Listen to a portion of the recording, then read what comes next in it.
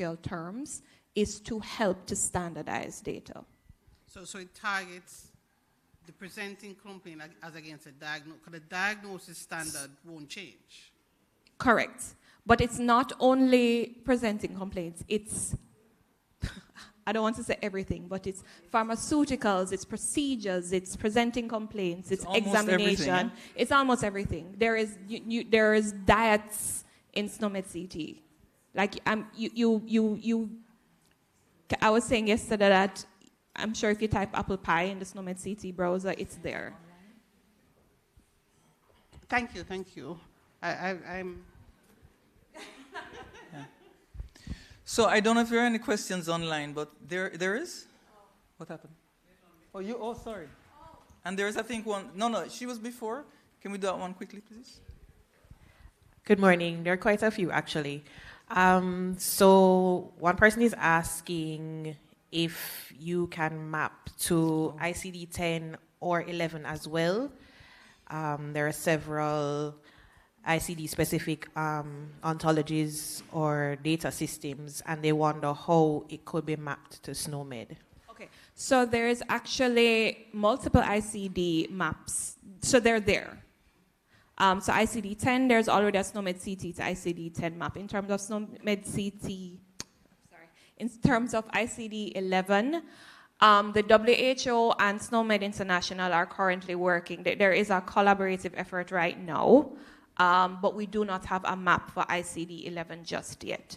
But whatever the terminology, the clinical terminology that is used, it's possible to map to SNOMED CT and vice versa. There are tools for that. Right. Okay, another question. How can or will nurses be brought into this initiative? Most schools of nursing utilize NANDA as the primary nursing language, and will SNOMED CT be available to be taught in nursing curriculums? I love that question because I think that informatics and informaticians, it's not only clinicians, it's not only IT people, it's everybody. And I have been voicing my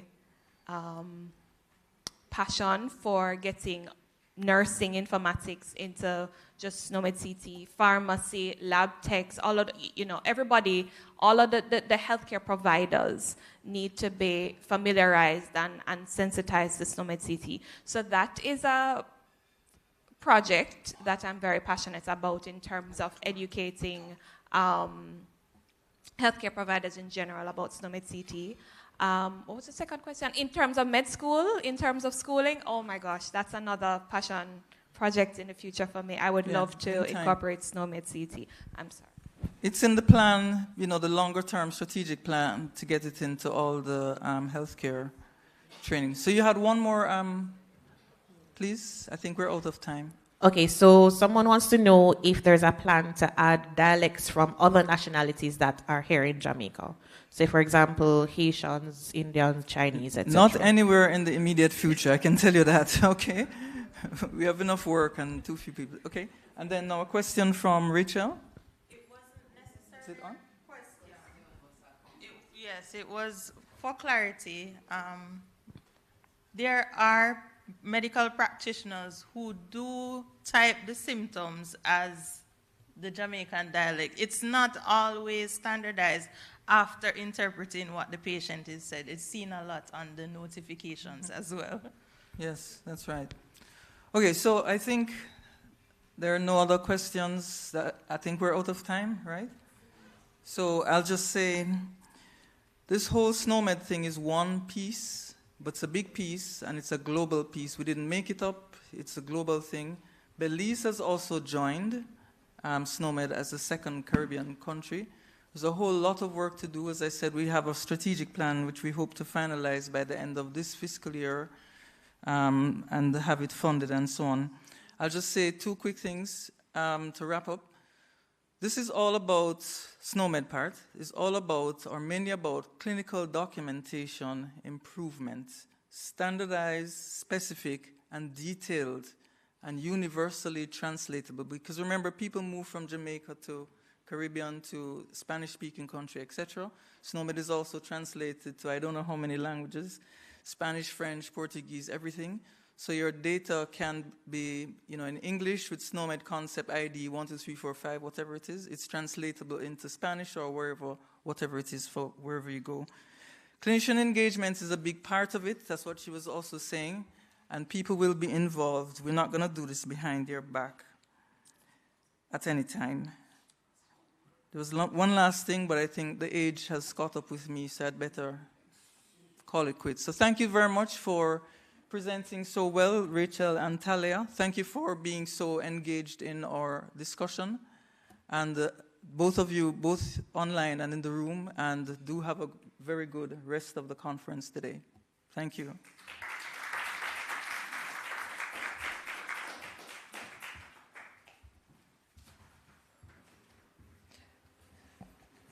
Before we end the session, we would really want to thank firstly Ms. Cockett and Dr. Gervan for two very interesting and informative presentations. So let's give them a round of applause again.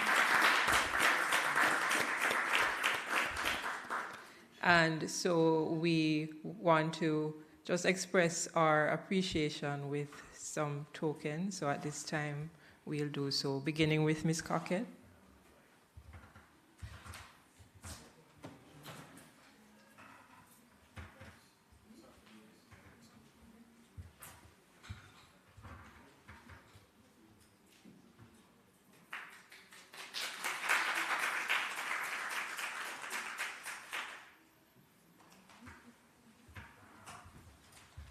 Dr. Gervan.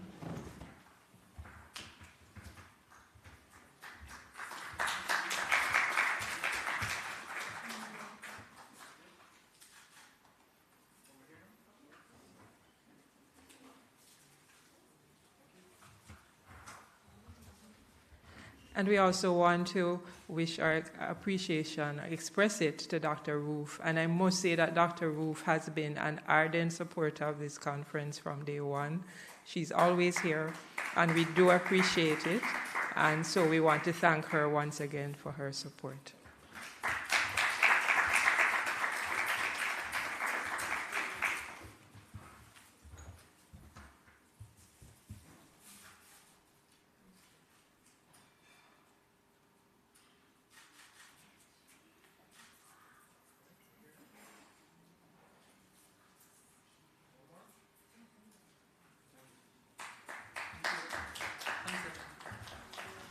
At this time, we will formally close this session.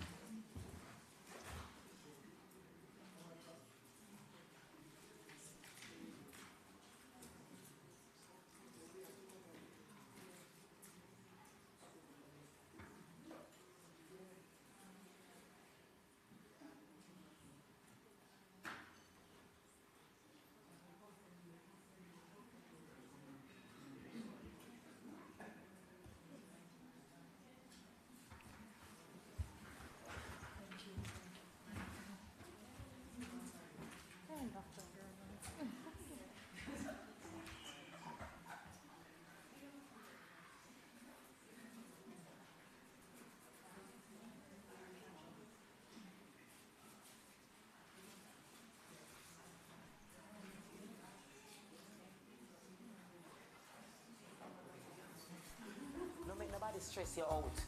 Because if you're stressed, you're not going to produce enough milk. I better ask your nurse or your doctor. We hear the matter about breastfeeding support in our clinic. They teach the young mothers how to breastfeed properly and take care of the picnic. Then teach our family to, They're going to eat Friday when we go clinic. And make sure you ask for the breastfeeding support group and join. Thank you, Mommy. I don't know what me to do without you. Breastfeeding is an act of love that bonds mothers and babies and provides mothers protection by lowering their risk of developing cervical and breast cancer. Breast is best. This is a message from the Ministry of Health and... If you know one pop down and fenke, you feel burn mosquito and run with dengue. So no make water Sickle in open container. For them to read up under the danger. Usher them out, run them away. Zap them with the zapper and down them with spray. Use mosquito net and mosquito screen. Protect your household, now make them come in. If you now want pop down and fenke. If you burn mosquito and run with dengue. A message from the Ministry of Health. COVID has stressed me. Do take the vaccine. And through it all, our healthcare workers have been the real MVPs tackling COVID-19. Caring for you is our priority. As frontliners in the pandemic, they got vaccinated. I got the vax. I had to protect myself so that I can protect you. No, sir? Me, stop for it because my vax up. I made sure my mom and I got the vaccine. Protection is key.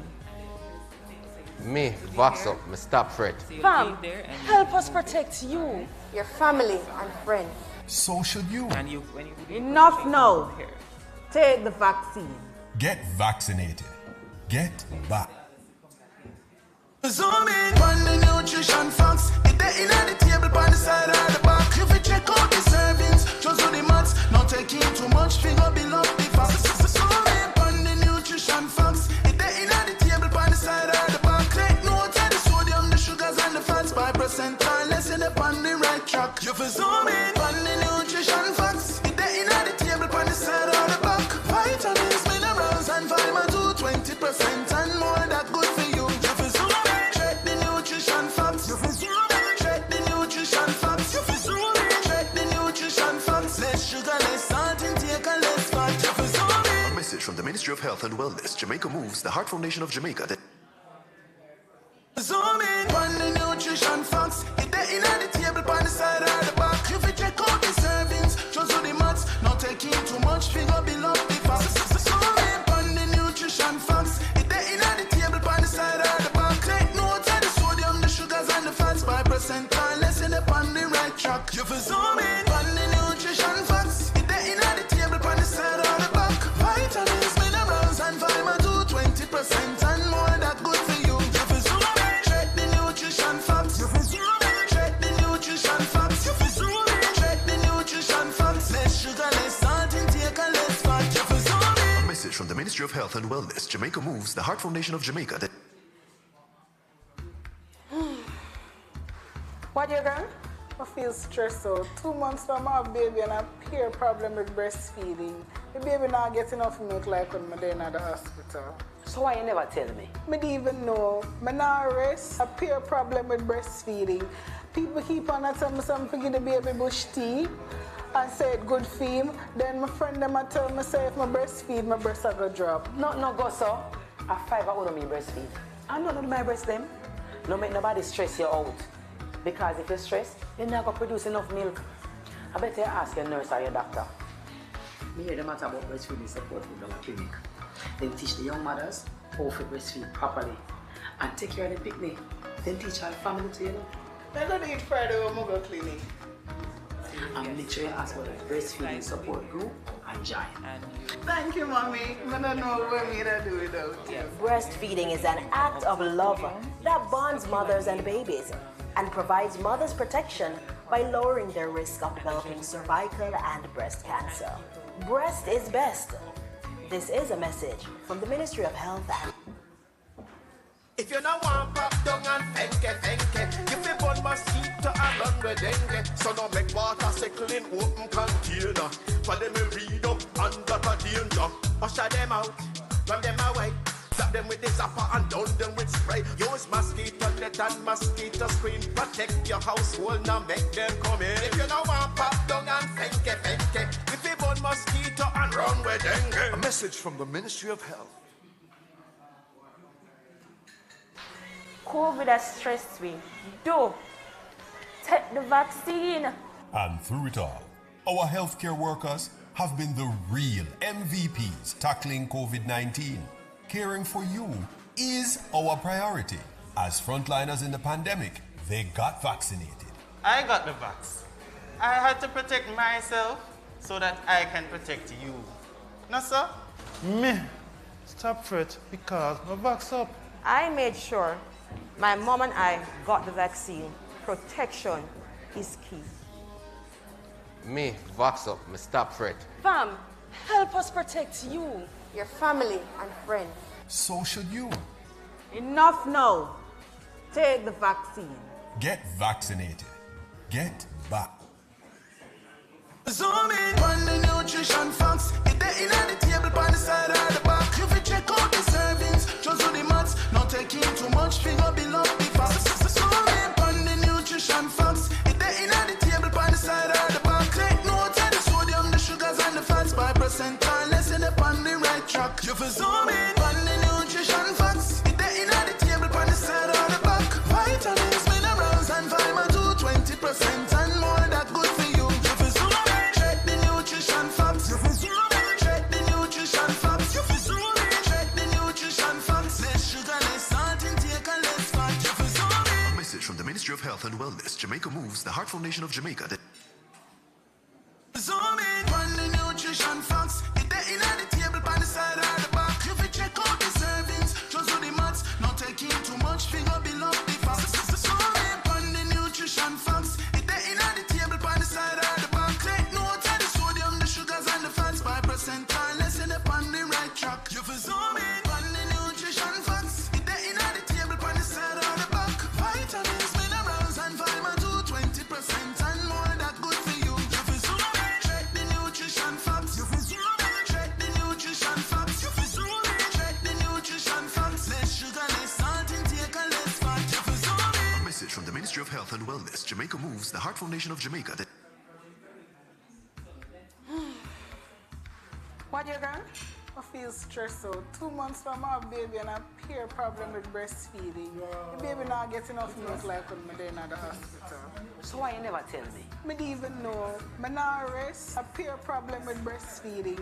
People keep on telling me something to give the baby bush tea and say it good for him. Then my friend them a tell me say if my breastfeed, my breast a go drop. No go so. A 5 I only me breastfeed. I don't know my breast them. No make nobody stress you out. Because if you stress, you're not going to produce enough milk. I better ask your nurse or your doctor. Me hear the matter about breastfeeding support in our clinic. They teach the young mothers how to breastfeed properly and take care of the picnic. Then teach our family to, I don't eat Friday when I go clinic. And make sure you ask about the breastfeeding support group and join. Thank you, Mommy. I don't know what me to do without you. Breastfeeding is an act of love that bonds mothers and babies and provides mothers protection by lowering their risk of developing cervical and breast cancer. Breast is best. This is a message from the Ministry of Health and... If you now want pop down and fenke, give me one mosquito and run with dengue. So don't make water Sickle in open container. For them to read up under the danger. Usher them out, run them away. Slap them with the zapper and down them with spray. Use mosquito net and mosquito screen. Protect your household, now make them come in. If you now want pop down and fenke, give me one mosquito and run with dengue. A message from the Ministry of Health. COVID has stressed me.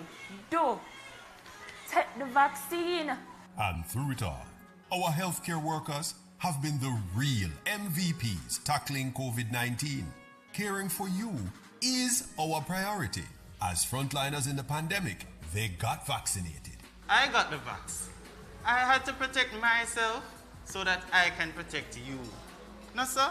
Me, stop fret because my vax up. I made sure my mom and I got the vaccine. Protection is key. Me, vox up, me stop fret. Fam, help us protect you, your family and friends. So should you. Enough now. Take the vaccine. Get vaccinated. Get back.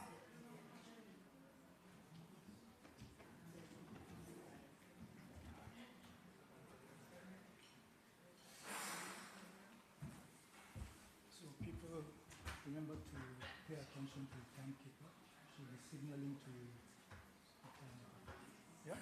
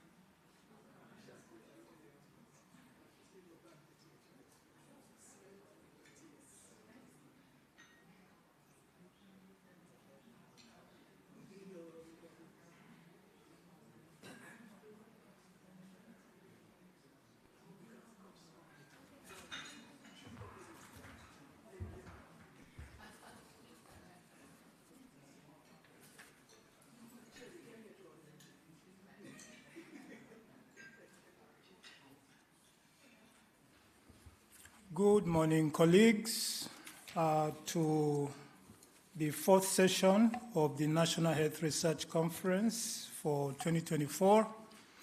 I am Dr. Richard Musazi, and I'm going to be guiding us through the next session of this wonderful and so far very stimulating conference. I work with the Health System Support and Monitoring Unit of the Ministry of Health and Wellness. And in this session, we are going to look at the factors associated with healthcare delivery. We are celebrating, of course, 15 years of research excellence, and we now examine research that can inform us about healthcare delivery. We have a total of 4 young and astute, very bright researchers.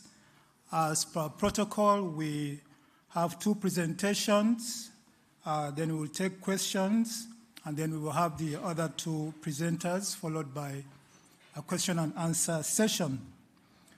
So we're going to start off the first 2 sessions that have to do with health literacy and adherence. For the first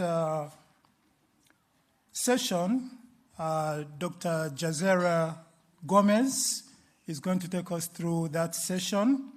She is a Trini, a Trinidadian and Tobago national, and has been dedicated to professional medical life in Jamaica for the past 6 years. She's a graduate of the University of the West Indies, Mona, holds a master's degree in epidemiology from the Caribbean Institute for Health Research with distinction. Her interests include non-communicable diseases and biostatistics. Dr. Gomez is committed to improving public health outcomes in Jamaica through medical research. Our second presenter is going to be the sole gentleman of the 4 persons, and he's none other than Dr. Vikram Asnani. He is a public health physician and successfully attained a Bachelor of Medicine, Bachelor of Surgery degree with honors from the University of the West Indies in 2021. Dr. Asnani has keen interest in improving healthcare delivery to vulnerable populations. This inspired his decision to pursue a Master of Public Health, which he completed in 2024. With distinction again. He partakes in several public health activities such as community outreach programs with Jamaican AIDS Support for Life and collaborates with the Ministry of Health and Wellness HIV STI TB unit. So these 2 persons will be our first presenters, and I'll call on Dr. Gomez to give her presentation.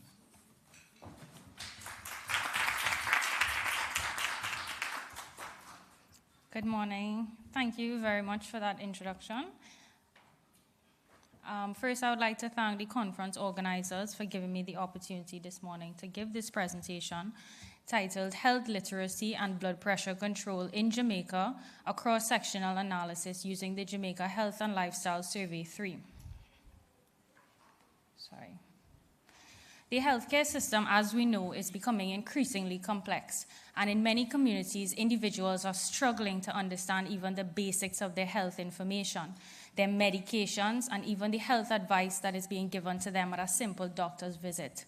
So this gap in understanding health information can lead to serious consequences, such as uncontrolled chronic diseases, preventable hospital visits, and poorer quality of life. Health literacy is a concept which emerged in the 20th century and has been extensively researched. It is defined as an individual's ability to read, evaluate, understand, and then act upon health information and services in order to make informed decisions about their health.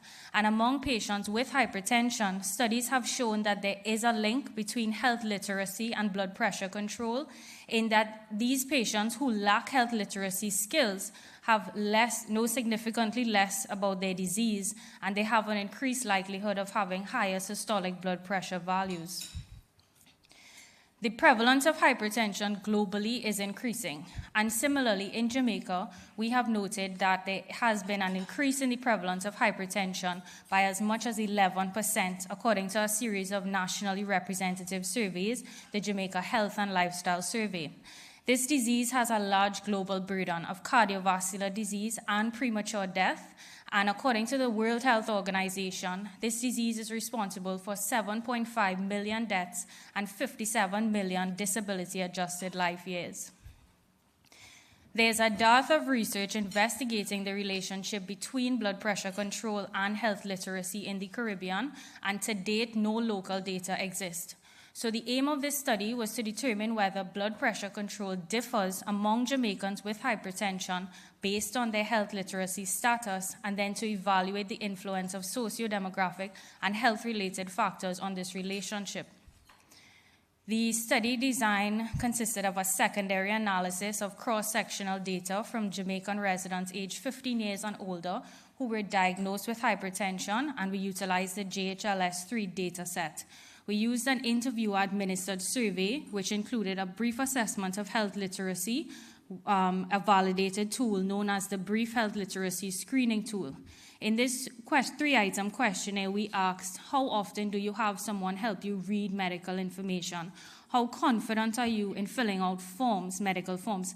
And finally, how often do you have problems learning about your medical condition because of difficulty understanding the material? The total JHLS3 cohort consisted of 2,807 Jamaicans sampled from 171 enumeration districts across all 14 parishes. But in our study, we utilized a subset of this cohort comprising of 1,933 hypertension cases. We defined a hypertension case according to the JNC7 criteria with a mean blood pressure greater than or equal to 140/90 millimeters of mercury, and those who self-reported hypertension as well as gave a history of using prescription medications were also included in our study population. The main outcome variable was binary in nature with a control group and an uncontrolled group. We defined blood pressure control with a systolic of less than 140 and a diastolic blood pressure of less than 90, whereas those who were uncontrolled were defined by a systolic of greater than or equal to 140 or a diastolic of greater than or equal to 90. The main explanatory variable was health literacy status, which we defined using the BHLS score. This final score was calculated based on a submitted score from the 3 items of the questionnaire and ranged from 3 to 15. We selected a cut point of 9, or the somewhat option on the Likert scale, to categorize patients in terms of either having adequate or inadequate health literacy. We additionally analyzed potential confounders, which included demographic indices, socioeconomic indices, and health-related measures as outlined. The statistical analysis involved Pearson's chi-squared test to compare categorical variables, and we performed both unweighted and weighted binary logistic regression to determine the association between health literacy and blood pressure control and the influence of the selected confounders. We subsequently performed goodness of fit tests to determine which model with the selected variables was the best fitting model, and utilized a p-value of less than 0.05 as a level of statistical significance. Our results showed that among the hypertension population of 1,933 Jamaicans, there were 43% males and 57% females whose ages ranged between 15 to 100 years old. There was a mean age of 54 years. The prevalence of controlled blood pressure was only 20.1%, and there were significant sex differences noted. Females with blood pressure control comprised 26%, whereas only 13% of males had achieved blood pressure control. As it relates to health literacy status, the prevalence of adequate health literacy was 79% in Jamaica, and there was a female predominance. Conversely, the prevalence of inadequate health literacy was 21%, with males having more inadequate health literacy compared to females. This sex difference was statistically significant with a p-value of less than 0.001. as it relates to blood pressure control by health literacy status, the prevalence of controlled blood pressure among those with adequate health literacy was 21%, compared to a prevalence of controlled blood pressure of 17% among those with inadequate health literacy. And these differences were not statistically significant, with a p-value of 0.132. This table shows the bivariate analysis for the predictors of blood pressure control, and we found that inadequate health literacy was associated with a 21% reduction in the bivariate odds of blood pressure control. This association, however, was not statistically significant at 0.133, but within this model, both sex and age were significant predictors of blood pressure control. Females had 2 times higher odds of blood pressure control compared to males, and those aged 55 to 64 had significantly lower odds of blood pressure control compared to their younger counterparts. The final multivariable analysis revealed that, again, inadequate health literacy had lower odds of blood pressure control, and age and sex remained significant predictors in this model. In this final model, where we used health literacy, age, and sex, this had a Pearson's goodness of fit p-value of 0.479, which indicated that this final model most adequately fit the data. In conclusion, hypertensive individuals who have controlled blood pressure were found to be more health literate in Jamaica, and while our point estimate suggested an association between health literacy and blood pressure control, we did not achieve the conventional level of statistical significance. There were some limitations in this study. We utilized the BHLS tool, which is a simple and quite efficient tool. However, it is not as comprehensive as more robust tools, and it's also a subjective measure of health literacy, which the subjectivity has its associated biases. Secondly, we used a standardized threshold for blood pressure control, and according to the JNC7 guidelines, patients who have concomitant cardiovascular conditions allow for a more lenient threshold of blood pressure control, which was not accounted for in this study. And finally, public health implications of this research is that both health promotion and education initiatives can improve and develop health literacy skills, and in effect, improve the management of chronic diseases such as hypertension.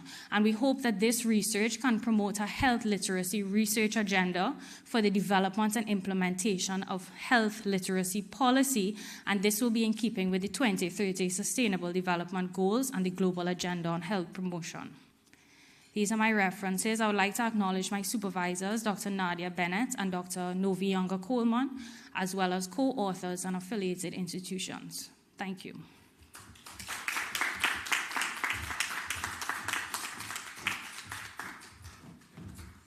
Thank you, Dr. Gomez, for that presentation.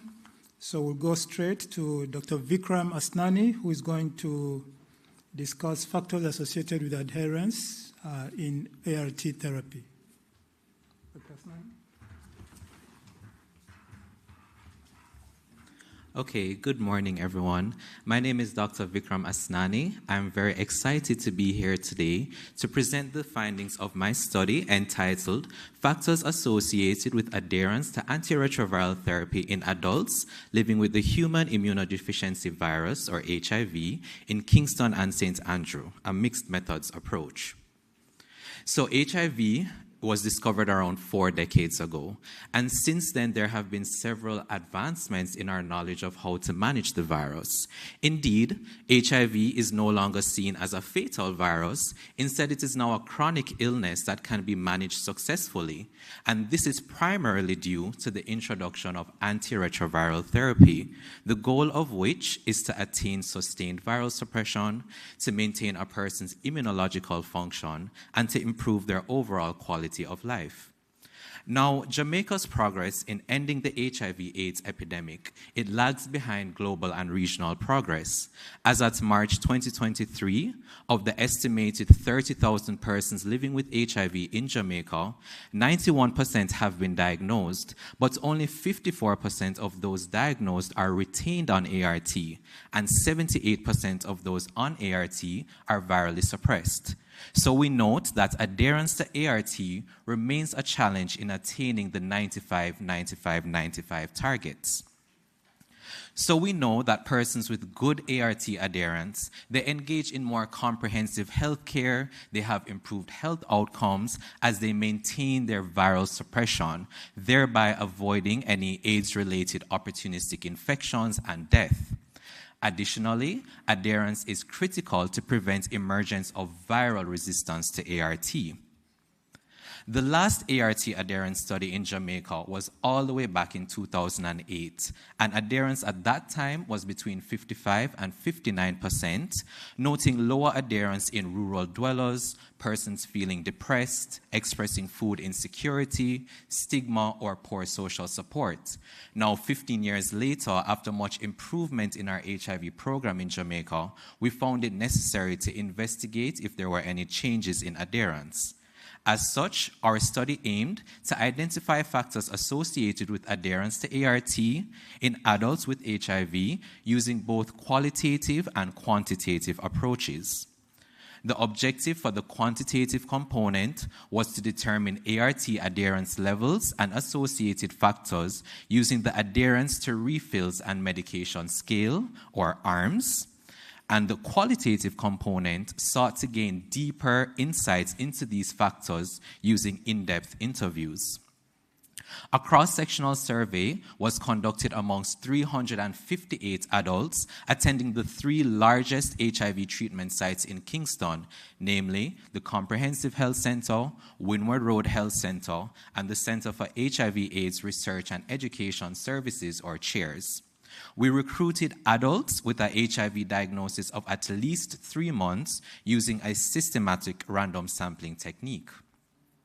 An interviewer-administered questionnaire collected sociodemographics, clinical and social history, and ART adherence using the ARMS.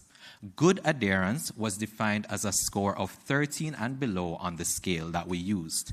Cronbach's alpha was also calculated for the scale. Furthermore, we did a quality of life assessment using the World Health Organization Quality of Life HIV Brief tool. Analysis was done using SPSS version 20. Descriptive statistics were used to describe sociodemographics and adherence levels. The Chi-square test of association examined the relationship between adherence and select categorical variables, and we also performed a logistic regression model to identify independence predictors of good adherence. In-depth interviews were also conducted amongst 11 purposively selected participants, 6 with poor adherence and 5 with good adherence. We now move on to our results. So of the 358 participants, 56% were female, and there was a mean age of 49.2 years with a standard deviation of 13.7. 2/3 of participants attended public HIV treatment sites and were employed. 94% of persons attended at least primary school. The prevalence of smoking and alcohol consumption in the sample were 27% and 36% respectively. Cronbach's alpha for the ARMS was 0.84, representing good overall internal consistency of the scale. The total median adherence score in the sample was 13.0 with an IQR of 4.0. We found that 57% of persons had good adherence, which as we defined as an ARMS score of 13 or lower. In our bivariate analysis, several patient-related factors were significant. Persons attending the private health facility, persons with shorter HIV diagnosis, non-smokers and non-alcohol consumers had higher proportions of persons with good adherence. Persons who found their life to be meaningful, who accepted their bodily appearance, felt accepted by persons knowledgeable of their HIV status, and expressed financial security also had good adherence. Persons who were satisfied with their sleep, their personal relationships, the support they get from their friends, and persons saying they never had feelings of depression or anxiety also had better adherence. In terms of illness-related factors, persons who are not at all fearful of the future due to their HIV diagnosis had better adherence. Moving to therapy-related factors, persons who had never stopped taking their ART because of side effects had better adherence as well. When examining health system-related factors, persons who were satisfied with how quickly they were able to fill their ART prescriptions, their access to health-related information, and their access to health services also had better adherence. Our logistic regression model showed that persons who found their lives to be meaningful and also felt accepted by persons knowledgeable of their HIV status were just above 2 times more likely to have good adherence. Our qualitative data, which we did with the in-depth interviews, it also provided richer insights into some of the barriers and enablers of ART adherence, further substantiating our quantitative data. Barriers to adherence included self-neglect, whether it be carelessness, negative life experiences such as episodes of depression, a lack of resources, whether financial, transportation, or food, fear of HIV/AIDS symptoms or death, stigma and discrimination, whether from loved ones, self-imposed, or even in healthcare settings, and therapy-related factors such as side effects. These were all barriers noted to ART adherence that were revealed from our in-depth interviews. A few enablers of adherence included religion and spirituality, positive health education and promotion, and supportive healthcare workers. So our study found 57% of participants to have good adherence. However, this is quite lower than the average adherence score of 73% noted in a meta-analysis including 160,000 persons with HIV in sub-Saharan Africa. It is also similar to the 2008 study that I mentioned earlier, where the adherence was between 55 and 59%. So despite all of this improvement in HIV service delivery in Jamaica, adherence remains a key barrier that needs to be addressed in our population. Service delivery needs to consider patient, therapy, illness, and health system-related factors that were implicated in this study. We recommend that our public health systems be strengthened. We must ensure that our HIV services are equitably accessible to persons. Our social workers, their role must be strengthened to ensure that they're addressing the financial vulnerabilities of those living with HIV. Our communities can be enhanced to include peer support groups and adherence clubs led by those with HIV, as this may minimize stigma and discrimination. And finally, routine psychosocial assessments and support are needed in these persons to identify if they're feeling depressed or anxious, as these were barriers to ART adherence. So the take-home message, are persons living with HIV, they must feel accepted by persons, they must feel like their lives are meaningful, as these were the important drivers of good adherence from our study. To close, I'd like to thank the National Health Fund for providing sponsorship towards this research. My co-authors, Drs. Morrison, Carter, Chizoba, Thompson, and Ms. Martin, as well as the health center staff members who assisted with this research. A special thank you to the HIV community for providing invaluable insights into this research. And lastly, the Master of Public Health team, Yui Mona, for guiding me throughout. These are my references, and I thank you.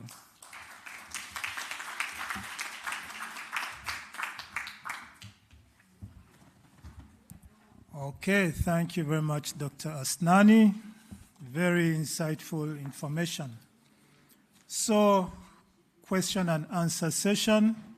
We'll start off in-house. Any questions in-house? Indicate by raising your hand, please. Yes. Still morning. Good morning. And thank you, Dr. Gomes and Dr. Asnani for 2 wonderful presentations in the context of health as we seek to close the gap with our Vision 2030, looking at providing whatever we can in terms of health care and different kind of modalities as it relates to HIV management and for our chronic disease with the blood pressure control. For my first question goes to Dr. Gomes, and I know you would have utilized a cross-sectional study. But my question to you is that, do you think if you had used like a longitudinal design, would you provide any additional insight into the relationship between health literacy and blood pressure control over time?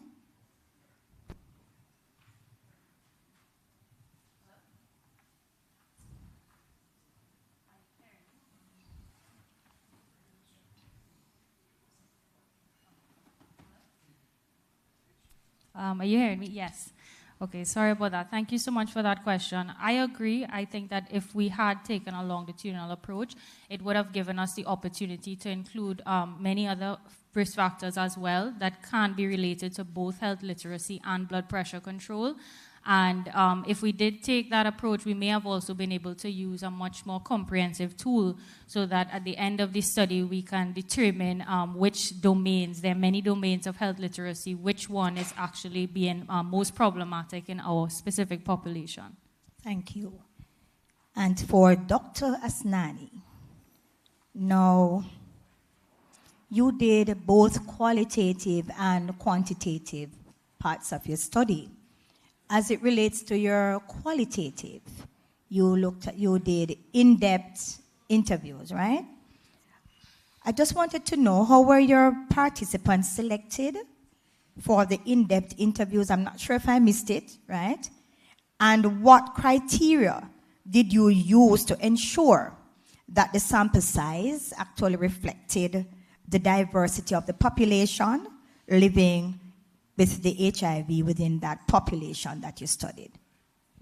Okay, so thank you so much for that question. So the first question is, how did we select our sample for the qualitative component? So we did purposively selection of these participants. So persons that, well, they were subject to the same inclusion and exclusion criteria as the quantitative. So at least 18 years of age, as we only did adults, persons who had their HIV diagnosis of at least 3 months, once they met that criteria and they were not acutely ill.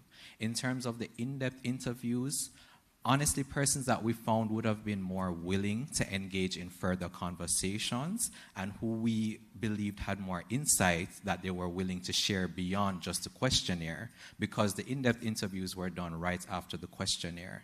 That is how we selected the participants. Thank you so much. And then there was a second part of the question? Yeah, you can stop. That's okay, fine. thank you. Thank you.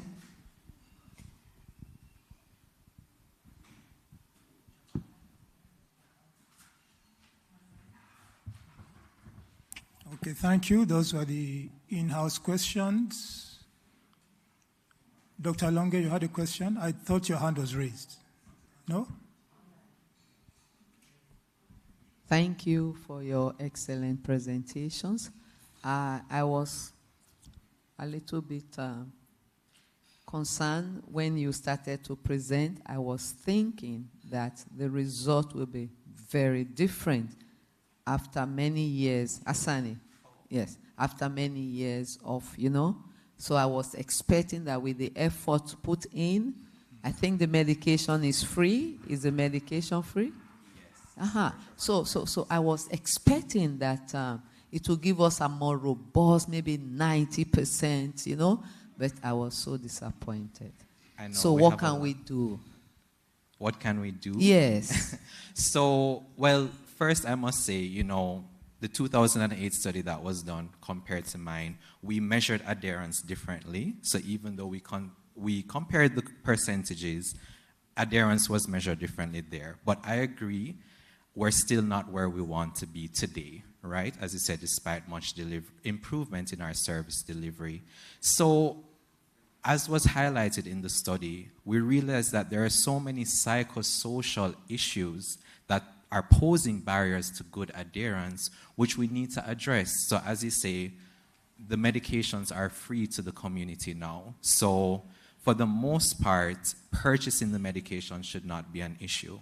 Of course, there are other issues like food insecurity. You know, a lot of persons, they feel they need to have a full meal before they take their medications. And if they can't afford the meal, they're not going to take the medication. So once again, pointing to those psychosocial issues, persons are not understanding. And is it because persons are not explaining to the patients what exactly is expected of them?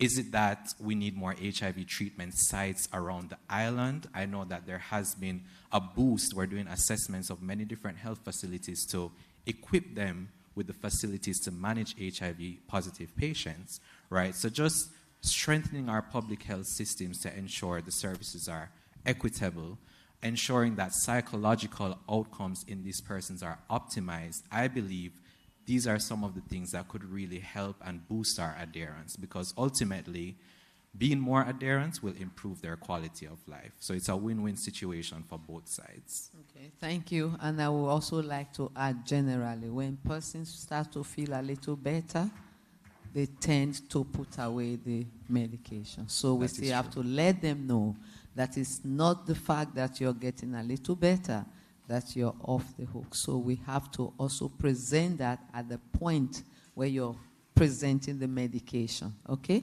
Definitely agreed. Thank you. Thank you. Okay, that was it for the in-house questions. Online, any questions? Yes, go on. Dr. Asnani, is there a pre-assessment to understand the behavior before and after the ART to see where the issue would be behaviorally with compliance? I'm sorry, can you repeat that? Is there a pre-assessment to understand the behavior before and after the ART to see where the issue could be behaviorally with compliance? As in, you're asking if we did a pre-assessment before they started their medications and after? That's what they're asking? Okay, so no, our study only included persons that were currently on their medication for varying periods of time, at least 3 months. So we didn't do an assessment to say what were their behaviors before they started their medications versus after. That was not done. But that could have been useful as well to possibly elucidate more barriers to adherence. But that was not done. Thank you. Thank you. That's it for the online question. Yes? Okay. All right, so we'll go straight ahead to our next two speakers, two very also young and bright ladies. First of all, we're going to hear from Dr. Brimer. Dr. Onome Brimer holds a Bachelor of Sciences in Biomedical Sciences from King's College and completed her medical training at the University of the West Indies, Mona. She is interested in the role of epidemiology in improving clinical outcomes. She has a background in primary care and research from working with 54 Gene, which was a leading African genomic firm. Dr. Brimer likes traveling, exploring diverse cuisines, and enjoying the beach. So we're also going to hear from Dr. Kelly Fletcher, a consultant anesthetist at the University of the West Indies, University Hospital of the West Indies. She brings over a decade of experience in the field of anesthesia. After recently completing a fellowship in critical care at the University of the West Indies, she is dedicated to advancing patient care in anesthesia and critical care environments. Dr. Fletcher is passionate about integrating innovative practices and collaborating with multidisciplinary teams to enhance surgical and intensive care outcomes, as well as patient safety. So Dr. Brimer will be talking to us about the use of hydroxyurea, and Dr. Fletcher will be talking to us about ambulance services. Dr. Onome Brimer, over to you.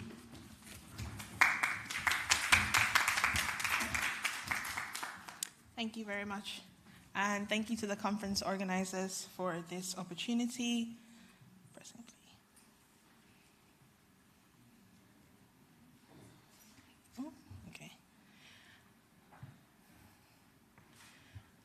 Good afternoon, everyone. Good morning. My name is Dr. Ibrahim, like was mentioned, and I will be presenting on the barriers to hydroxyurea use in parents or caregivers and children with sickle cell disease in Jamaica. I'd like to start off by thanking my supervisors, Professor Monica Asnani and Ms. Guthrie Dixon.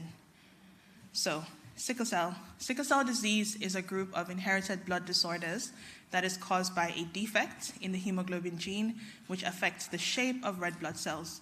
Now you end up with cells that are less flexible, cells that stick together and also stick to the blood vessel wall, and the cells also have a shorter lifespan. Now this results in blockage of the blood vessels, and also the cells break down at a much more rapid rate than the normal blood cells. Now, because of the properties of these cells, you have some very serious and debilitating complications. These complications can be acute, like in the case of vaso-occlusive crisis, or these complications can be chronic, such as in the case of stroke, or in the case of acute chest syndrome, which can actually be life-threatening, and things like pulmonary embolism as well. Now, because of these very serious and debilitating complications, hydroxyurea is a medication that has been approved for the use in the management of sickle cell disease for almost 3 decades. Now, hydroxyurea, although it acts in a multifaceted manner, it primarily improves sickle cell by increasing the compound called fetal hemoglobin. Now, fetal hemoglobin, as the name suggests, is the primary form of hemoglobin in a gestating fetus. And when you have higher levels of fetal hemoglobin, you have a reduced percentage of the sickle red blood cells, the sickling process, and also the associated complications. Now, as you can see here, we have an image showing a blood film or an image of a blood film before hydroxyurea use and after hydroxyurea use. And we can see there lots of lovely rounded red blood cells after hydroxyurea use and less of the sickle red blood cells. Now, why is this important and why do we care about this?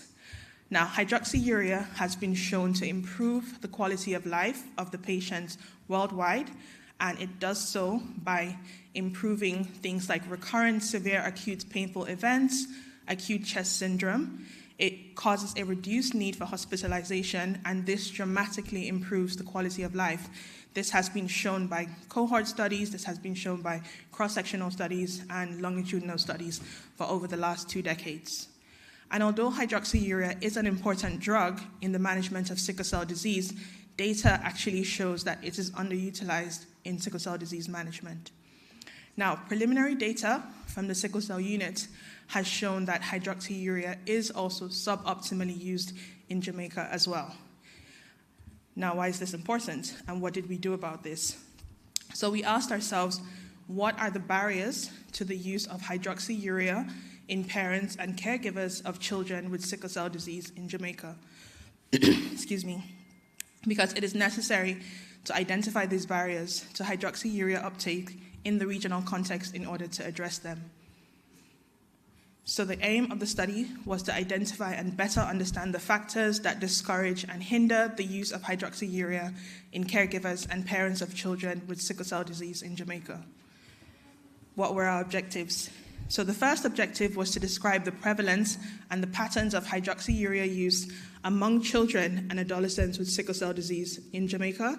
The second objective was to identify the barriers to hydroxyurea uptake in parents and caregivers of these children with sickle cell disease while exploring the cultural, social, and the economic factors that influence the parents' decisions. How did we go about doing this? We used data from a study which is currently ongoing at the sickle cell unit, and this study is being done on general access to care in sickle cell disease. This is a cross-sectional study, and it is interviewer administered. The inclusion criteria for my study were survey responses from parents and caregivers with children and adolescents who were less than 18 years old and diagnosed with sickle cell. And 171 survey responses met this criteria at the time of data collection. The ethical approvals were granted, and all informed consent was collected from the parents and caregivers. The outcome variables of the study. The primary outcome variable of the study was ever use of hydroxyurea, meaning had these children ever used hydroxyurea at any point in their lives, while the secondary was if they were currently using hydroxyurea. The explanatory variables were created using 19 questions from the primary survey, which captured the widest socio-demographic characteristics of the caregivers. For example, a question would say, is hydroxyurea easily available in all the pharmacies? And the parents would answer yes or no. The data was analyzed using version 18 of Status software, and statistical significance was determined by a p-value of less than 0.05. Fisher's exact test was used to determine bivariate associations, and logistic regression models were used to assess associations between barriers and the use of hydroxyurea ever. Now, what did we find? Among the 171 surveys reviewed, we found that the age range of the caregivers were 20 to 70. We found that the 36 to 50-year-olds were the most numerous. We found that mothers were the highest proportion of the caregivers, unsurprisingly. We also found that the majority of the caregivers had attained a secondary school level education.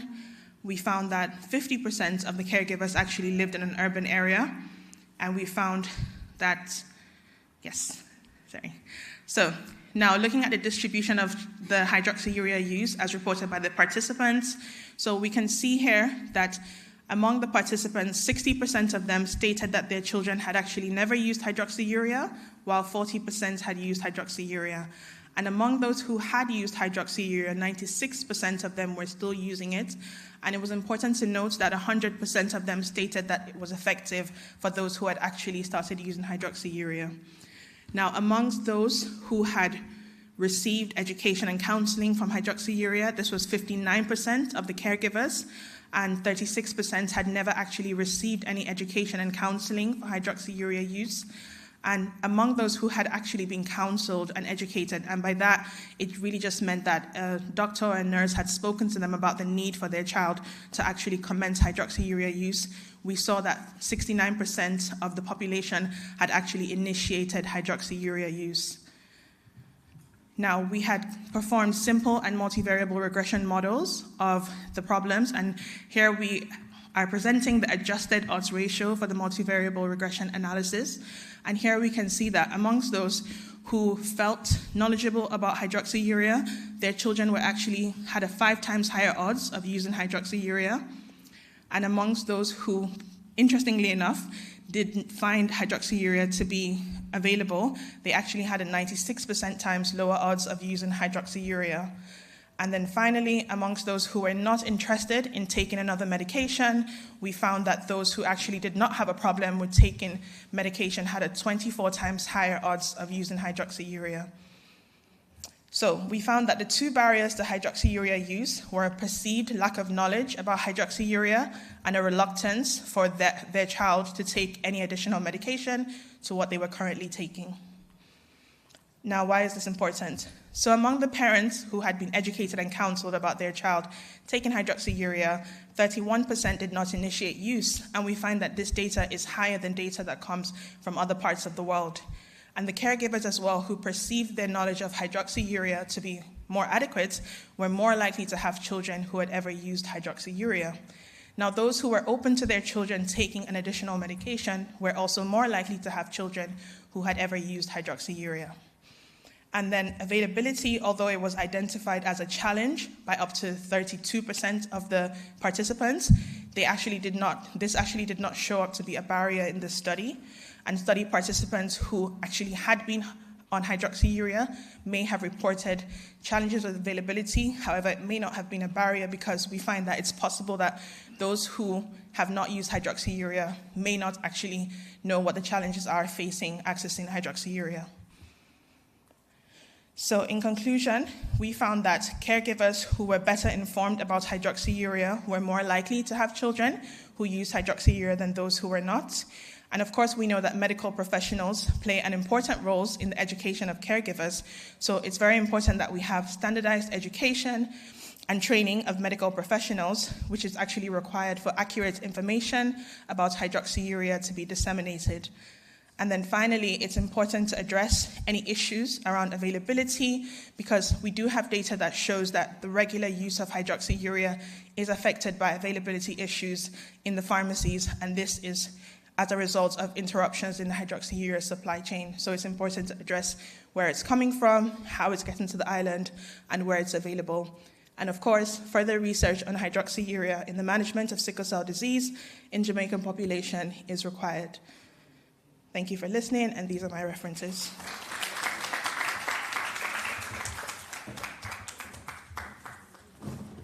Thank you, Dr. Bremer. So we'll now listen to Dr. Fletcher.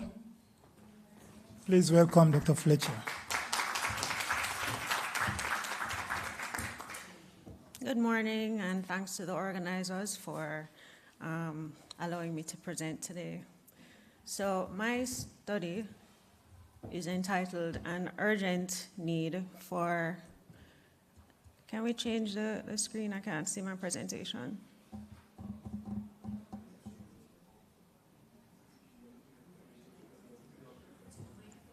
No, I know what to do in terms of moving forward, but I can't see. I'm not seeing the presentation.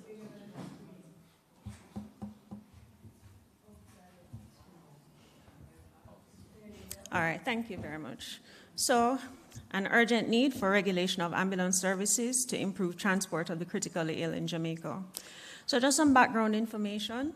Ambulance services are a basic requirement for any healthcare system, and transfer of the critically ill may occur for a number of reasons. This can include advanced care, need for investigations, and locally, critical care and specialty services are not available in all parishes, such as cardiothoracic surgery, neurosurgery. Transfers must be rapid and safe, and so standards and legislation are necessary to ensure safety is maintained. So the objective of our study was to determine current practices of ambulance services in the transfer of the critically ill, as well as current government standards for transport. And ethics approval was received from the University of the West Indies Ethics Committee. The study was a cross-sectional study, and the study population we sought were all public and private ambulance services, where private ambulance services were obtained from the Yellow Pages, and pre-hospital emergency medical services, a division of the Ministry of Health and Wellness, was used to determine the public ambulances. Data collection was via an interview-administered questionnaire, and the target population here were the managers of each ambulance service or a surrogate designated by them. Data was collected on years of operation, staff, equipment, and number of transfers. The responses were compared with recommended guidelines as provided by the Association of Critical Care Transport 2016. So the results.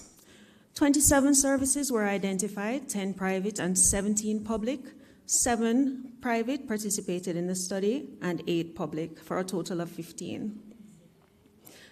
Generally, 105 ambulances were in operation at the time, with 176 EMTs and paramedics. Most had greater than 20 years of operation, with a median of 3 responders per call. All ambulance services were asked about accreditation, and most public services indicated supervision by the Ministry of Health and Wellness. None of the services questioned were able to indicate any specific criteria or documentation to be accredited as an ambulance service. Monitoring and equipment. Data were collected on basic monitoring and equipment. Most had an oxygen cylinder, for example, but only 60% could monitor oxygen saturation. This is overall. Some of the public ambulances reported unreliable electrical supply for monitoring. So this is just a table to show significant findings that we had in the study in terms of monitors. So, for example, pulse oximetry was more common in private ambulances as compared with public. Same for glucometer and non-invasive or automated blood pressure monitoring. Equipment for treatment. IV fluids were only available in 53% of ambulances. 80% of ambulances, or ambulance services rather, had regular oxygen masks. Emergency drugs were only available in 20% of ambulances. And here's a table highlighting adrenaline, which is an emergency drug, which was only available in 20% of ambulances. Staff, 30% overall had an EMT or paramedic employed, and only one critical care registered nurse was identified. Basic life support trained staff were at most of these services. 50% had staff who were advanced cardiac life support trained. So just to highlight again, emergency medical technicians or paramedics were only available at 33% of ambulance services. So just to move on to the discussion. So vehicle evaluation by an overseeing body is essential, both at the onset of the ambulance service and over time. And in the absence of local guidelines, international guidelines have to be used to assess. So most had an oxygen cylinder, as I mentioned before, but only, that would be 93%, but only 60% had a pulse oximeter. And in a study done in Canada, in spite of oxygen, 82% of critically ill patients remained hypoxemic. There was also no defined oxygen capacity at any service. Blood pressure monitoring was available in 53% of services. However, there's a great propensity for change in critical care patients. Some may require vasopressors, and so they need frequent blood pressure monitoring. ECG monitoring was only available with 13% of these services, and in a study that was done in the US, there was a shorter door-to-balloon time with pre-hospital ECG in patients who had ST segment elevation myocardial infarctions. Several, especially in the public system, lacked reliable electrical supply and battery backup, which would affect use of suction and monitors. As I mentioned, critical care patient status is dynamic, especially the respiratory and the cardiovascular system, and so you must have the ability to treat these patients in transit. IV fluids are essential, but we're missing in 40% overall. IV cannulas were missing in 47%, and although patients, once they leave another facility, they are likely to have an IV access, you have to consider that there may be dislodgement during transfer. Absence of drugs was greatly attributed by providers to Ministry of Health and Wellness disallowance, with only 20% having adrenaline. Airway equipment was also often missing, with private ambulances having better stock. So internationally, the guidelines recommend 2 responders per call with a minimum of 1 emergency medical technician, and continuing medical education is mandatory. Locally, EMT numbers are low, and so not all transfers will have one. The paramedic that we identified, Sickle, was mostly in an administrative role, and there was no mandate for continuing medical education. The emergency medical services development in Jamaica, there was a bill that was drafted in 2008. It was published in the West Indian Medical Journal. It currently remains unfinished and unpassed, and legislation is important for the development of pre-hospital emergency medical services. And currently there's little oversight or review. So this was an article that was published in the Jamaica Gleno. Help or hurt, unregulated ambulance services, uncertified emergency technicians could be putting public in danger. And it detailed how after initial institution of ambulance services, there is no review, and highlighted the fact that legislation is missing. So Jamaica is underserved by public ambulances, with a heavy reliance on private ambulances and private passenger vehicles. And this is quite cost prohibitive, as you can imagine. Oops. So there is a need for local guidelines. Equipment is expensive, and the list is expansive with international guidelines. And although we may not be able to afford all, you need to have regulation. So we suggested stocking ambulances for emergencies that are common to regions, such as road traffic accidents and trauma. And early assistance can decrease costs later on. In a report that was published called Cost of Care, commissioned by the JN Foundation and the National Health Fund, it was found that road traffic accidents, trauma, self-inflicted injuries was costing Jamaica $12.6 billion. Could it be that if we had assisted these patients earlier, we could decrease cost? Don't know. So further studies are suggested to indicate same. And these are my references. Thank you very much.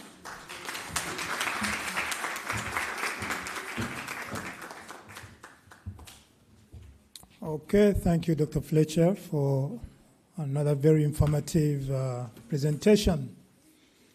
So, as per protocol, we'll start with questions for Drs. Brymer and Fletcher. In-house questions, indicate by raising your hand, please. Yes, one in-house question coming up. Yes. Yes, good morning, everyone, and thanks for 2 excellent presentations. Dr. Fletcher, your presentation was very concerning. I just wanted to find out your method of selecting the ambulances and also your sample size selection. What was the criteria? Hello?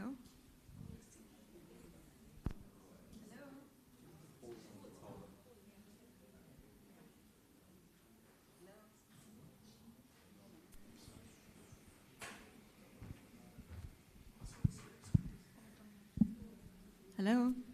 Oh, so you asked about how we decided on the sample size? Right. Right. How many ambulances and what was your criteria? So our target was to get all the ambulance services in Jamaica. And so we used the yellow pages to determine the private ambulance services available. And we went to the Ministry of Health, pre-hospital emergency medical services, and asked, and were given a list of ambulances there, both connected to hospitals and those associated with fire brigades, for example. However, only 15 agreed to participate in the study, and that's how we ended up with that sample size. Okay, so it was convenient. So you had a large non-response rate? Yes. Okay. Mm-hmm.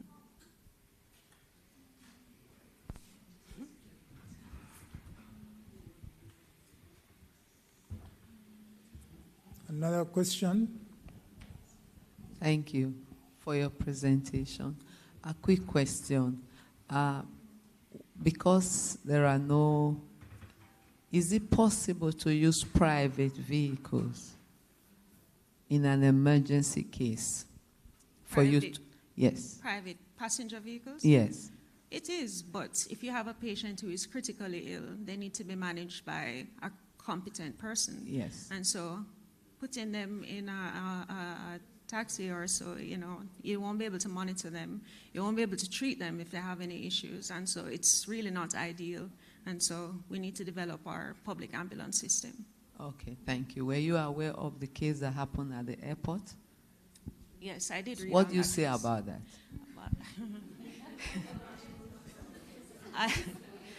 I wouldn't want to give personal opinion on that kind of thing associated with my presentation. All I will say is that this is something that needs to be looked at. Very critical. Yeah, it needs to be looked at, and we need to sort it out. Okay. Thank you. Yes, another question? Dr. Fletcher? Fletcher, yeah. Dr. Fletcher, you said something about the bill started in Parliament, but it's not complete, something like that? Right, so that was in 2008. Right. So with regard to ambulance service in Jamaica, we don't have any standards, any bills, any laws? Right, so the permanent secretary in that article had said that it was started, as I said, and published in the West Indian Medical Journal, but in terms of further development of legislation, it never happened. Thank you. Good presentation. Okay. The next question is for Dr. Onome Brahma. Yes. A quick question. I wanted to find out why you were presenting the hydroxyurea. What is it? It's a medication that is used in the management of sickle cell disease. So it helps to... Is it liquid? Is it... So you have liquid formulations and you also have tablets as well. Okay. Because I was concerned why they use, where you say parents said, they don't want their children to be on several medications. So I wanted to know in what form if that will be a challenge, you know. So that is why. But another question, you said, at the end of your presentation, you talk about non-availability. So if it is so useful, because I saw the picture with a very round circular red blood cells, that look good. And that could reduce a lot of the crisis. So why can't we, therefore, invest in ensuring that this medication is readily available if it is that good? Yes, it's very important. It is a good medication, and it really does have a lot of trials and studies that have shown how effective it is. While it is available, I think there are two issues. One is the stigma associated with it, because it was formerly used really as a chemotherapeutic agent, so there is some stigma in the community around that. However, in terms of the availability, some of the participants will talk about availability in their area, so I think it's definitely important to ensure that it's available widespread on the island so that people can easily access it. Okay. All right. Thank you. Thank you. For the in-house questions, so we go online. Go ahead. Dr. Bremer, following on Dr. Alonge's question, you're being asked, hydroxyurea is available through the NHF, so is there still a challenge accessing the same even though it is free to the clients? So there wouldn't be a challenge accessing it on the NHF, but what we do find is that some people don't know it's available on the NHF. So that is some education that even during the course of data collection we had to do. So there's definitely room for improving that education there. So once you do have an NHF card, you're able to access hydroxyurea. So that's something that was worked on recently. So it's definitely a great stride for hydroxyurea. So there is no challenge accessing it on the NHF once it's available on the island.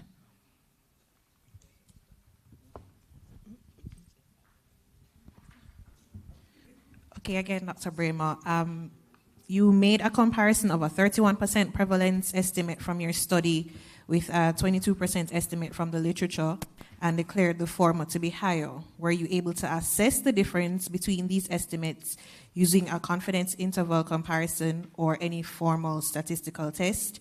And was the education about HU mentioned in your study standardized across patients and caregivers? If it was not, how could this be influencing your results? Okay, thank you for the question. And I'll answer the first one. So I didn't do any statistical tests to compare the two. However, I did look at the questions that were asked in that study and compared to the questions that we asked in our study, and was able to just make a hypothesis, should I say. And could I get the second question, please? Or the second part of the question? Were you able to assess the difference between, oh, you said you didn't, okay, let me say the second part again. Were you able to assess the difference between these estimates using the confidence interval comparisons or any formal statistical test? And was the education that you mentioned in your study standardized across patients or caregivers? If it was not, how could it be influencing your results? Thank you. So in terms of the education, it's not standardized across parents and caregivers, but we can see the questions that you would ask patients in terms of how they had been educated. It definitely could influence the results because depending on the type of information that the patient receives, it can influence, one, what they actually take from the particular consultation, and two, how they perceive that information. So that would also be something to look at in terms of what standardized education looks like when you are educating on hydroxyurea from a medical professional. Thank you.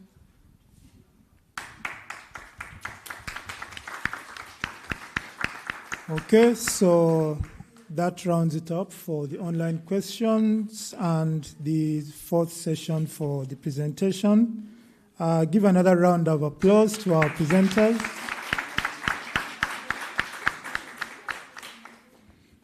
Okay, Dr. Grant. You don't have to go very far, Dr. Musasi. We want to thank Dr. Musasi for leading us in this session. So we thank him for his moderation, and we also want to thank our presenters for excellent presentations.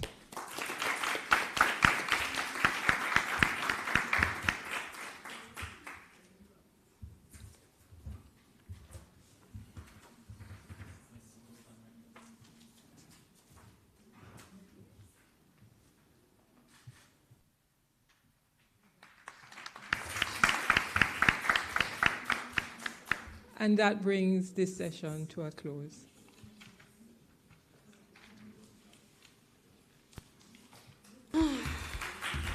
What you got?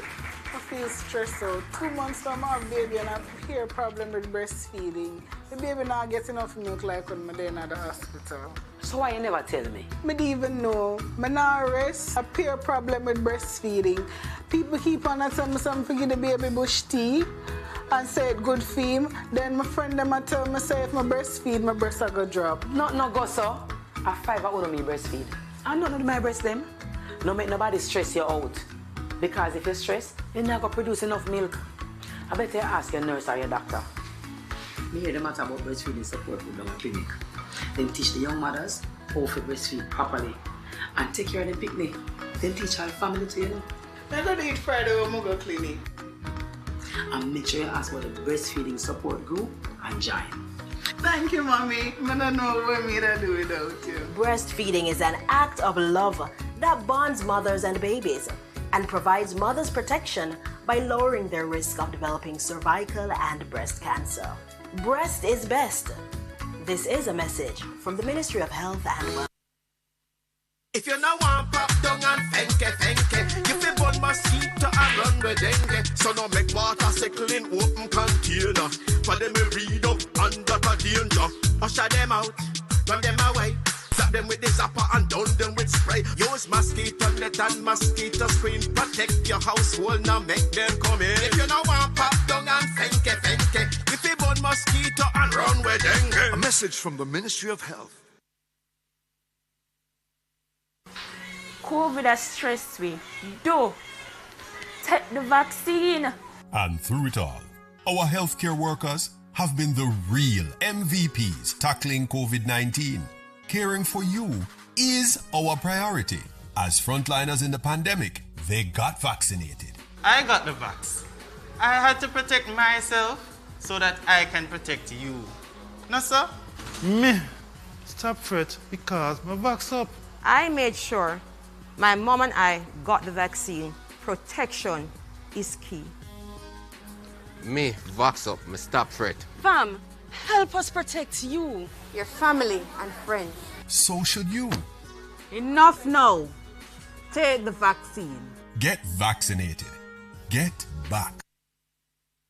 Zoom in on the nutrition facts. It there in the table on the side or the back. You fi check out the servings, just do the maths. Not taking too much, finger below the facts. Zoom in on the nutrition facts. It there in the table on the side or the back. Take note of the sodium, the sugars and the fats by percentile. Let's in on the right track. You fi zoom in on the nutrition facts. It there in the table on the side or the back. Vitamins, minerals and vitamin 2, 20% and more that good for you. You fi zoom in. Check the nutrition facts. You fi zoom in. Check the nutrition facts. You fi zoom in. Check the nutrition facts. Less sugar, less salt intake and less fat. You fi zoom in. A message from the Ministry of Health and Wellness, Jamaica Moves, the Heart Foundation of Jamaica, the Zoom in on the nutrition facts. It there in the table on the side or the back. You fi check out the servings, just do the maths. Not taking too much, finger below the facts. Zoom in on the nutrition facts. It there in the table on the side or the back. Take note of the sodium, the sugars and the fats by percentile. Let's in on the right track. You fi zoom in on the nutrition facts. It there in the table on the side or the back.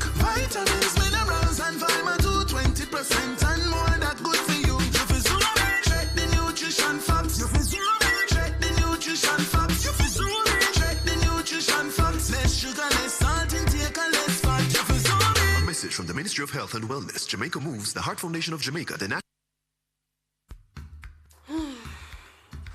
What you got? I feel stressed out. 2 months from my baby and I have a problem with breastfeeding. The baby not get enough milk like when I'm there at the hospital. So why you never tell me? Me didn't even know. Me not rest. A peer problem with breastfeeding. People keep on telling me something for the baby bush tea and say it good for him. Then my friend them tell me say if I breastfeed, my breast are gonna drop. No go so. A 5 hour me breastfeed. I don't know my breast them. No make nobody stress you out. Because if you stress, you're not gonna produce enough milk. I better ask your nurse or your doctor. Me hear the matter about breastfeeding support with the clinic. Then teach the young mothers how to breastfeed properly. And take care of the picnic. Then teach our family to, you know. I'm gonna eat Friday when I go clinic. And make sure you ask about the breastfeeding support group and join.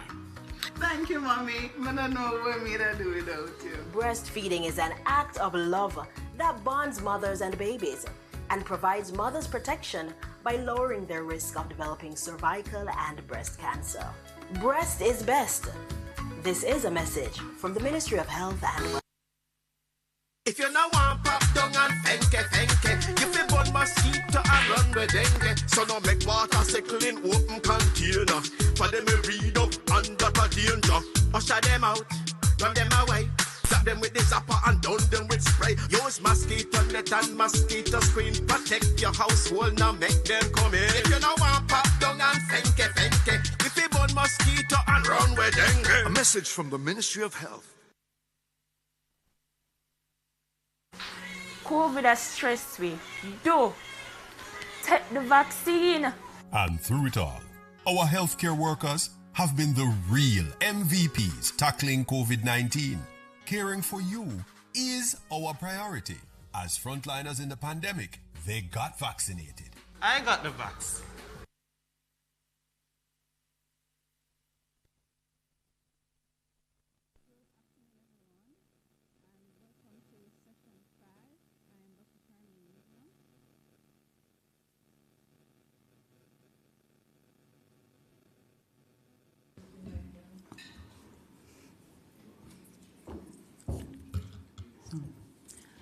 Good afternoon again, ladies and gentlemen, and welcome to session 5 in our scientific session. This session will be looking at violence, injuries, and substance. I'm Dr. Charmaine Mignot, and I'm pleased to lead this most important session as we look at some very important topics. We are celebrating 15 years of research excellence of the National Health Council and Research and Conference, and we now enter into high gear with 4 research presentations in this session. We will have 2 presenters, then we will take questions, and then we'll have the other 2 presenters followed by our questions and answers. Our first 2 presenters, Dr. Cynthia Pitta is a nurse and midwife and gender specialist with a PhD in Gender and Development Studies from the UWI. She lectures and coordinates the postgrad nursing program at the U.S. School of Nursing, Mona. She's a researcher, trainer of trainer, and has published on areas such as women's health, GBV, respectful maternity care, fatherhood, as well as competency-based education for midwives. She's also on a mission to use the human rights framework to inspire nursing and midwifery students to safeguard, respect, and promote people's health rights in all spaces. Today, she will share some of her findings from her PhD work. Our second presenter, Ms. Michaela Jackson, is a recent graduate of the University of the West Indies with a BSc in psychology and criminology. She has also volunteered with young children at the primary level, which fostered her passion for child development and mental health. Her research today will examine patterns in youth violence and healthcare. Her long-term career goal is to become a clinical psychologist with a focus on neurodivergent disorders and development, using her work to enhance the understanding and care of children and adolescents. Let's make our first 2 presenters welcome. We start with Dr. Pitta. Thank you, Doc. Good afternoon, everyone. I feel very honored, and I must thank the organizers for giving me this opportunity to share some of my findings, part of my studies. I bring you greetings from the UWI School of Nursing.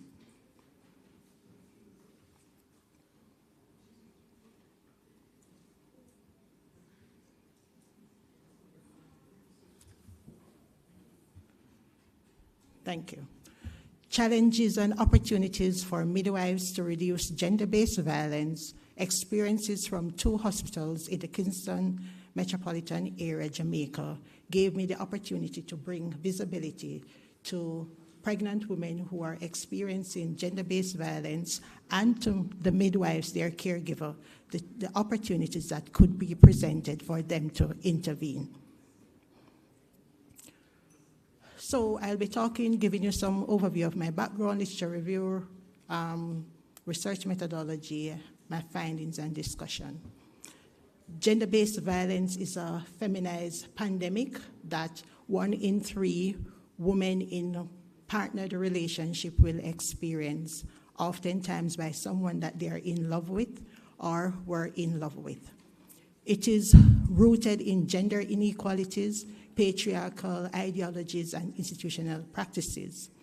We have many conventions, for example, the UNFPA International Convention on Population of Development Program of Action that we can use to improve women's social, economic, political, and health status.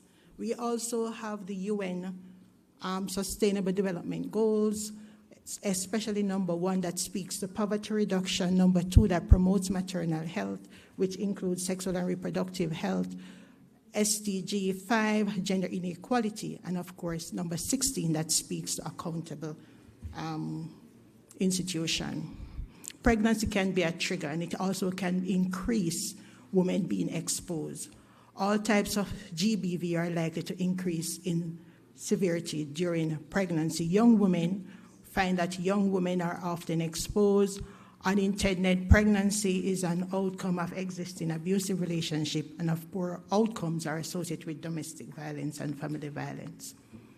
The long-term effect on pregnancy has been recorded. However, pregnancy symbolizes the woman's autonomy, control over her body to do something about it. There are several promising interventions. Pregnancy and early childhood are opportune times for early intervention, and maternity care remains an untapped area that we can use to protect the women and the next generation. Midwives, on the other hand, are prepared to care for pregnant women and the next generation. But very often, the status of midwife also reflects the status of women and the value placed on women in society. Midwives, they themselves are susceptible to intimate partner violence, and midwives believe that GBV is in their remit for them to intervene. The opportunity that presents is for us to screen. WHO does not support generalized screening, but what they will support is for intervention at the antenatal care for women who are pregnant. There are many tools that WHO recommend, one of which is abuse assessment screen, which was also validated by our very own Dr. McQueenie Duhaney here in Jamaica that we can use. Jamaica has recognized that gender-based violence is a crime, it's a human rights issue, it is a social issue, and from my perspective, our perspective, it is a public health issue. So Jamaica has ratified many conventions. There is institutional response from the Bureau of Gender Affairs, example, and we have done 2 surveys, one in 2008 and one in 2016. The Ministry of Health, in reviewing what the Ministry of Health provide, that the policies that guide antenatal care, that is lacking. I can hardly see. The management of interpersonal violence, there is no a manual from that. That wasn't there before when I started. And of course, our midwifery curriculum is upgrading. So there is need for a roadmap to guide us. So the purpose of my study was to identify risk factors associated with gender-based violence in pregnancy, build capacity among midwives to screen for gender-based violence. My research question and objectives surrounded these concepts: prevalence, etc. of pregnant women, as you can see, for midwives, and of course I did an evaluation. So my study was a multi-phase descriptive cross-sectional study, which the qualitative section looks at retired midwives, active midwives, and quantitative pregnant women. Using a participatory action research that we did, the phase one, we did an exploratory study, then we did intervention, and then we evaluate. So the population of pregnant women came from the University Hospital and the Victoria Jubilee Hospital. Across both phases, 554 women were completed the questionnaire. They were systematically, randomly chosen. Data was analyzed in SPSS and also in vivo for open question, and it was pre-tested at Spanish Town Hospital. The midwives were registered midwives and active midwives. They were purposely selected, and they were interviewed in a focus group discussion. In my intervention include me being trained to increase my knowledge, which I was trained by WHO in Switzerland. I also did a workshop. I did health promotion activities in the clinics. Also, we did a pilot of the screening protocol. Nursing council came on board, and we did some advocacy. And these are some pictures of some of the interventions that we did. And this was a poster that was presented all over the institutions. So my prevalence that I've identified was at 36% across both phases of women who said that in this pregnancy, they are experiencing gender-based violence. There was a lifetime, and this is in keeping with the literature, and there was a lifetime GB prevalence of 79% in phase 1 and 65% in phase 3. And I'm not seeing those figures, but I want to draw to your attention that the 4 types of violence. So what I find, and I kind of summarize it, that women who are young, who are single, who ended their education at primary level, working outside of the home, those who have a history of abuse, poor social support, those with unplanned pregnancy, those with multiple pregnancy, those in relationship less than 5 hours were exposed. In terms of their coping mechanism, a lot of them turned to the pastor instead of the healthcare providers.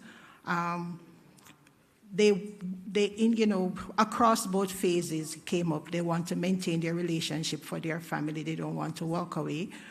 They blame themselves. The legal strategy, they are thinking of taking the person to court.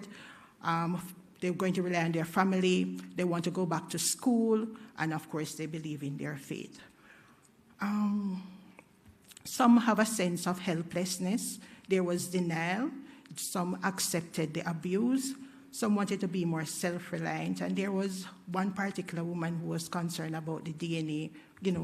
Within our Jamaican context, he's not the father, so she wanted to do the DNA. And another one was concerned about HIV infection. So a high level of awareness among the retired midwife, even though they weren't formally trained. One RN felt that if she had gotten the support from her supervisor, she could have done more. And what they usually practice is to inform the obstetrician for physical and emotional problems. And it was a registered midwife who reported that they advocated for a medical social worker to be employed to the Victoria Jubilee Hospital. And of course, you see their recommendations. From the findings of the active midwives, there are themes that presented itself. Midwives, they too have knowledge. They lack professional preparedness. Midwives were exposed, and midwives were concerned about their safety, even though I didn't ask them about that. In phase 3, their knowledge has increased after the intervention, and there was potential potential harm of GB. They recognize that there's potential harm on GB and the interplay of violence, lack of resources to address it in the clinic. And when you look at the comparison data, you can see that there is knowledge there. So what does the midwives have to say? Some women, they believe that some women suffer from depression, etc. They feel that their practice, if they are trained, they could do more. And those names are pseudonyms. They are actually Disney princesses, symbolizing that also princesses are being abused. So the impact on the intervention, that the pregnant women were more self-reliant, increased awareness, more protective of their baby, increased self-seeking behavior, and increased expectation of the clinic to address gender-based violence. The midwives, they come in screening in the clinic, increase knowledge about GB and observe. My time is up. And so there is high prevalence, and it's in keeping with the international findings. It's not a stereotype, but there is implication for pregnancy outcomes. All right, and I thank you for listening, and sorry. And these some of my references, and I just want to thank all these persons. Thank you for listening.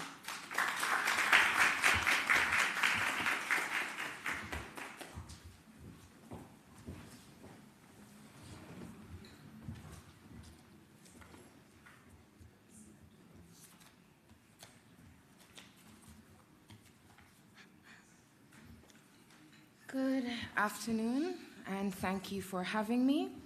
I am Michaela Jackson, and my presentation today will be based on the preliminary findings from the Bustamante Hospital on the topic of hospital admissions of 1 to 16-year-olds in Jamaica due to intentional interpersonal assault.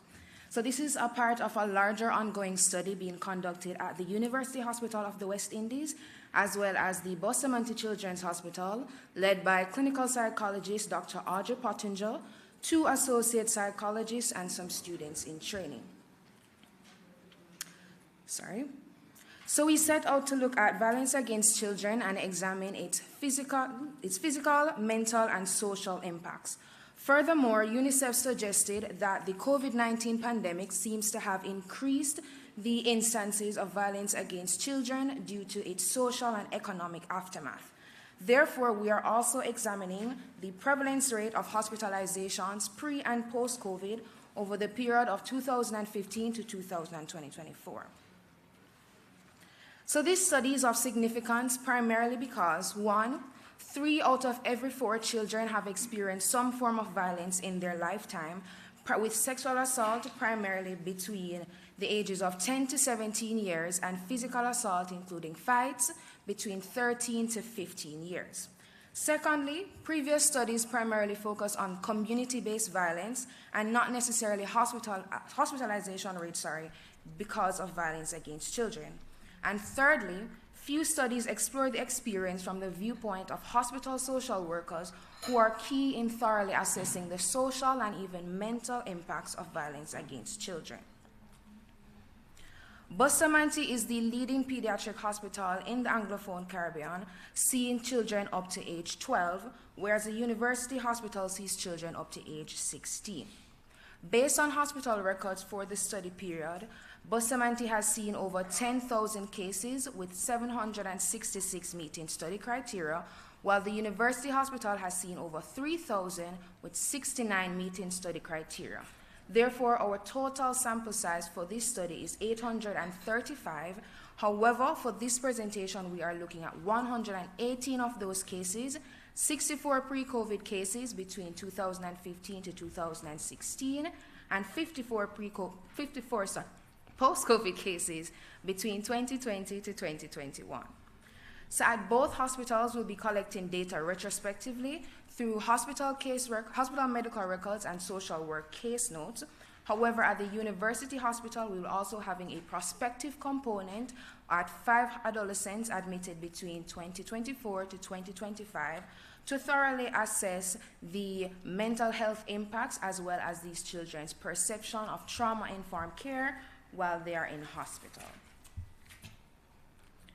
For this presentation, the aim is to report on patterns of demographic and social association, increase awareness of the risk factors, and call attention to hospital rates for violence against children. After receiving ethical approval, a data retrieval list was created, including demographics, clinical presentation, as well as social factors. So due to the sensitive nature of the study, all identifying information was not collected, and research assistants were trained in confidentiality, signed non-disclosure agreements, and were also only allowed to collect data under proper supervision. To analyze the data, SPSS 23 was used with a statistical significance of 0.05. So for our sample, we found that almost 50% of the children were males, while almost 45% were females, and an alarming 79% of these victims were under the age of 8 years old. We looked at two types of violence, physical and sexual, with 57% of the sample experiencing physical assaults, primarily males, and 43% experiencing sexual violence, with females accounting for 3 times more of these cases than males. As it relates to their living situations and family types, 53% of the sample was from single yard spaces, so meaning their homes only, while 33% were from shared yard spaces, such as tenement yards or just houses with multiple people. Sorry. We also found that 60% of the sample were from single-parent households, 15% were from nuclear families, and 25% were from extended families.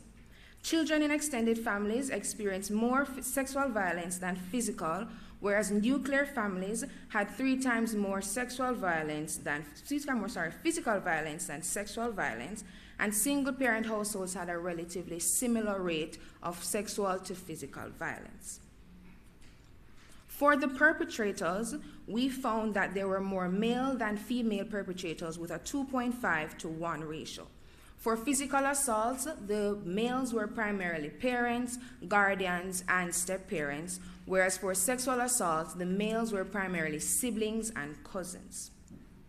Almost 50% of the weapons used to carry out these acts were blunt force objects such as brooms and pipes, 21% were fists and hands, and 19% was penises. Knives, guns, and chemicals accounted for the remaining weapons. For the pre- and post-COVID admissions, we found that most of the children pre-COVID were admitted for sexual violence. However, post-COVID had more similarities in admissions for physical to sexual violence. The sample thus far had 11 repeated admissions with a 3-to-1 ratio post to pre-COVID, with 8 repeated admissions post-COVID and 3 pre-COVID repeated admissions.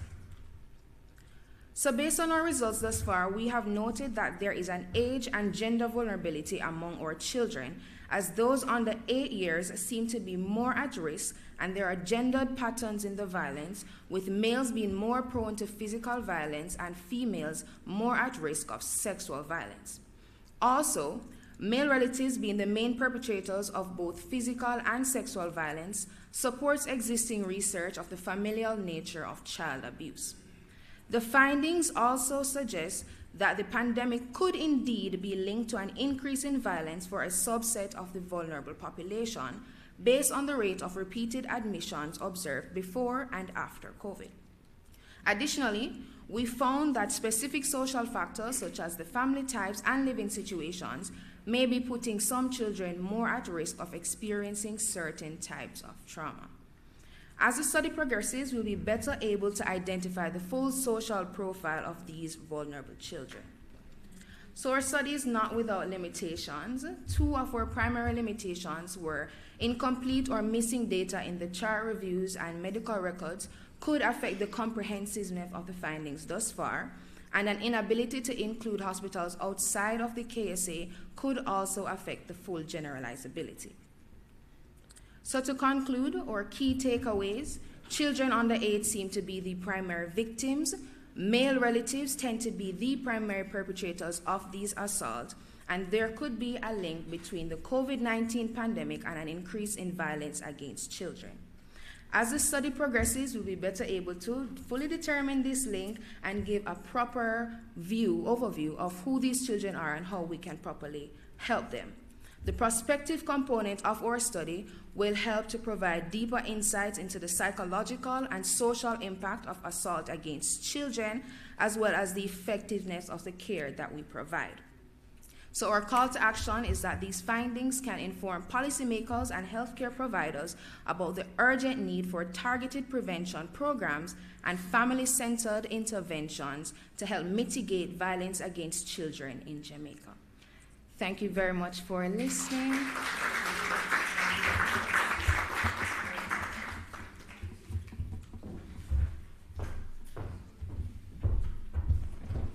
Thank you to our first two presenters. Let's give them another round of applause. All right, some very disturbing findings.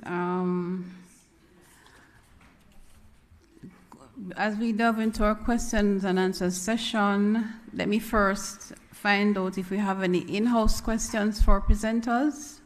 You may indicate by showing of hand if there are any questions. Yes, you may go ahead, Dr. Longe. Oh. Hi, thank you so much for the presentations. I just had one question for Ms. Jackson. Maybe I wasn't quite clear, but the sample size of the for the full study, you did a subsample. Yes. Okay, and what was the sample size for their subsample? Look at it, son. Right. Okay, so I was just clarifying. So the full cohort was, what was the total sample size? Our full study size is 835. 835, correct. And you use 118. 118. Do you think that might have had any effect on your results? Because you said it didn't quite achieve statistical significance. Do you think the smaller sample size affected your outcome? Yeah, the smaller sample size could have possibly impacted the overall outcome of our results. However, before presenting, we vetted with some of the social workers to be like, okay, what have you been seeing over the years before we fully analyze? So what we have presented is both from the 118 and information from the social workers themselves based on prevalence rate that they have seen over the years that they've been working at Bustamante.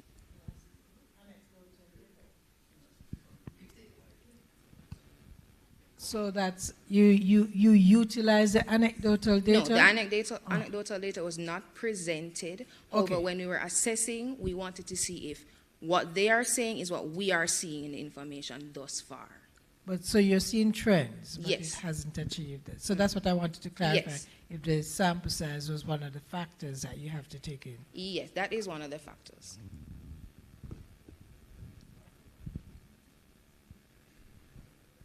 Thank you so much, both presenters. Very good presentations. Lady Peter, Dr. Peter, I know you ran out of time. And I just wanted to share at least share any limitations that you had in terms of advancing this study. All right. All right, thank you for that, Mrs. Nelson. All right, so because it's a cross-sectional study, I was unable to trace the women throughout their pregnancy to establish causability. So in the first phase, the women would have, some of them would have given birth at the Victoria Jubilee and also at UWI. They're not necessarily in the environment. They could have been all over the island. So that was an issue. The participant from UWI and Victoria Jubilee, we only did those two institutions, so we were unable to generalize when it comes to pregnant women and midwives throughout the island. And relying on the midwives' memory, the retired midwives, that could have affected their recall also. Thank you. Thank you. There's another question.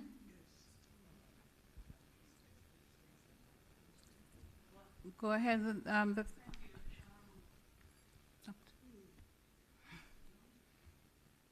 You are hearing me? Yes. Okay.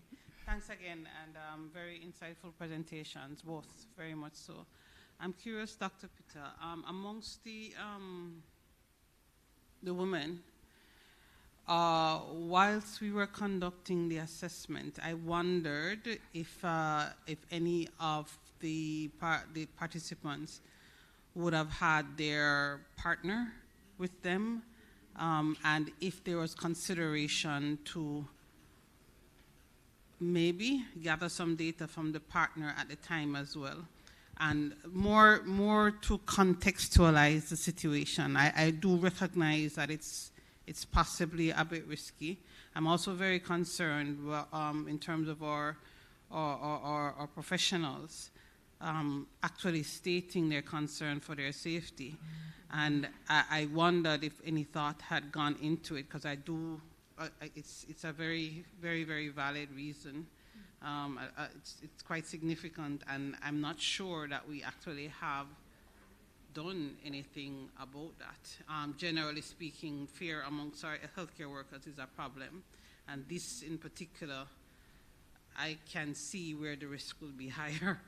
And so I wondered what considerations may have been taken in terms of what we can do as a plan of action, because I do believe that whilst we are recognizing fairly high numbers, I submit that it's a gross underestimation as to what the real situation is. Yes, you're correct. In terms of if the partners were present when they were interviewed, no. The partners were never present while they were interviewed. No. So are they there? Would any of them have been accompanied? And we chose not to. Obviously, we would have interviewed them more discreetly. I just wondered if they were interviewed discreetly in the clinic. In terms of safety, yes, the midwives will intervene, and yes, they are concerned. But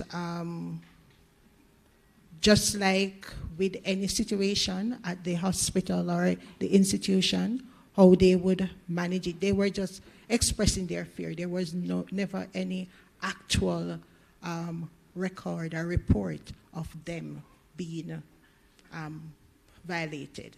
They were just expressing their fear. Is this an opportunity that we can probably use to signal, certainly from an HR perspective, possibly maybe to ensure that we render available to the staff means of providing support to our staff members? Persons can access care, the services, if they are probably generally advertised and encouraged, because it would. I believe the staff members are in fact feeling very uneasy, very uneasy while at work, and it's unfortunate if we are not providing support for staff to encourage them to continue to reach out to our victims and so connect them to support. Yeah, it's the research. I would want to think that it's ongoing. I would want to go back, especially like you recommend to interview men to hear their objectives. One of my vision is to have a father's clinic where we can address some of these things and just to help them in terms of how to assist the women in navigating pregnancy and so on. But safety, yes, is a concern. Thank you. Okay, do we have any more? Yeah, go ahead. Presentation, Dr. Peters. I was just going to ask you a question, but some of it has come out that gender-based violence is not just women alone, that there are men too being at risk. So it will be okay now, since you have shared that aspect, that we include the men and the boys, okay? Definitely. All right, then for the other, Ms. Jackson, yes. When you were listing, you said the fist was used as a tool of creating violence. Yes. Why did you increase penises as part of that? Is that a tool of violence? When being used in a harmful manner, we would consider it a tool because they are penetrating these children against their will, so it would be a tool in that sense. Thank you. You know why I ask you that question? So when we are educating the people, we have to let them know that this is not the reason why God gave you this organ. It is for you to release your waste and to procreate. No, we have to teach them. Yes, we do. If we don't teach, if we just laugh it away, I'm They will serious never, and I'm really sad about it. Yeah. It is so disheartening to see that children are being abused and everybody just think it's not funny. That's correct. It's so sad. So we really need to educate the public. We need to educate the men, the women, everybody. Yes.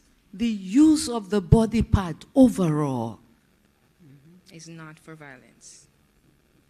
May God have mercy. I'm sad.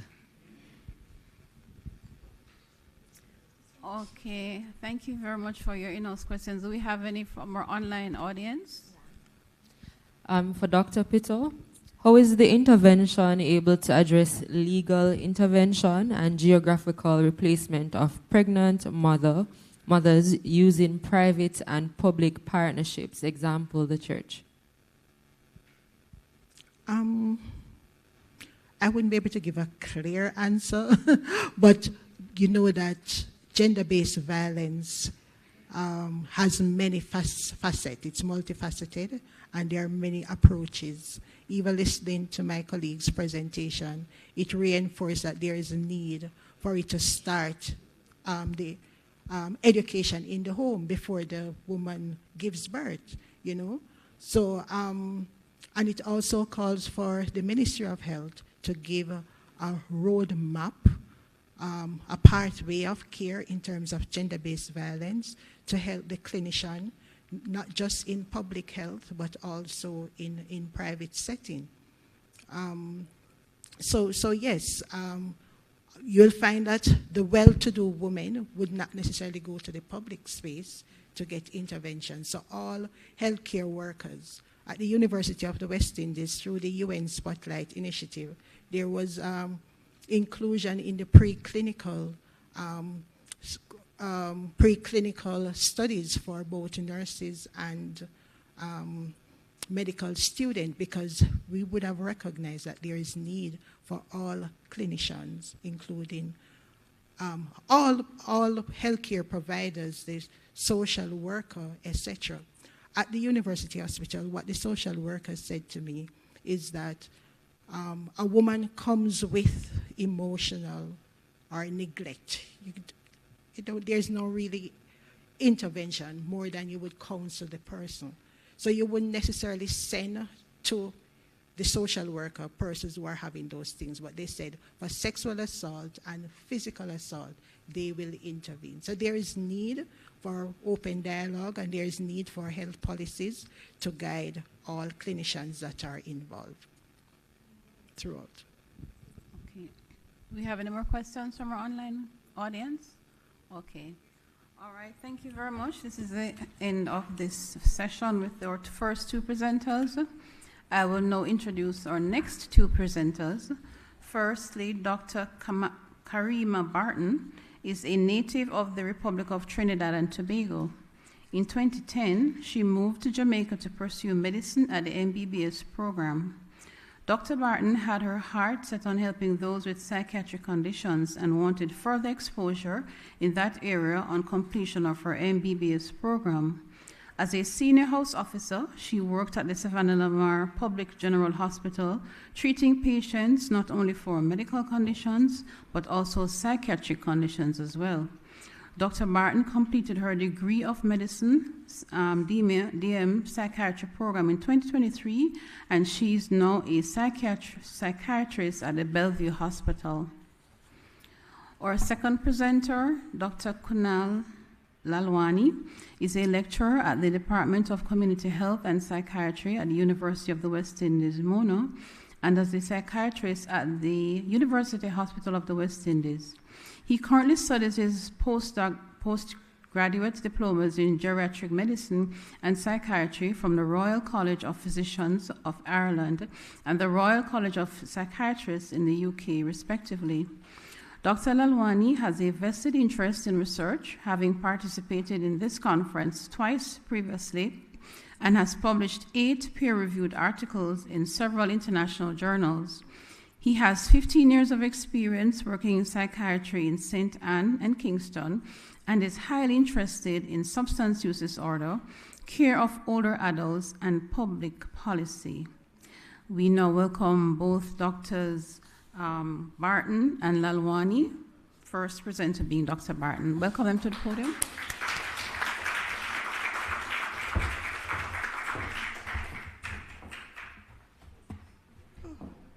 Good morning, everyone, and thank you for that introduction. So, my research focused on examining recent trends in fatal suicide attempts in Jamaica. Some may ask, why was this study done? Suicide is a crucial public health problem globally. It's in the top 10 causes of death in the United States, and it has an impact not just on the individuals themselves, but also on the wider society. One of the aims of this study was to promote suicide prevention. In Jamaica, there is a paucity of suicide information. So this research aimed to add to the existing body of work in Jamaica and the wider Caribbean. The last documented research on suicide in Jamaica was for the period 2002 to 2010. So this research focused on the period 2010 to 2019 and analyzed temporal variations in suicide rates, sociodemographic profiles, and the method of fatal suicide attempts. Just a bit of global literature: over 700,000 individuals die by suicide globally every year. The majority of these persons come from low-income and middle-income countries. The rate is 2 times higher with respect to men than for women. The majority of persons are noted to be less than 50 years old. The highest suicide rates occur in the Eastern European countries. And as mentioned, there's a lot of data lacking because a lot of countries actually don't have methods of collecting and reporting data. So the socio-demographic factors explored in this research are noted on the screen. In addition, one of the objectives was to assess the age-adjusted rates as well.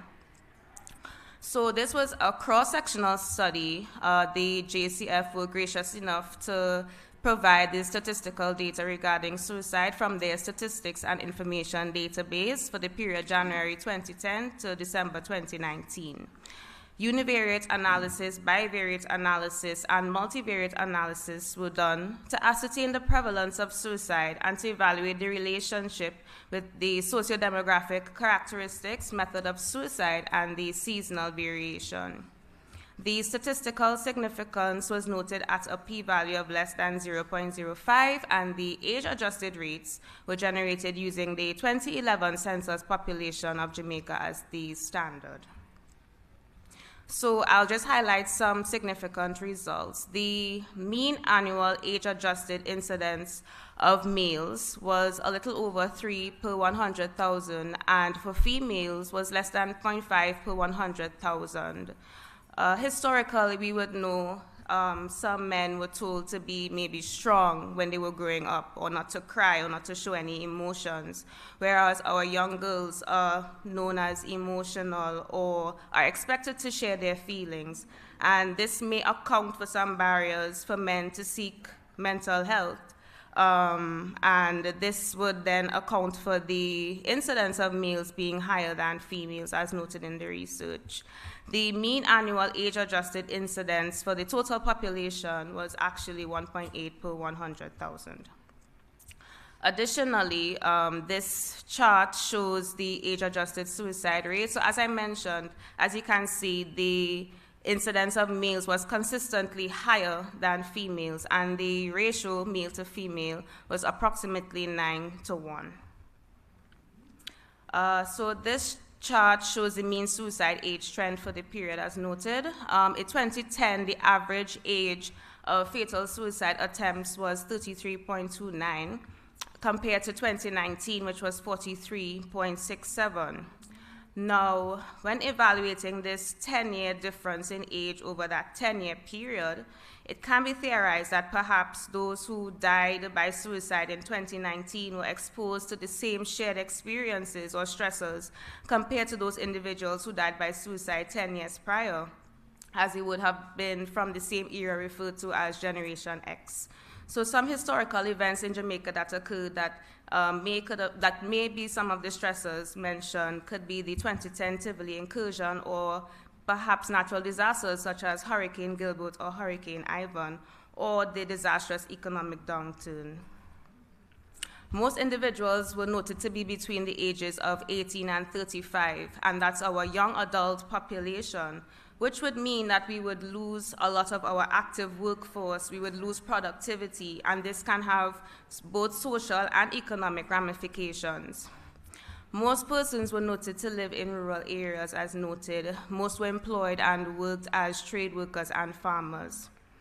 Hanging was noted to be the most frequent method of suicide for both men and women, followed by firearms. And just to note, only men use the firearms.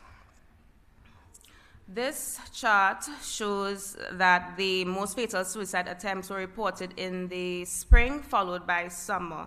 Recent literature also showed significant association with the spring season, so there's an opportunity there to assess bioclimatic factors. This map of Jamaica is highlighted to show the parishes St. Catherine, St. Andrew, and Kingston. And the reason this was done is because those parishes recorded the highest percentage of fatal suicide attempts, while Hanover had the least. So just some take-home points or some key points to note. Suicide rates in Jamaica are still among the lowest rates worldwide, which is very commendable for Jamaica and shows that Jamaica is on the right path. However, one suicide is one too many, and this should not be taken lightly. Some factors that may account for lower rates in Jamaica include residents in the medicine program getting intensive psychiatric training, which would include assessing for suicide risk, the fact that most hospitals offer emergency psychiatric care, there's a lower threshold to admit individuals regarding suicidal ideation, thereby reducing the risk of suicide attempts. We also have our mental health team, which would offer services in rural areas. They would do home visits and they would do crisis visits as well. And I must mention the 24-hour toll-free mental health and suicide prevention helpline, and those factors may account for the lower rates. Some of these were mentioned before. So in terms of the most common method, it would have been hanging followed by firearms. More males committed suicide compared to females. There were higher rates of suicide among adults 18 to 35 years old. More cases occurred in rural areas and among employed persons, and there was a higher frequency of death in the spring versus warm season. So there are a few recommendations, but I'll just highlight a few. So as I mentioned, the target seasons were summer and spring, so there can be perhaps programs or drives, particularly in those seasons, to broadcast the government's suicide interventions. And this can be an opportunity as well to capture some demographics. In terms of the firearms being the second most used method of suicide, rigorous psychological testing for individuals applying for the armed forces or personal firearms would be beneficial. To add to the paucity of data on suicide in Jamaica and worldwide, an improvement in the database to record suicide data will be very beneficial. Easier access to healthcare services at all stages of life as well, of course, would be very beneficial. Mandatory screening of all patients in the healthcare system, despite what they present for, would detect those at risk and at imminent risk. And counselors assigned to each government agency would also be beneficial, as well as having a policy that private workplaces as well should have counselors available, could be a part of their employee-assisted programs. So I'd just like to acknowledge my co-authors, one of which is Dr. Lalwani, who's here today on stage, and my family. Thank you very much.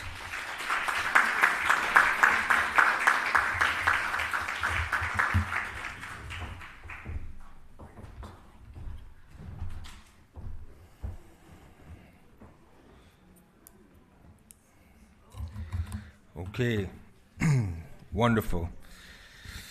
Good afternoon, everyone. Dr. Magnet, thank you for your kind introduction. I'd like to welcome everyone here, as well as those persons in the virtual space. Wonderful presentation by Dr. Barton.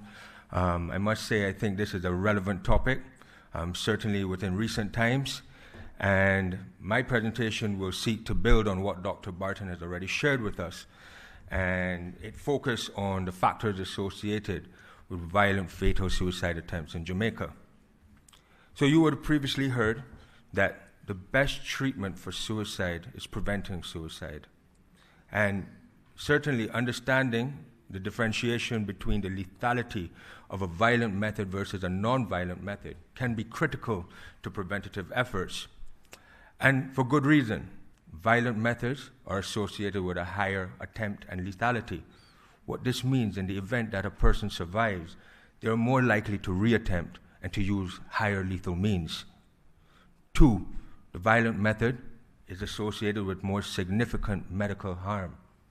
Should you survive, the road to recovery is long and arduous. And 3, the violent method is associated most certainly with the increased risk of death. And so, why did we do this study? I'd like to highlight the 4 points that I've defined as the 4 P's of prevention. 1, we seek to prevent by constructing the profile. The international literature will show that violent methods are more associated with male, who are less impulsive, who are older, whereas the non-violent method are more associated with female, who are younger, and who are more impulsive. This research can show and creating a constructed profile that may help to guide preventative efforts. 2, we seek to prevent by changing the perception that the lethal method is quick, simple, and painless. Certainly in the aftermath for the family and the loved ones, it is unlikely to be painless and simple, as well as for those who recover, it is unlikely to be a painless journey of rehabilitation. 3, we seek to prevent by shifting to the preferred language. Numerous literature tells you in any walk of life, how you speak, the words you use, can either elevate stigma or reduce stigma. And so we hope to sensitize the public in guiding to a shift from a problematic language to a more acceptable language. And 4, we seek to prevent by adding to the paucity of data. More data means more research, means more opportunity to create intervention. And so our objectives, to compare the methods of violent and non-violent fatal suicide attempts between the male and female populations, to examine the factors associated with violent methods of suicide.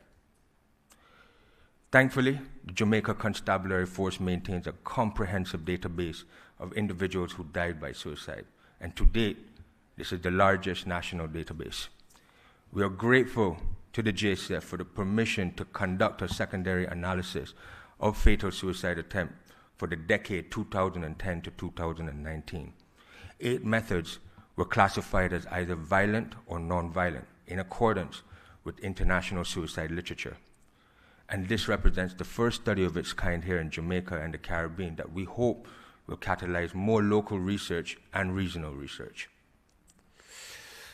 Our analysis identified 5 variables, again, that had been recategorized in accordance with the international suicide literature. Our predictive model was subjected to stringent measures to ensure accuracy in predicting those persons who used the violent method versus those who did not. Those 5 variables were age, in which persons 18 years and older were defined as an adult, and those 17 and younger were considered non-adult. Gender for male and female, geographical location for urban and rural, in which the community that the person lived in at the time of demise. Employment status, employed versus not employed. And not employed include persons who did not have a job, but also persons who were retired and who were students. And lastly, seasonal variation, where the months of May to October were considered the warm season, and November to April was considered the cold season. And so what did our results show? I want you to take a look at the table. Violent methods were hanging, the use of firearms, jumping from a height, self-inflicted stabbing, self-immolation, which is dousing oneself in fire, electrocution, and the non-violent methods were poison and drowning. 3 findings pop. 1, that hanging was the preferred method for both the male and the female population. 2, that the second most lethal was firearm, and this was exclusively by men. And 3, that non-violent methods were more likely in females than males, with 15% versus 11% in males. Sorry. Our analysis also highlighted 3 significant predictors of utilizing a violent method of suicide. 1, that the adult was 12 times more likely to utilize a violent method, that persons who were employed were 17 times less likely to use a violent method, as well as those persons living in the rural areas were 3 times less likely to use a violent method. And so what this tells us in terms of our profile is that the violent method was more likely among adults who were unemployed, who lived in urban settings. So in discussing these results, I want you to remember 4 things. You would have heard Dr. Barton say most who died by suicide lived in rural areas and were employed. However, violent fatal suicide attempt is more likely in urban areas and unemployed individuals. Hence, preventive efforts can be guided by recognizing this high profile of suicide attempters that utilize a violent means. 2, hanging is the predominant violent method for both the male and the female. But is it really painless and simple? Preventative efforts can target this perception or lack thereof, especially among those who are contemplating a violent method of suicide, in targeting messages at the strong emotion that would be felt by the family members on finding the body of a loved one who has hanged themselves, as well as the appearance of the body in death. 3, more reliable research is needed. Over the past 3 years, I've had numerous conversations with my colleagues at Bellevue, Kingston Public, Spanish Town, Cornwall Regional, St. Anne's Bay Hospital, and the consensus is unanimous. Not 1 week passes where multiple persons do not present to the emergency room with an imminent risk of suicide. And so while we are grateful to be able to analyze this data, we would be remiss in not looking at the data of persons who attempt, especially when they present to the emergency room. And so we recognize that a central population database is warranted, especially as we undergo a digital transformation. And so there could be an interconnectedness between all these hospitals that offer emergency psychiatric care. And 4, I want you to take a look at this slide. This is a slide from the International Association for Suicide Prevention, which highlighted that certain language can be problematic when discussing suicide. You would have noticed the language used in both Dr. Barton and my presentation to use words like fatal suicide attempt, died by suicide, instead of successful or unsuccessful, victims of suicide. There's a reason for that. Any literature that we have read about in reducing stigma and reduction endorses that as a critical preventative strategy. And so we hope to sensitize the public to utilizing this less stigmatizing language. My final thought. The time between contemplating suicide and the attempt is often less than 5 minutes for many individuals. I consider this a critical time period. If our preventative efforts are successful, and in this time patients are thinking about the aftermath, the emotional aftermath for their loved ones, or perhaps they're questioning whether the method is truly easy and simple, then guess what? They're not contemplating suicide and they act in that particular time period. And that, my friend, could be life-saving. My gratitude to Dr. Barton, my friend Graydon Fraser, who's an excellent statistician, Professor Wendell Abel, and Dr. Clayton Sewell, who were also part of this research. My special mention to the Jamaica Constabulary Force, you have my utmost respects in sharing the data that allowed us to conduct this research. Thank you.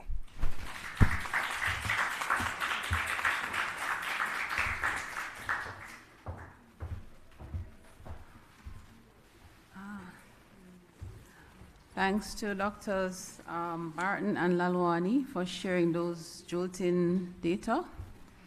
And I'm sure we'll have some questions from our in-house audience. You may indicate by your showing of hands. Thanks. Thanks to the two presenters. Very excellent presentation this afternoon. Dr. Barton, ladies before gentlemen, and you did start first. I just wanted to find out, were there any differences in the weapons used? You were examining trends in fatal suicide attempts. Were there any differences in the weapons used in 2010 compared to 2019?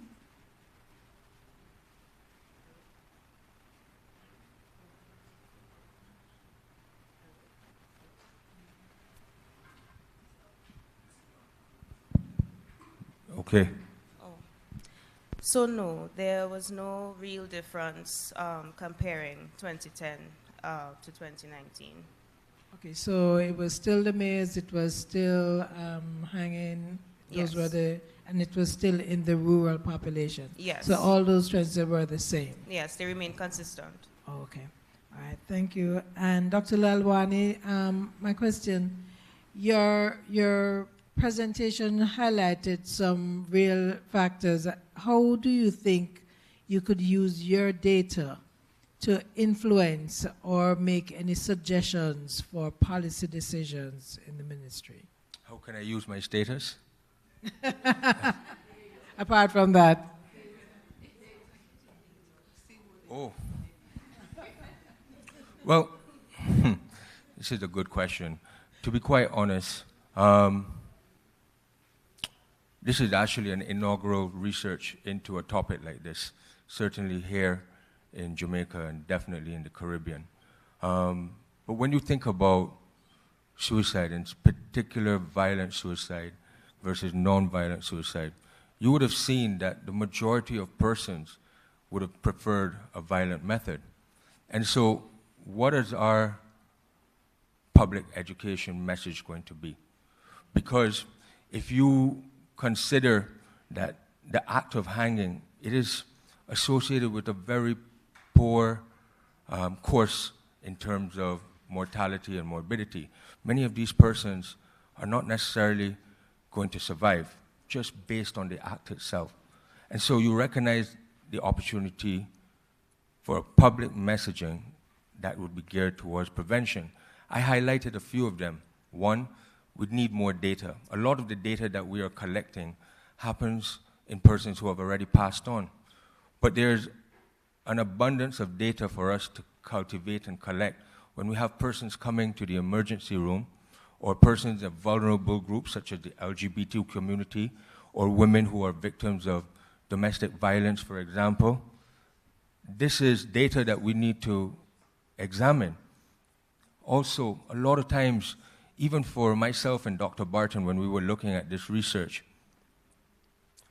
the language that we used in our research were in keeping with international standards. But let me ask persons here, how many persons realize that that language was in existence? And that's something that I feel goes a long way to reducing stigma and discrimination. In fact, any language that is now sensitized can either elevate stigma or reduce it. And when I saw this particular language guidelines, both myself and Karima we were happy about it, but we were also concerned that this was not something that had been shared to many other persons, certainly in the public sphere. And so these are some of the strategies I think that we need to consider.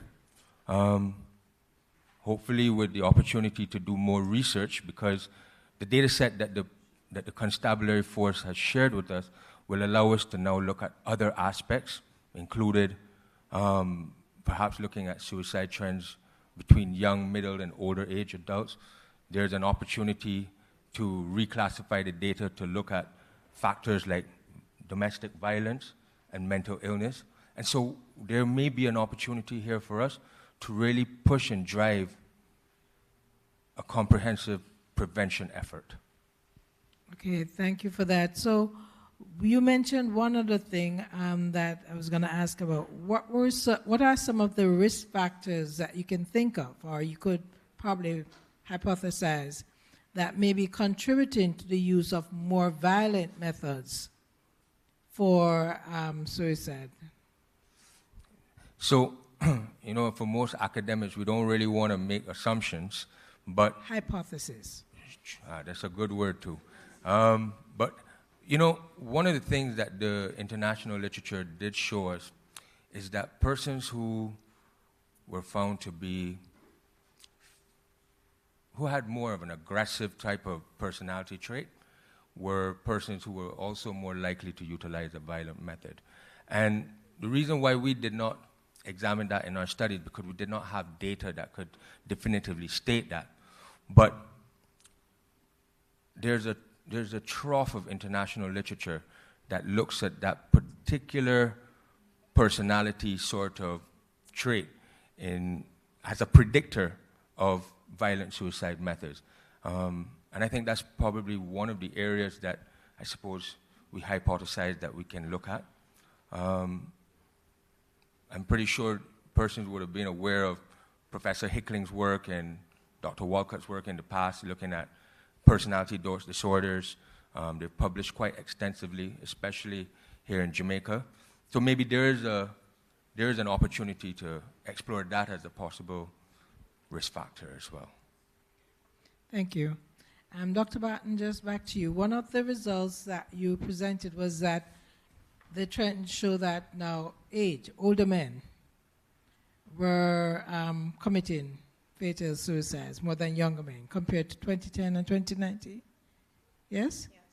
Okay, the Health and Lifestyle Survey, the last one, showed that more, and this was an observation, part of the results, that more older men were depressed. Do you think there's any association between what you found and the results from the Health and Lifestyle, where there was a higher prevalence of depression in that age group? The age group that you mentioned, I think, mean was 43?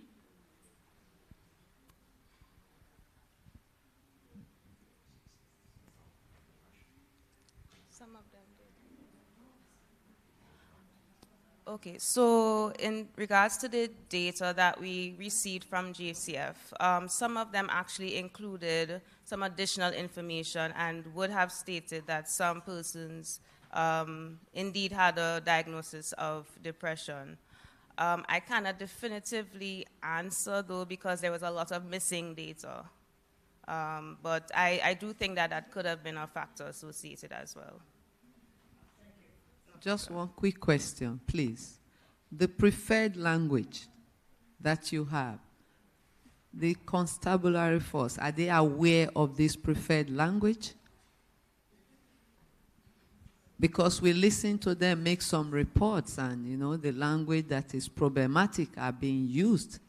You agree with me, Dr. Barton? Yes, I hear it too. So I'm wondering, are they aware? Do we share this information with them to bring about using the right language when communicating this type of information? And another thing, which will be a thought for everybody, is it possible to go online and Google the method of committing suicide? Can you find any information? Yes, you can. Yeah. So why is that information there? So it's a case that we have to look beyond ourselves, because the children are sent online, everybody is sent online, so they can Google anything and they can find out anything. So there's supposed to be something just more than you and me sitting in this nice room and looking at the data. It has to go beyond this space. Thank you.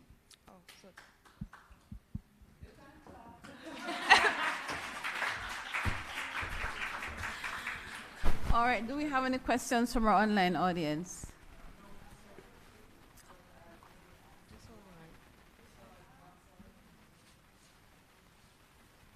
So, Lalwani, would you consider interviewing family members of those who committed suicide, readdressing pre-existing mental health issues and other chronic diseases? To what extent would family members reflect on or corroborate your conceptualized violent versus non-violent methods of suicide? Okay, I'm going to address that question, but you'll fill in the gaps for me. I think you mentioned about the impact of getting the collateral information from the family. Well, of course, certainly, you know, most persons that in psychiatry, certainly when we're thinking about history taking, we want the collateral information from the close family members, especially since a lot of persons may feel sensitive about admitting towards suicidal ideation. Of course, one of the most important things that Dr. Barton had mentioned is that if you utilize a screening tool, for example, something that is validated like the Ask Suicide questionnaire. I'm sharing this information with you guys because it's something that we at the university are currently looking at as a collaborative study with our emergency room staff. And the reason for that is because the Ask Suicide questionnaire is a validated tool that takes less than 20 seconds to complete. It is 90% specific and sensitive, and it can be used in children as young as 8 years old. And it is being validated in over 30 or 40 states, in most emergency rooms in the US.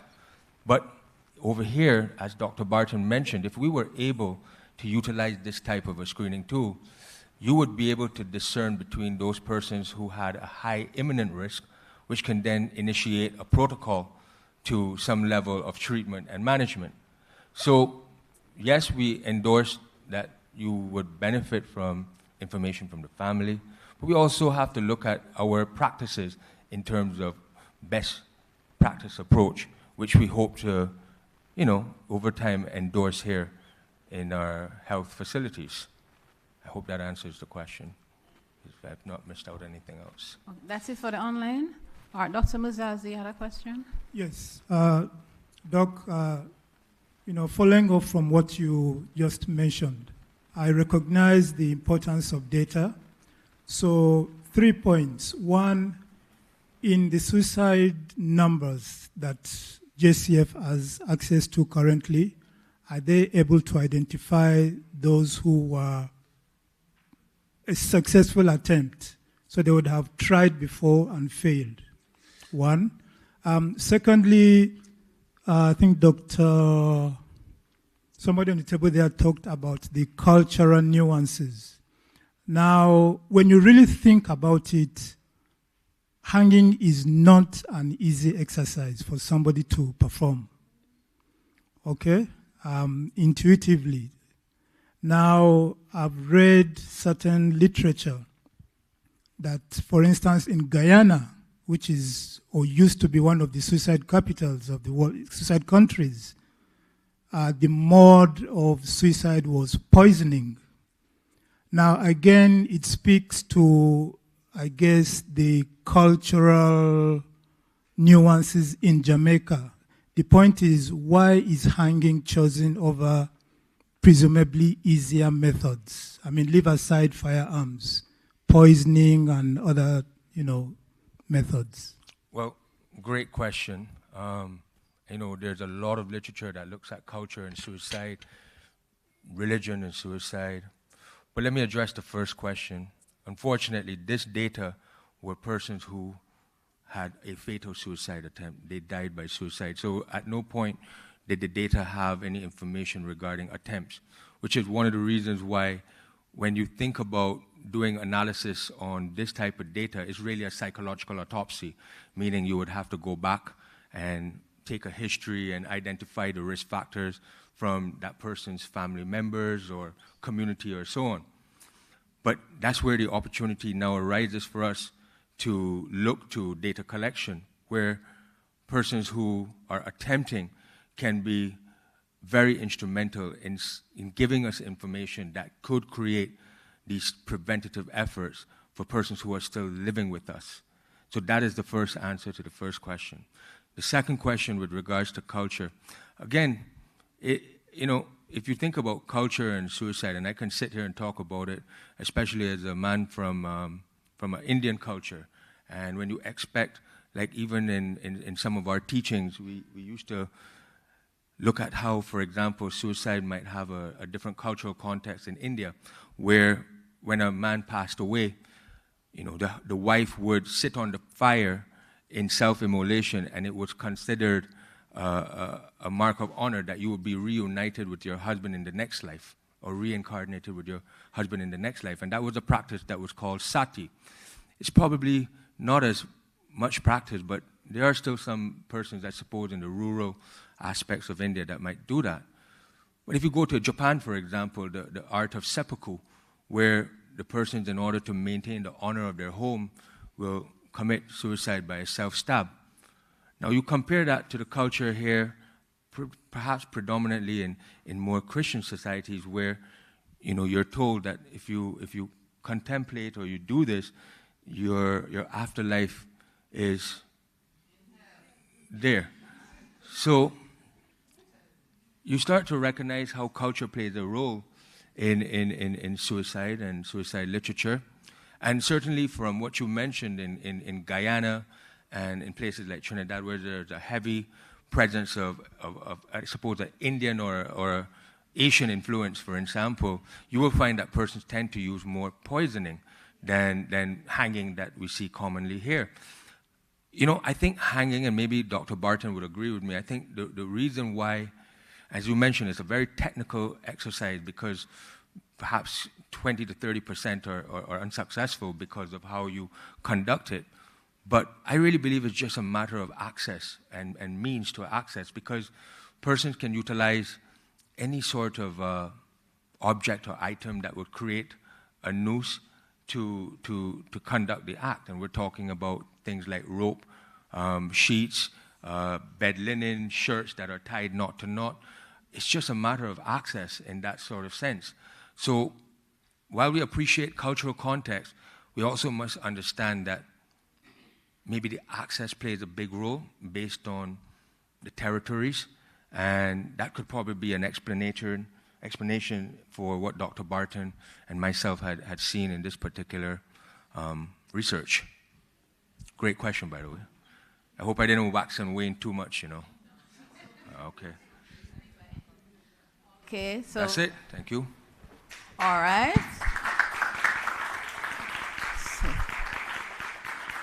Thank you very much for a very robust discussion. We will now take a break, and we will go off for lunch.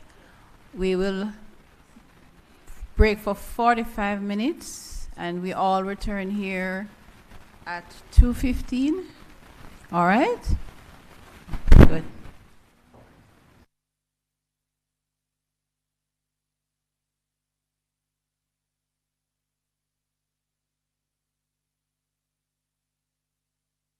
Problem with breastfeeding. The baby not get enough milk like when I'm in at the hospital. So why you never tell me? I didn't even know. I not rest. A peer problem with breastfeeding. People keep on telling me something for the baby bush tea and say it good for him. Then my friend them tell me say if I breastfeed, my breast are go drop. No go so. A 5 hour me breastfeed. I don't know my breast them. No make nobody stress you out. Because if you stress, you're not gonna produce enough milk. I better ask your nurse or your doctor. Me hear them about breastfeeding support with the clinic. Then teach the young mothers how to breastfeed properly and take care of the picnic. Then teach our family to, you know. I'm going to eat Friday when I go clinic. And make sure you ask about the breastfeeding support group and join. Thank you, Mommy. I don't know what me to do without you. Breastfeeding is an act of love that bonds mothers and babies and provides mothers protection by lowering their risk of developing cervical and breast cancer. Breast is best. This is a message from the Ministry of Health and Welfare. If you no want pop down and fenke, give me one mosquito and run with dengue. So no make water Sickle in open container. For them read up under the danger. Usher them out, run them away. Zap them with the zapper and down them with spray. Use mosquito net and mosquito screen. Protect your household, now make them come in. If you know want pop down and fenke. If you burn mosquito and run with dengue. A message from the Ministry of Health. COVID has stressed me. Do take the vaccine. And through it all, our healthcare workers have been the real MVPs tackling COVID-19. Caring for you is our priority. As frontliners in the pandemic, they got vaccinated. I got the vax. I had to protect myself so that I can protect you. No, sir? Me, stop fret because my vax up. I made sure my mom and I got the vaccine. Protection is key. Me, vax up, me stop fret. Fam, help us protect you, your family and friends. So should you. Enough now. Take the vaccine. Get vaccinated. Get back. Zoom in on the nutrition facts. It there in the table on the side or the back. You fi check out the servings, just do the maths. Not taking too much, finger below the facts. Zoom in on the nutrition facts. It there in the table on the side or the back. Take note of the sodium, the sugars and the fats by percentile. Let's end up on the right track. You fi zoom in on the nutrition facts. It there in the table on the side or the back. Vitamins, minerals and vitamin 2, 20% and more that good for you. You fi zoom in, check the nutrition facts. You fi zoom in, check the nutrition facts. You fi zoom in, check the nutrition facts. Less sugar, less salt intake and less fat. You fi zoom in. A message from the Ministry of Health and Wellness, Jamaica Moves, the Heart Foundation of Jamaica, the Zoom in on the nutrition facts. It there in the table on the side or the back. You fi check out the servings, just do the maths. Not taking too much, finger below the facts. Zoom in on the nutrition facts. It there in the table on the side or the back. Take note of the sodium, the sugars and the fats by percentile. Let's end up on the right track. You fi zoom in on the nutrition facts. It there in the table on the side or the back. Vitamins, minerals and vitamin 2, 20% and more that good for you. You fi zoom in, check the nutrition facts. You fi zoom in, check the nutrition facts. You fi zoom in, check the nutrition facts. Less sugar, less salt intake and less fat. You fi zoom in. A message from the Ministry of Health and Wellness, Jamaica Moves, the Heart Foundation of Jamaica, the What you girl? I feel stressed out. 2 months from my baby and a peer problem with breastfeeding. The baby not get enough milk like when I'm in the hospital. So why you never tell me? I didn't even know. I not rest. A peer problem with breastfeeding. People keep on telling me something to give the baby bush tea and say it good for him. Then my friend them tell me say if I breastfeed, my breast are go drop. No go so. A 5 hour me breastfeed. I don't know my breast them. No make nobody stress you out. Because if you stress, you're not going to produce enough milk. I better ask your nurse or your doctor. Me hear the matter about breastfeeding support with the clinic. Then teach the young mothers how to breastfeed properly. And take care of the picnic. Then teach our family to, I'm going to eat Friday when I go clinic. And make sure you ask about the breastfeeding support group and join. Thank you, Mommy. I don't know what me to do without you. Breastfeeding is an act of love that bonds mothers and babies and provides mothers protection by lowering their risk of developing cervical and breast cancer. Breast is best. This is a message from the Ministry of Health and Wellness. If you know one pop down and fenke, you fi burn mosquito and run with dengue. So no make water Sickle in open container. For them we read up under the danger. Usher them out, run them away. Zap them with the zapper and down them with spray. Use mosquito net and mosquito screen. Protect your household, now make them come in. If you know one pop down and fenke, if you burn mosquito and run with dengue. A message from the Ministry of Health. COVID has stressed me. Do take the vaccine. And through it all, our healthcare workers have been the real MVPs tackling COVID-19. Caring for you is our priority. As frontliners in the pandemic, they got vaccinated. I got the vax. I had to protect myself so that I can protect you. No, sir? Me, stop fret because my vax up. I made sure my mom and I got the vaccine. Protection is key. Me, vox up, me stop fret. Fam, help us protect you, your family and friends. So should you. Enough now. Take the vaccine. Get vaccinated. Get back. Zoom in on the nutrition facts. It there in the table on the side or the back. You fi check out the servings, just do the maths. Not taking too much, figure below the facts. Zoom in on the nutrition facts. It there in the table on the side or the back. Take note of the sodium, the sugars and the fats by percentile. Let's end up on the right track. You fi zoom in on the nutrition facts. It there in the table on the side or the back. Vitamins, minerals and vitamin 2, 20% and more that good for you. You fi zoom in. Check. The nutrition facts. You fi zoom in. Check the nutrition facts. You fi zoom in. Check the nutrition facts. Less sugar, less salt intake and less fat. You fi zoom in. A message from the Ministry of Health and Wellness, Jamaica Moves, the Heart Foundation of Jamaica, the Zoom in on the nutrition facts. It there in the table on the side or the back. You fi check out the servings, just do the maths. Not taking too much, figure below the facts. Zoom in on the nutrition facts. It there in the table on the side or the back. Take note of the sodium, the sugars and the fats by percentile. Let's end up on the right track. You fi zoom in on the nutrition facts. It there in the table on the side or the back. Vitamins, minerals and vitamin 2, 20% and more that good for you. You fi zoom in. Check the nutrition facts. You fi zoom in. Check the nutrition facts. You fi zoom in. Check the nutrition facts. Less sugar, less salt intake and less fat. You fi zoom in. A message from the Ministry of Health and Wellness, Jamaica Moves, the Heart Foundation of Jamaica, the 6. What you girl? I feel stressed out. 2 months from my baby and a peer problem with breastfeeding. The baby not get enough milk like when I'm in the hospital. So why you never tell me? I didn't even know. I not rest. A peer problem with breastfeeding. People keep on telling me something for the baby bush tea and say it good for him. Then my friend them tell me say if I breastfeed, my breast are go drop. No go so. A 5 hour me breastfeed. I don't know my breast them. No make nobody stress you out. Because if you stress, you're not gonna produce enough milk. I better ask your nurse or your doctor. Me hear the matter about breastfeeding support with the clinic. Then teach the young mothers how to breastfeed properly and take care of the picnic. Then teach our family to, you know. I'm going to eat Friday when I go clinic.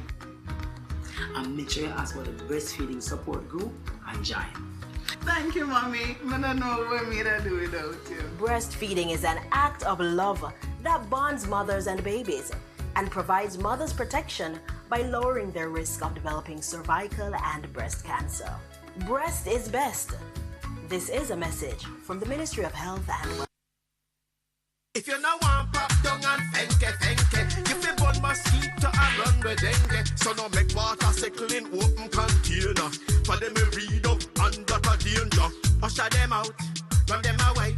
Slap them with the zapper and down them with spray. Use mosquito net and mosquito screen. Protect your household, now make them come in. If you now want pop down and fenke, if you burn mosquito and run with dengue. A message from the Ministry of Health.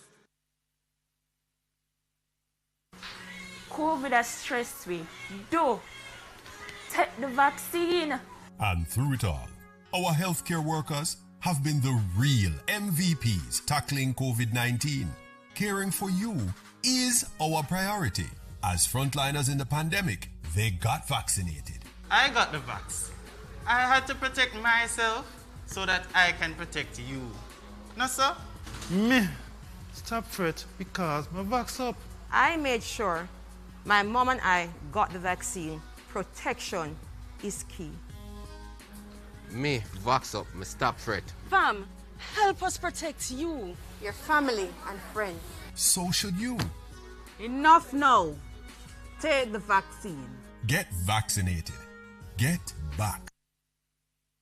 Zoom in on the nutrition facts. It there in the table on the side or the back. You fi check out the servings, just do the maths. Not taking too much, figure below the facts. Zoom in on the nutrition facts. It there in the table on the side or the back. Take note of the sodium, the sugars and the fats by percentile. Let's end up on the right track. You fi zoom in on the nutrition facts. It there in the table on the side or the back. Vitamins, minerals and vitamin 2, 20% and more that good for you. You fi zoom in. Check the nutrition facts. You fi zoom in. Check the nutrition facts. You fi zoom in. Check the nutrition facts. Less sugar,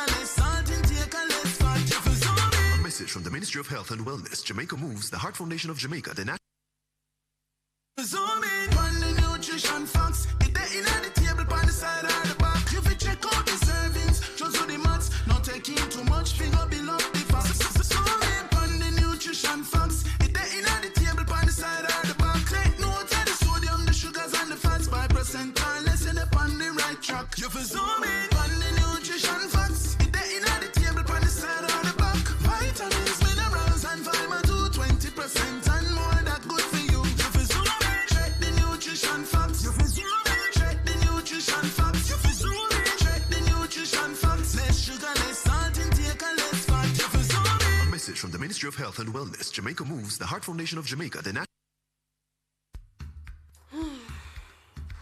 What you girl? I feel stressed out. 2 months from my baby and a peer problem with breastfeeding. The baby not get enough milk like when I'm in at the hospital. So why you never tell me? I didn't even know. I not rest. A peer problem with breastfeeding. People keep on telling me something to give the baby bush tea and say it good for him. Then my friend them tell me say if my breastfeed, my breast are gonna drop. No go so. A 5 hour me breastfeed. I don't know my breast them. No make nobody stress you out.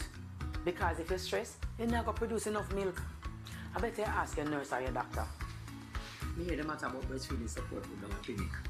Then teach the young mothers how to breastfeed properly. And take care of the picnic. Then teach our family to, I'm gonna eat Friday when I go clinic. And make sure you ask for the breastfeeding support group and join. Thank you, Mommy. I don't know what me to do without you. Breastfeeding is an act of love that bonds mothers and babies and provides mothers protection by lowering their risk of developing cervical and breast cancer. Breast is best. This is a message from the Ministry of Health and Wellness. If you no want pop down and fenke, you fi burn mosquito and run with dengue. So no make water Sickle in open container. For them we read up under the danger. Usher them out, run them away. Zap them with the zapper and down them with spray. Use mosquito net and mosquito screen. Protect your household, now make them come in. If you no want pop down and fenke, you fi burn mosquito and run with dengue. A message from the Ministry of Health. COVID has stressed me. Do take the vaccine. And through it all, our healthcare workers have been the real MVPs tackling COVID-19. Caring for you is our priority. As frontliners in the pandemic, they got vaccinated. I got the vax. I had to protect myself so that I can protect you. No, sir? Me, stop fret because my vax up. I made sure my mom and I got the vaccine. Protection is key. Me, vax up, me stop fret. Fam, help us protect you, your family and friends. So should you. Enough now. Take the vaccine. Get vaccinated. Get back.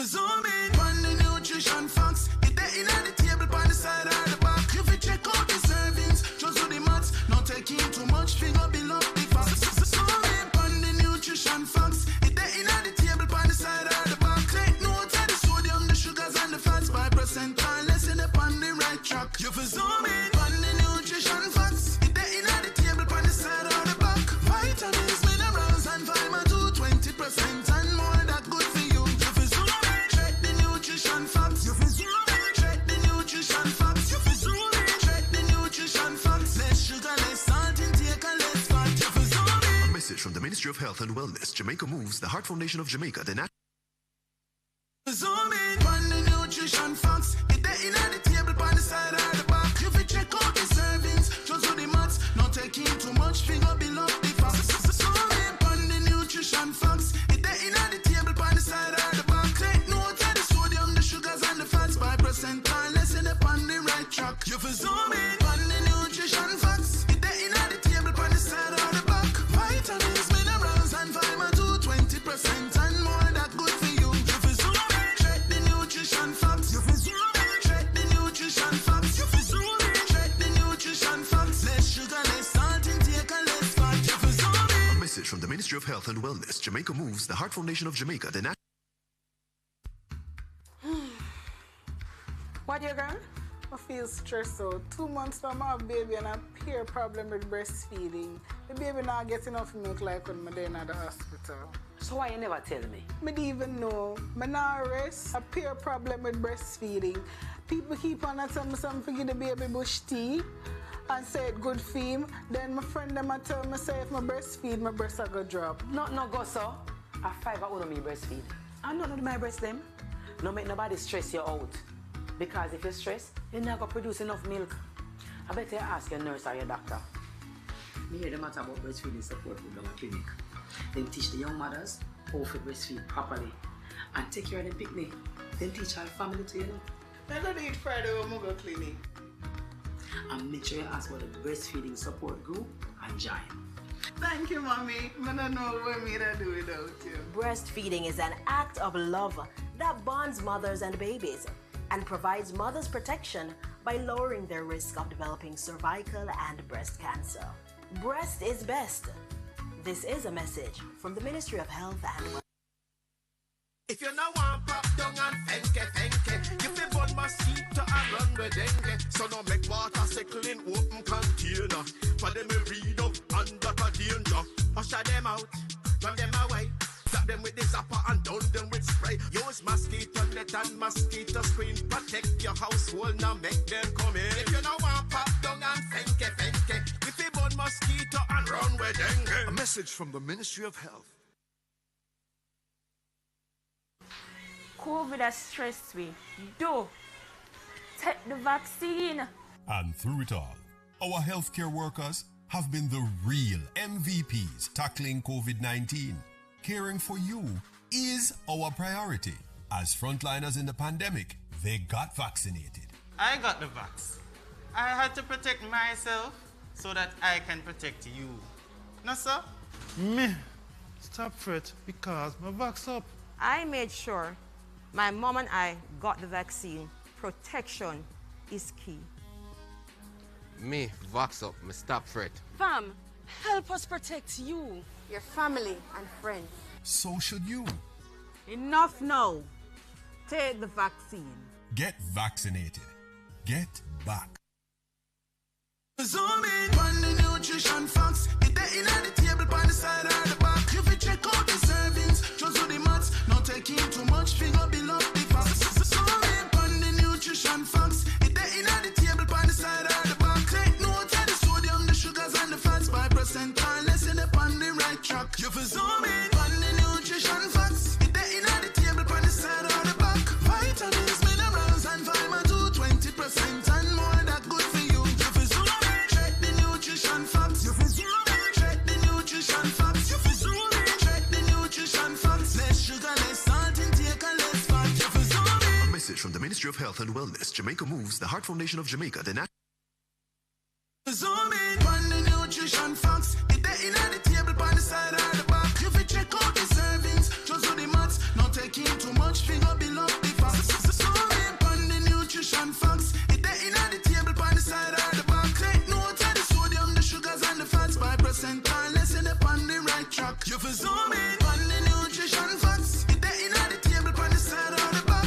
Vitamins, minerals and vitamin 2, 20% and more that good for you. You fi zoom in. Check the nutrition facts. You fi zoom in. Check the nutrition facts. You fi zoom in. Check the nutrition facts. Less sugar, less salt intake and less fat. You fi zoom in. A message from the Ministry of Health and Wellness, Jamaica Moves, the Heart Foundation of Jamaica, the What you girl? I feel stressed out. 2 months from I have baby and a peer problem with breastfeeding. The baby not get enough milk like when I'm in the hospital. So why you never tell me? I didn't even know. I not rest. A peer problem with breastfeeding. People keep on telling me something for the baby bush tea and say it good for him. Then my friend them tell me say if I breastfeed, my breast are go drop. No go so. A 5 hour me breastfeed. I don't know my breast them. No make nobody stress you out. Because if you stress, you're not going to produce enough milk. I better ask your nurse or your doctor. Me hear the matter about breastfeeding support group down at clinic. Then teach the young mothers how to breastfeed properly. And take care of the picnic. Then teach our family to, you know. I'm going to eat Friday when I go clinic. And make sure you ask for the breastfeeding support group and join.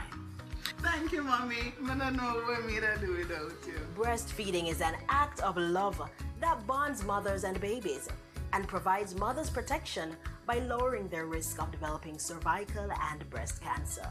Breast is best. This is a message from the Ministry of Health and Welfare. If you no want pop down and fenke, you fi burn mosquito and run with dengue. So no make water Sickle in open container.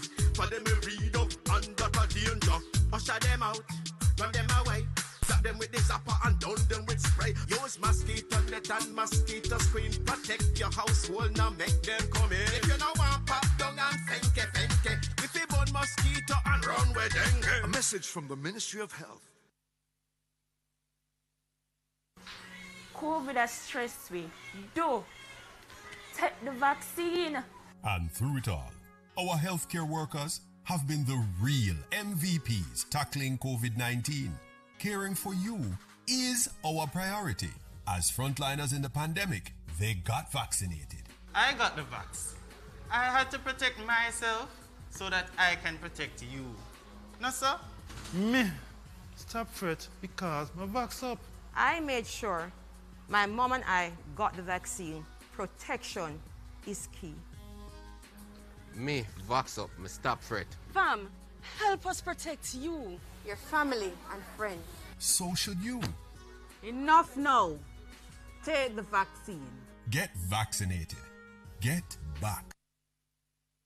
Zoom in on the nutrition facts. It dey in the table by the side or the back. You fi check out the servings, just do the maths. Not taking too much, figure below the facts. Zoom in on the nutrition facts. It dey in the table by the side or the back. Take note of the sodium, the sugars and the fats by percentile. Let's end up on the right track. You fi zoom in on the nutrition facts. It dey in the table by the side or the back. Vitamins, minerals and vitamin 2, 20% and more that good for you. You fi zoom in. Check the nutrition facts. You fi zoom in. Check the nutrition facts. You fi zoom in. Check the nutrition facts. Less sugar, less salt intake and less fat. You fi zoom in. A message from the Ministry of Health and Wellness, Jamaica Moves, the Heart Foundation of Jamaica, the Zoom in on the nutrition facts. It dey in the table by the side or the back. You fi check out the servings, just do the maths. Not taking too much, figure below the facts. Zoom in on the nutrition facts. It dey in the table by the side or the back. Take note of the sodium, the sugars and the fats by percentile. Let's end up on the right track. You fi zoom in on the nutrition facts. It dey in the table by the side or the back.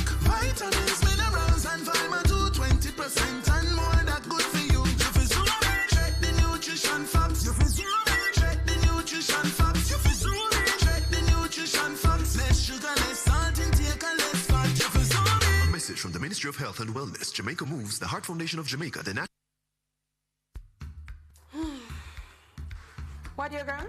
I feel stressed out. 2 months from my baby and a peer problem with breastfeeding. The baby not get enough milk like when I'm in the hospital. So why you never tell me? I didn't even know. I not rest. A peer problem with breastfeeding. People keep on telling me something to give the baby bush tea and say it good for him. Then my friend them tell me say if I breastfeed, my breast are gonna drop. No go so. A 5 hour me breastfeed. And none of my breast them. No make nobody stress you out. Because if you stress, you're not gonna produce enough milk. I better ask your nurse or your doctor. Me hear the matter about breastfeeding support with our clinic. Then teach the young mothers how to breastfeed properly. And take care of the picnic. Then teach our family to, you know. I'm gonna eat Friday when I go clinic. And make sure you ask about the breastfeeding support group and join. Thank you, Mommy. I don't know what me to do without you. Breastfeeding is an act of love that bonds mothers and babies and provides mothers protection by lowering their risk of developing cervical and breast cancer. Breast is best. This is a message from the Ministry of Health and Welfare. If you no want pop down and fenke, you fi burn mosquito and run with dengue. So no make water Sickle in open container. For them we read up under the danger. Usher them out, run them away. Zap them with the zapper and down them with spray. Use mosquito net and mosquito screen. Protect your household, now make them come in. If you no want pop down and fenke, you fi burn mosquito and run with dengue. A message from the Ministry of Health. COVID has stressed me. Do take the vaccine. And through it all, our healthcare workers have been the real MVPs tackling COVID-19. Caring for you is our priority. As frontliners in the pandemic, they got vaccinated. I got the vax. I had to protect myself so that I can protect you. No, sir? Me. Stop fret because my vax up.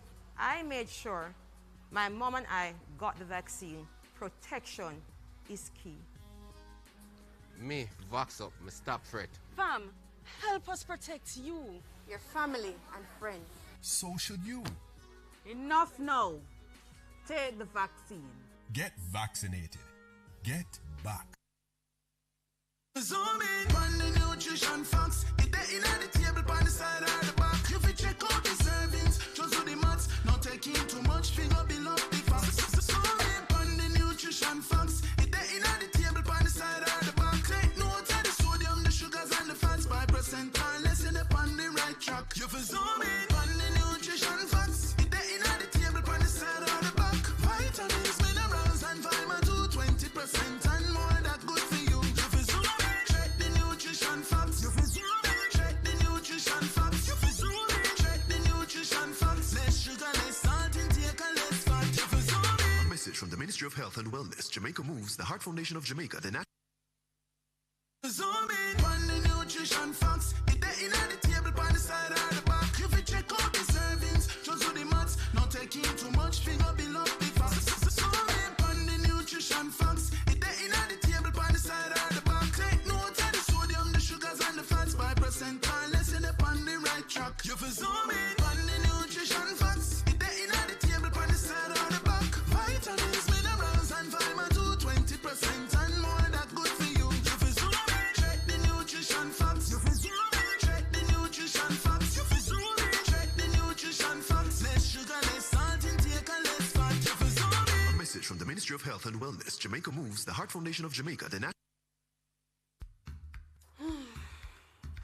What you girl? I feel stressed out. 2 months from my baby and a peer problem with breastfeeding. The baby not get enough milk like when I'm at the hospital. So why you never tell me? I didn't even know. I not rest. A peer problem with breastfeeding. People keep on telling me something to give the baby bush tea and say it good for him. Then my friend them tell me say if I breastfeed, my breast are gonna drop. No go so. A 5 hour me breastfeed. I don't know my breast them. No make nobody stress you out. Because if you stress, you're not going to produce enough milk. I better ask your nurse or your doctor. Me hear the matter about breastfeeding support program at clinic. Then teach the young mothers how to breastfeed properly. And take care of the picnic. Then teach our family to, you know. I'm going to eat Friday when I go clinic. And make sure you ask about the breastfeeding support group and join. Thank you, Mommy. I don't know what me to do without you. Breastfeeding is an act of love that bonds mothers and babies and provides mothers protection by lowering their risk of developing cervical and breast cancer. Breast is best. This is a message from the Ministry of Health and Wellness. If you no want pop down and fenke, you fi burn mosquito and run with dengue. So no make water Sickle in open container. For them we read up under the danger. Usher them out, run them away. Slap them with the zapper and down them with spray. Use mosquito net and mosquito screen. Protect your household, now make them come in. If you no want pop down and fenke, you fi burn mosquito and run with dengue. A message from the Ministry of Health. COVID has stressed me. Do take the vaccine. And through it all, our healthcare workers have been the real MVPs tackling COVID-19. Caring for you is our priority. As frontliners in the pandemic, they got vaccinated. I got the vax. I had to protect myself so that I can protect you. No, sir? Me. Stop fret because my vax up. I made sure my mom and I got the vaccine. Protection is key. Me, vax up, me stop fret. Fam, help us protect you, your family and friends. So should you. Enough now. Take the vaccine. Get vaccinated. Get back. Zoom in on the nutrition facts. It there in the table by the side or the back. You fi check out the serving.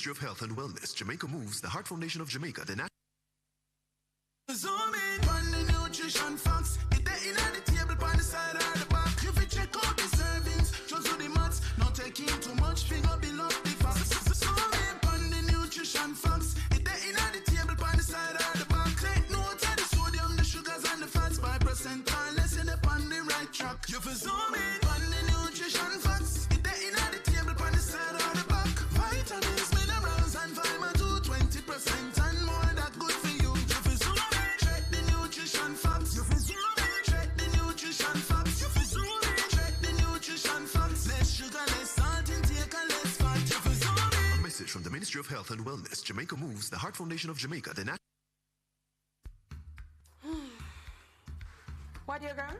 I feel stressed out. 2 months from my baby and a peer problem with breastfeeding. The baby not get enough milk like when I'm in the hospital. So why you never tell me? I didn't even know. I not rest. A peer problem with breastfeeding. People keep on telling me something for give the baby bush tea and say it good for him. Then my friend them tell me say if I breastfeed, my breast are gonna drop. No go so. A 5 hour me breastfeed. I don't know my breast them. No make nobody stress you out. Because if you stress, you're not gonna produce enough milk. I better ask your nurse or your doctor. Me hear the matter about breastfeeding support program at clinic. Then teach the young mothers how to breastfeed properly and take care of the picnic. Then teach our family to, you know. I'm gonna eat Friday when I go clinic. And make sure you ask about the breastfeeding support group and join. Thank you, Mommy. I don't know what me to do without you. Breastfeeding is an act of love that bonds mothers and babies and provides mothers protection by lowering their risk of developing cervical and breast cancer. Breast is best. This is a message from the Ministry of Health and Wellness. If you now want pop down and fenke, you fi burn mosquito and run with dengue. So no make water Sickle in open container. For them we read up under the danger. Usher them out, run them away. Zap them with the zapper and down them with spray. Use mosquito net and mosquito screen. Protect your household, now make them come in. If you now want pop down and fenke, if you burn mosquito and run with dengue. A message from the Ministry of Health. COVID has stressed me. Do take the vaccine. And through it all, our healthcare workers have been the real MVPs tackling COVID-19. Caring for you is our priority. As frontliners in the pandemic, they got vaccinated. I got the vax. I had to protect myself so that I can protect you. No, sir? Me. Stop fret because my vax up. I made sure my mom and I got the vaccine. Protection is key. Me, vox up, me stop fret. Fam, help us protect you, your family and friends. So should you. Enough now. Take the vaccine. Get vaccinated. Get back. Zoom in on the nutrition facts. It there in the table by the side or the back. You fi check out the servings, just do the maths. Not taking too much, figure below the facts. Zoom in on the nutrition facts. It there in the table by the side or the back. Take note of the sodium, the sugars and the fats by percentile. Let's end up on the right track. You fi zoom in on the nutrition facts. It there in the table by the side or the back. Vitamins, minerals and vitamin 2, 20% and more that good for you. You fi zoom in. Check the nutrition facts. You fi zoom in. Check the nutrition facts. You fi zoom in. Check the nutrition facts. Less sugar, less salt intake and less fat. You fi zoom in. A message from the Ministry of Health and Wellness, Jamaica Moves, the Heart Foundation of Jamaica, the Zoom in on the nutrition facts. It there in the table by the side or the back. You fi check out the servings, just do the maths. Not taking too much, figure below the facts. Zoom in on the nutrition facts. It there in the table by the side or the back. Take note of the sodium, the sugars and the fats by percentile. Let's end up on the right track. You fi zoom in on the nutrition facts. It there in the table by the side or the back. Vitamins, minerals and vitamin 2, 20% and more that good for you. You fi zoom in. Check the nutrition facts. You fi zoom in. Check the nutrition facts. You fi zoom in. Check the nutrition facts. Less sugar, less salt intake and less fat. You fi zoom in. A message from the Ministry of Health and Wellness, Jamaica Moves, the Heart Foundation of Jamaica, the What you girl? I feel stressed out. 2 months from my baby and a peer problem with breastfeeding. The baby not get enough milk like when I'm in the hospital. So why you never tell me? I didn't even know. I not rest. A peer problem with breastfeeding. People keep on telling me something to give the baby bush tea and say it good for him. Then my friend them tell me say if I breastfeed, my breast are gonna drop. No go so. A 5 hour me breastfeed. I don't know my breast them. No make nobody stress you out. Because if you stress, you're not gonna produce enough milk. I better ask your nurse or your doctor. Me hear the matter about breastfeeding support program at clinic. Then teach the young mothers how to breastfeed properly. And take care of the picnic. Then teach our family to, you know. I'm gonna eat Friday when I go clinic. And make sure you ask about the breastfeeding support group and join. Thank you, Mommy. I don't know what me to do without you. Breastfeeding is an act of love that bonds mothers and babies and provides mothers protection by lowering their risk of developing cervical and breast cancer. Breast is best. This is a message from the Ministry of Health and Welfare. If you no want pop down and fenke, you fi burn mosquito and run with dengue. So no make water Sickle in open container. For them we read up under the danger. Usher them out, run them away. Slap them with the zapper and down them with spray. Use mosquito net and mosquito screen. Protect your household, now make them come in. If you no want pop down and fenke, you fi burn mosquito and run with dengue. A message from the Ministry of Health. COVID has stressed me. Do take the vaccine. And through it all, our healthcare workers have been the real MVPs tackling COVID-19. Caring for you is our priority. As frontliners in the pandemic, they got vaccinated. I got the vax. I had to protect myself so that I can protect you. No, sir? Me. Stop fret because my vax up. I made sure my mom and I got the vaccine. Protection is key. Me, vox up, me stop fret. Fam, help us protect you, your family and friends. So should you. Enough now. Take the vaccine. Get vaccinated. Get back. Zoom in on the nutrition facts. It there in the table by the side or the back. You fit check out the servings, just do the maths. Not taking too much, figure below the fast. Zoom in on the nutrition facts. It there in the table by the side or the back. Take note of the sodium, the sugars and the fats. 5% or less in the on the right track. You fit zoom in on the nutrition facts. It there in the table by the side or the back. Vitamins, minerals and fiber to 20% and more that good for you. You fit zoom in. Nutrition facts. You feel zoom in. Check the nutrition facts. You feel zoom in. Check the nutrition facts. Less sugar, less salt, intake and less fat. You feel zoom in. A message from the Ministry of Health and Wellness, Jamaica Moves, the Heart Foundation of Jamaica, the Zoom in on the nutrition facts. It there in the table by the side or the back. You feel check out the servings, just do the maths. Not taking too much, figure below the facts. Zoom in on the nutrition facts. It there in the table by the side or the back. Take note of the sodium, the sugars and the fats. 5% or less in the on the right track. You feel zoom in on the nutrition facts. It there in the table by the side or the back. Vitamins, minerals and fiber to 20% and more that good for you. You feel zoom in. Check the nutrition facts. You feel zoom in. Check the nutrition facts. You feel zoom in. Check the nutrition facts. Less sugar, less salt, intake and less fat. You feel zoom in. A message from the Ministry of Health and Wellness, Jamaica Moves, the Heart Foundation of Jamaica, the What you girl?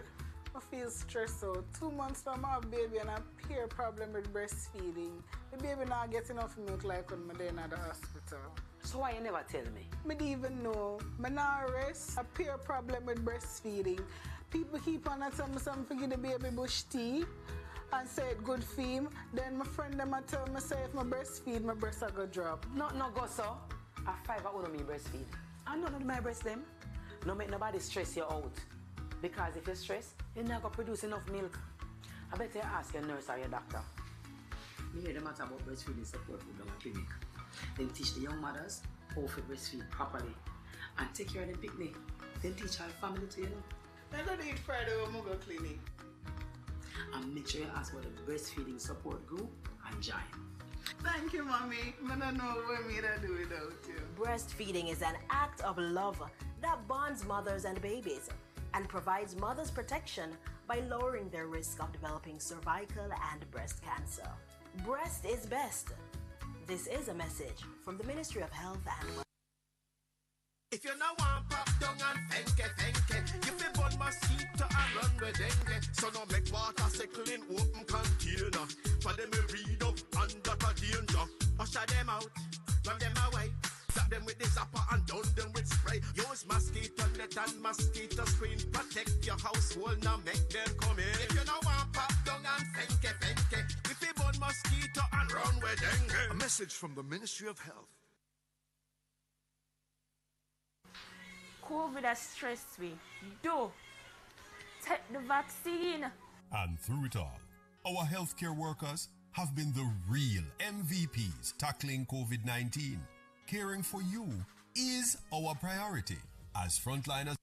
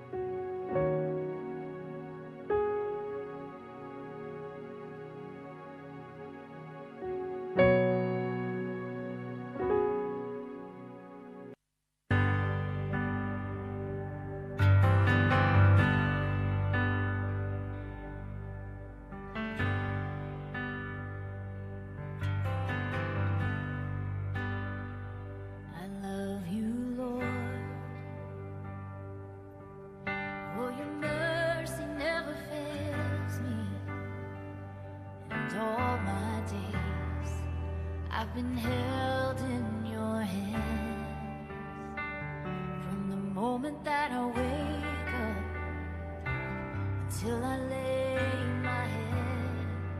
Oh, I will sing of the goodness of God. All my life you have been faithful. All my life you have been so, so good. Every breath that I am able, I will sing of the goodness of God. I love your voice. You have led me through the fire, and in darkest night, you were close like no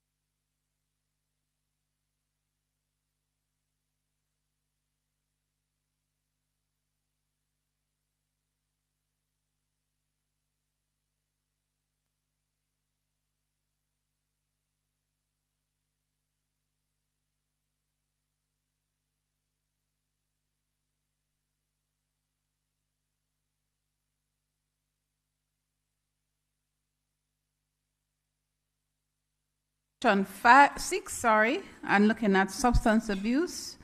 I am Dr. Charmaine Mignot, and I'm pleased to be back with you to examine studies related to substance abuse. We have 2 presenters for this session.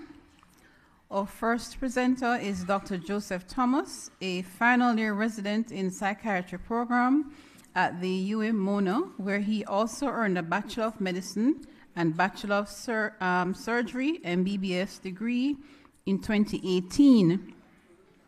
As a medical student, he was the national representative of the Jamaica Medical Students Association's Standing Committee on Human Rights and Peace. With his leadership, the group won the Project of the Year for their community mentorship program in 2015. Dr. Thomas is married and enjoys training for and competing in triathlons during his spare time. We also have with us again Dr. Kunal Lalwani, who is a lecturer at the Department of Community Health and Psychiatry, University of the West Indies, Mona, and as a psychiatrist at the University Hospital of the West Indies. He currently studies for his postgrad diploma in geriatric medicine and psychiatry from the Royal College of Physicians of Ireland and the Royal College of Physicians in the UK, respectively. Dr. Lalwani has a vested interest in research, having participated in this conference twice previously, and has published 8 peer-reviewed articles in several international journals. He has 15 years of experience working in psychiatry in St. Anne and Kingston, and is highly interested in substance use disorder, care of older adults, and public policy. So we'll begin with Dr. Thomas, followed by Dr. Lalwani. Please make them welcome to the podium.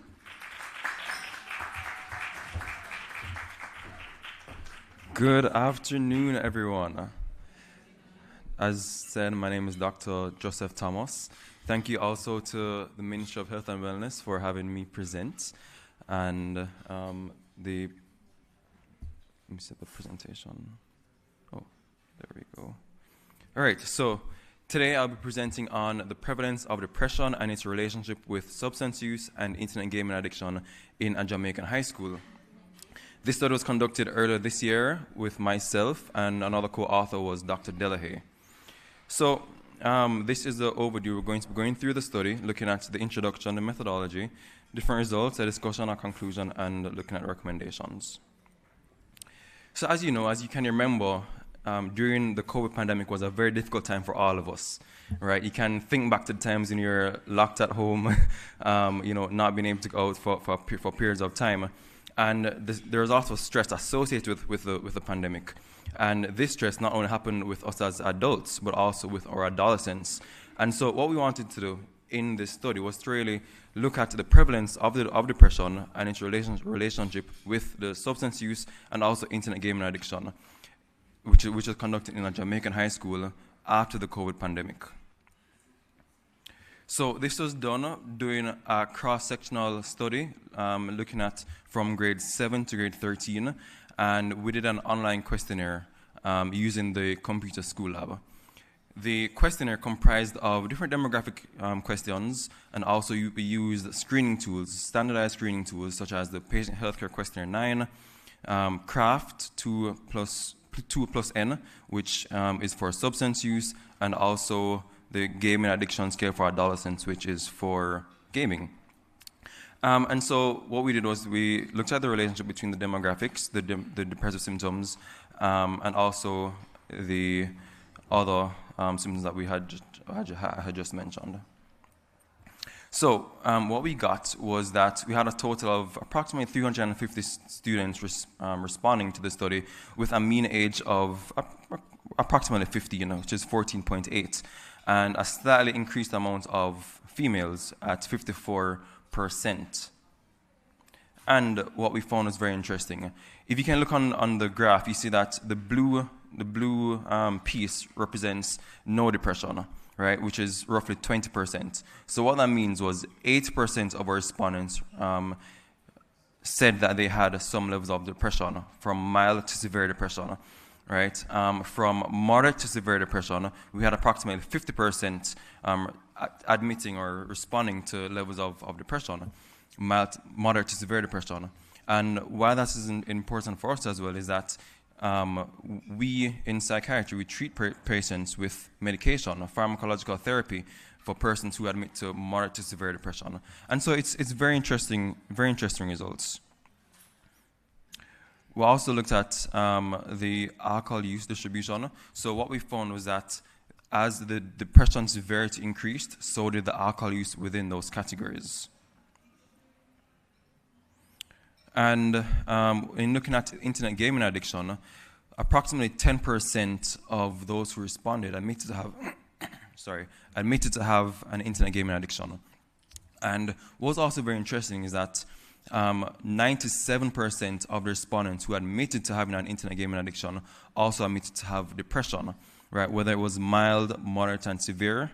As you can see here, mild, moderate, and severe were the ones that they admitted to mostly, but 97% of those who admitted to having an internet gaming addiction also had some symptoms of depression. And this was the first study of our knowledge to be looking at internet gaming addiction in Jamaica. And so when looking at previous data and comparing to what we're seeing now, what we actually saw was that there has been an increase in depressive symptoms from before COVID. Looking at a study done by Dr. Lowe in 2014, we saw a roughly 15% increase from mild to severe depression. Right, there was approximately a 15% increase. And in looking at studies, there was an international meta-analysis which was done, and this showed that there was a 10% increase when we compared our findings to their study. There was a 10% increase in the moderate to severe symptoms, right? So generally what we're seeing is that there has been an increase in depressive symptoms. And we can see that the severity, as the severity of depressive symptoms increased, so did the alcohol use in that category, as well as the internet gaming disorder. Those who admitted also had symptoms of depression. And so what we think is that the students may be using this as a maladaptive way of coping, which may have been formed during the COVID pandemic.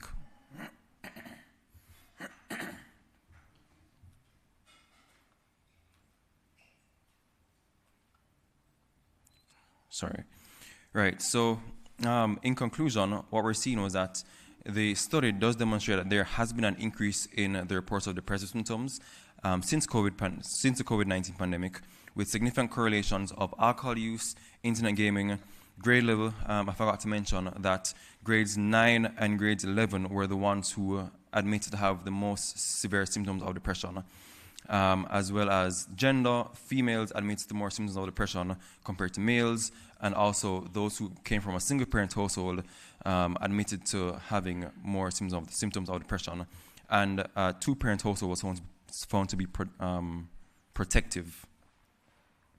So some recommendations that we have was really to engage staff and parents about the symptoms of depression and also their role in the healing journey.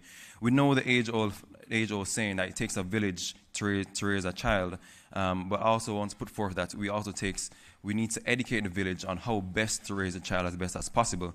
And we live in a new era where we can see these symptoms of depression, and so we need to be able to educate not just the staff, but also educate parents on how we can best identify some of these symptoms so we can have interventions.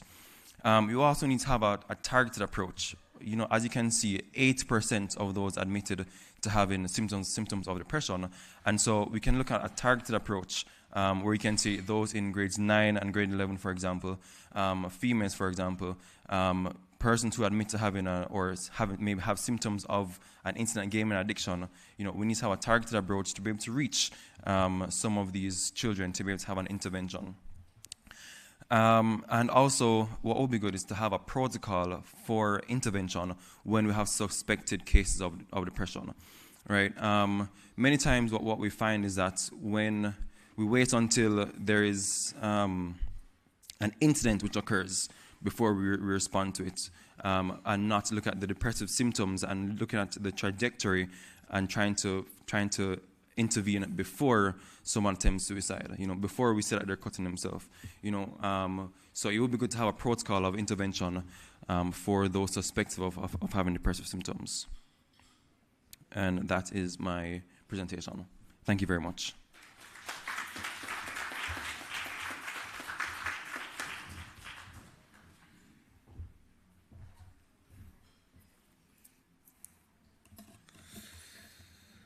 Okay. Good afternoon, everyone. Once again, thank you, Dr. Mignot, for your kind introduction and for moderating the session. Just before I start, I just want to acknowledge Dr. Thomas. His research actually represents the first of its kind here in Jamaica and by and large in the Caribbean. And so my congratulations to you on a well-done performance. This topic that I'm going to look at now is cannabis addiction, and focusing on the factors that are related to severe use here in Jamaica. I just want to give you some global context. The latest World Drug Report that was just published 1 year ago highlighted that cannabis continues to be the most widely used drug worldwide. In fact, it's the #1 substance use disorder in 40 countries globally. Here in Latin America and the Caribbean, we account for 10% of the 210 million people that would have used cannabis at that survey. That's approximately 20 to 21 million people. And just to give you a sort of indication as to the increasing trend, this represents 25% more users since 2010. Now let me give you a couple of the local facts. 40 to 60% of adolescents indicated that access to cannabis in their mind was easy. 60 to 80% of adults indicated that cannabis access was easy. 2 in 3 who experiment eventually graduated to being a past year or chronic cannabis user. 2 in 5 drivers who currently use also admitted to driving under the influence of cannabis. And 1 in 5 persons who admitted to polydrug use indicated that cannabis was the most common substance use in their polydrug combination. And so you ask, why do we do this study? Well, a number of us at the university felt that this was the right time. Renewed interest in its medicinal value.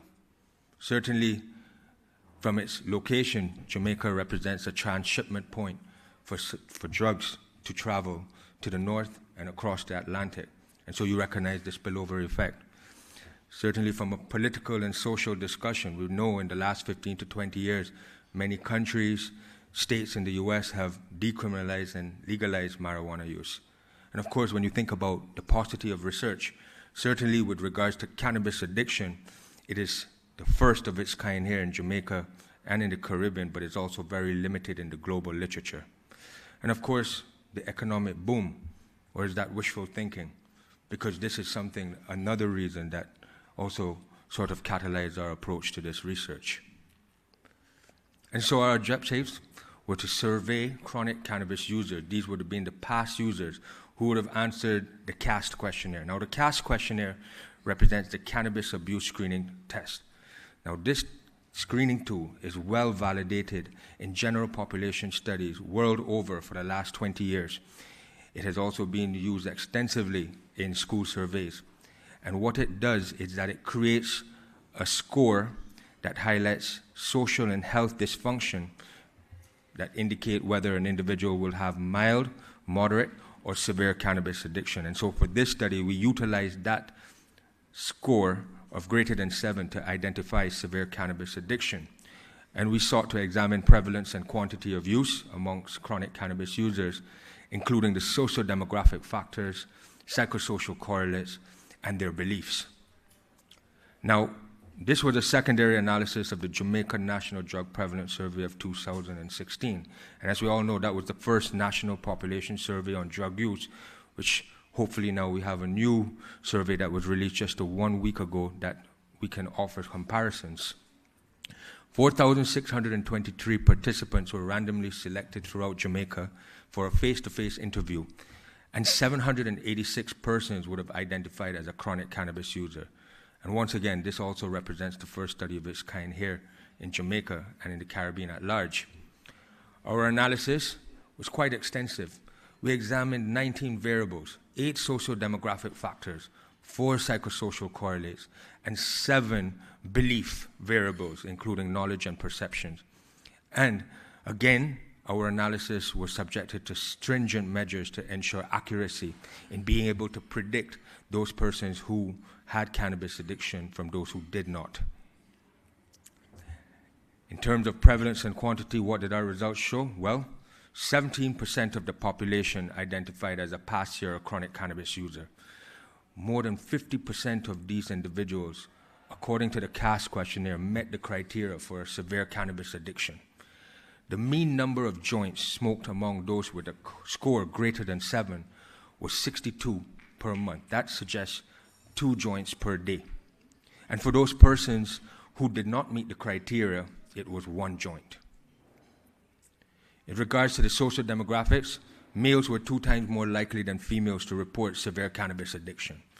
And with regards to young, middle, and older adults, they were 3 to 5 times more likely to report a severe cannabis addiction in comparison to adolescents. And just for context, those persons who identified were young would have been between the ages of 18 to 34. Those who were middle-aged would have been between 35 to 54, and those who were older adults would have been 55 and older. And of course, adolescents 12 to 17. And again, these are international accepted recategorizations of the age variable. In terms of psychosocial correlates, those who started before 11 years of age, we considered that childhood. Those at 12 to 17, adolescents, and 18 to 25, which would have been considered early adulthood, were 5 to 7 times more likely to report severe cannabis addiction than those who were 26 years and older. Those who reported access was easy were 3 times more likely to report severe cannabis addiction.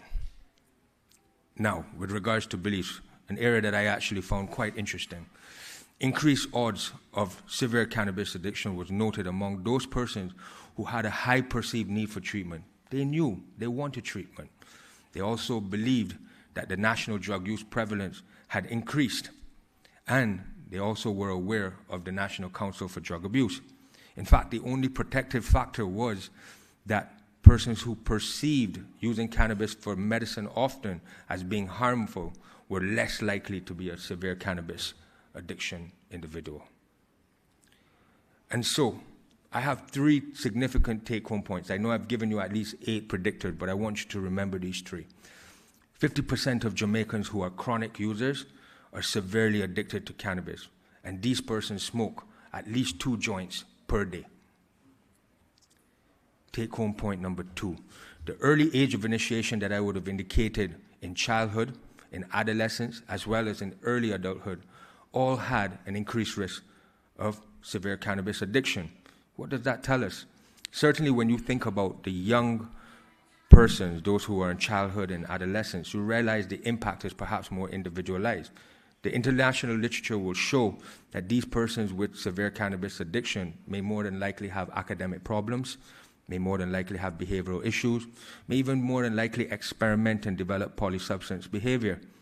But what about those persons who are in early adulthood who now commence using? Those persons, the impact is far more widespread. They impact the collective, their family members, impacts the household income, relationships. And so you realize that commencing in early stages of adulthood have a more widespread collective impact. And so the messages and the interventions that we take cannot be a one-size-fits-all. They must cater to 3 different but critical developmental life phases. And my third point, those who reported severe cannabis addiction felt they needed treatment. They were aware of the NCDA, and they were concerned about the national drug situation. In fact, this is quite notable because in that last drug prevalence survey, 80% of the population, and I'm talking about everyone, did not know about the existence of the National Council for Drug Abuse, except for these individuals who admitted to having a severe cannabis addiction. They knew. So what these findings tells us is that the barriers are likely structural and financial, and they require intervention. And this, in essence, does make sense. If you think about in Jamaica, our only addiction treatment services inpatient program is located at the University Hospital here in Kingston. There are no additional inpatient programs around the island. And so you recognize that access is limited. One additional point that we must be able to acknowledge is that intervention can also be best guided by the real lived experience of the individuals who are accessing these services. In fact, who better to advise than those who are using the services? Their input can be instrumental. And so, as part of our recommendations, we must adopt a public health approach. It endorses a collaborative perspective.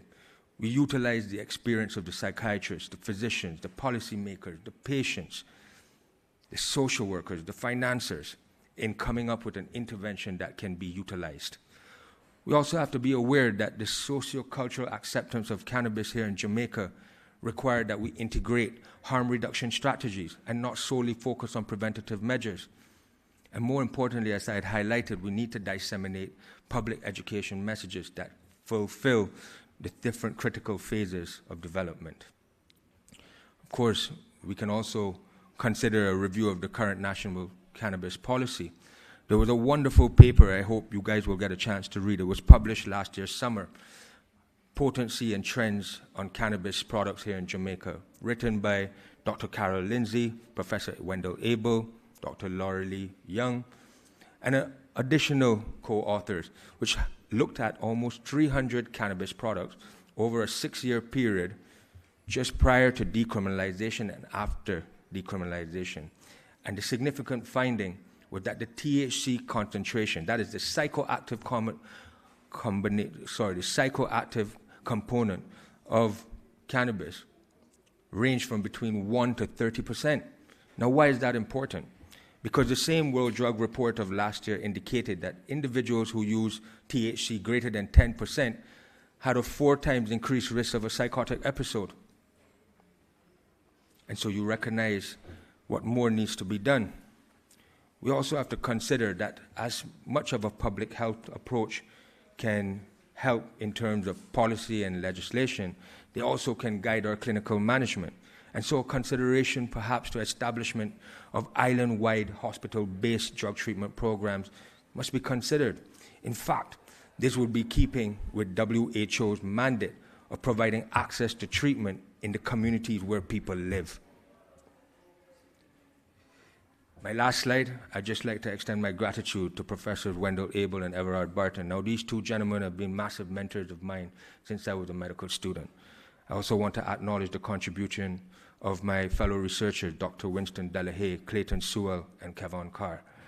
And certainly, I'd also like to thank my family who continue to make my house a home. Thank you, everyone.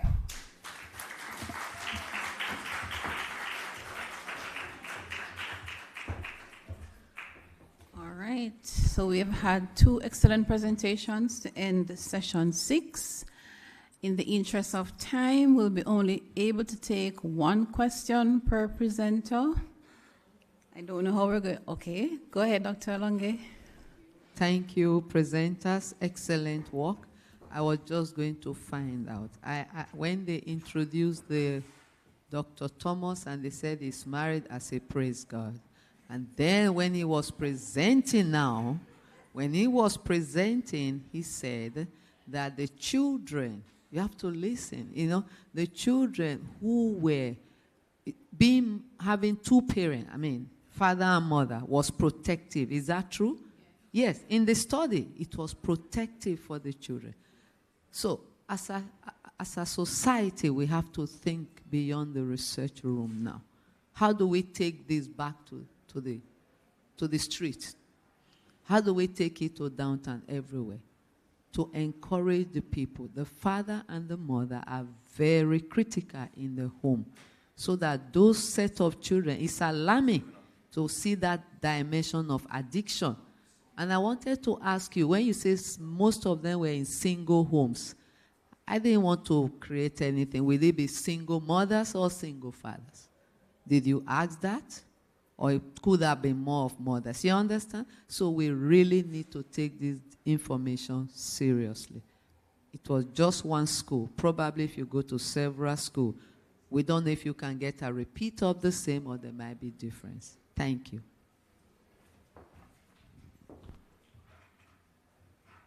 Yes, We have a microphone.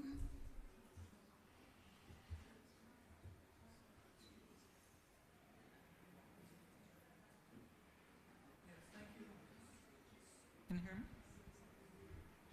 It's on. Yeah, good. Thanks very much. Both presenters, excellent, thought-provoking. So to Dr. Thomas, number one, if it's appropriate, may I ask which parish, or was this a rural or urban location for the school? Whichever one you can answer if you can. And then regarding the findings of depression, is it possible, or could you tell if the depression that was detected existed before COVID but was exacerbated by the lockdown, isolation, etc. of COVID, and therefore more push towards gaming, etc., because you can't go to school, you have almost nothing else to do. So did the depression exist before? And that's kind of why I'm asking you if the school was in a rural or urban, inner city or something location. You see what I'm saying? Okay.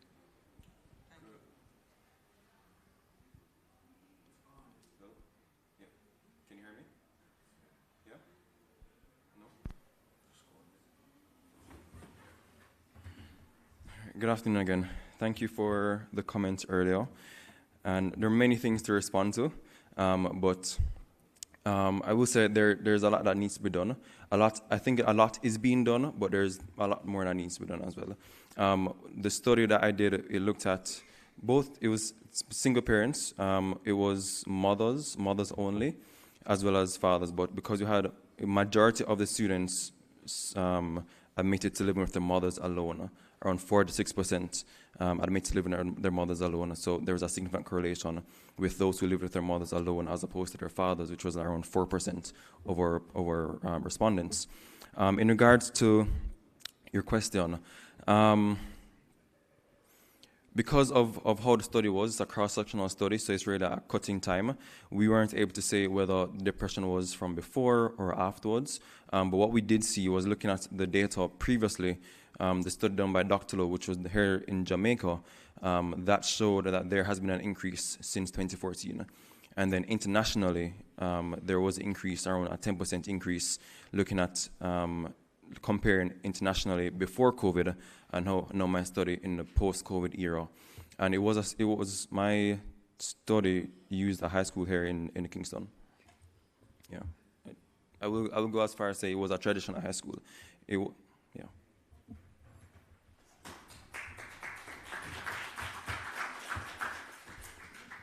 Okay, do we have any questions from the online audience? All right.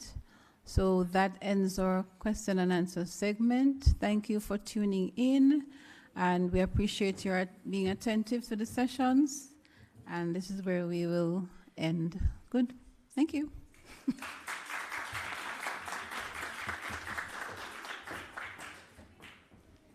And before Dr. Mignot goes, we want to thank her for staying the course for our last 2 sessions and for doing an excellent job. And we just want to have another round of applause for 2 excellent presentations.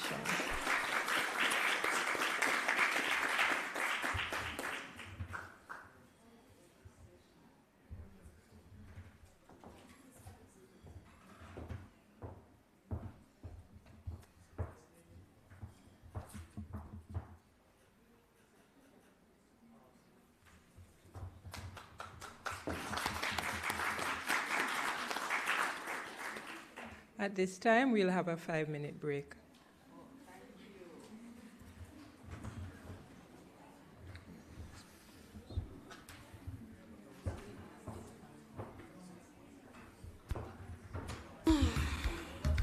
What you gone?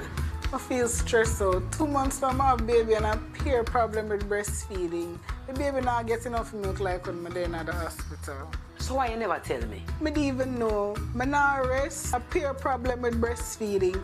People keep on telling me something for the baby bush tea and say it good for him. Then my friend them tell me say if I breastfeed, my breast are go drop. No go so. A 5 hour me breastfeed. I'm not do my breast them. No make nobody stress you out. Because if you stress, you're not going to produce enough milk. I better ask your nurse or your doctor. Me hear the matter about breastfeeding support group down at clinic. They teach the young mothers how to breastfeed properly and take care of the picnic. They teach our family to, you know. I don't need Friday when I go clinic. And make sure you ask about the breastfeeding support group and join. Thank you, Mommy. I don't know what me to do without you. Breastfeeding is an act of love that bonds mothers and babies and provides mothers protection by lowering their risk of developing cervical and breast cancer. Breast is best. This is a message from the Ministry of Health and Welfare.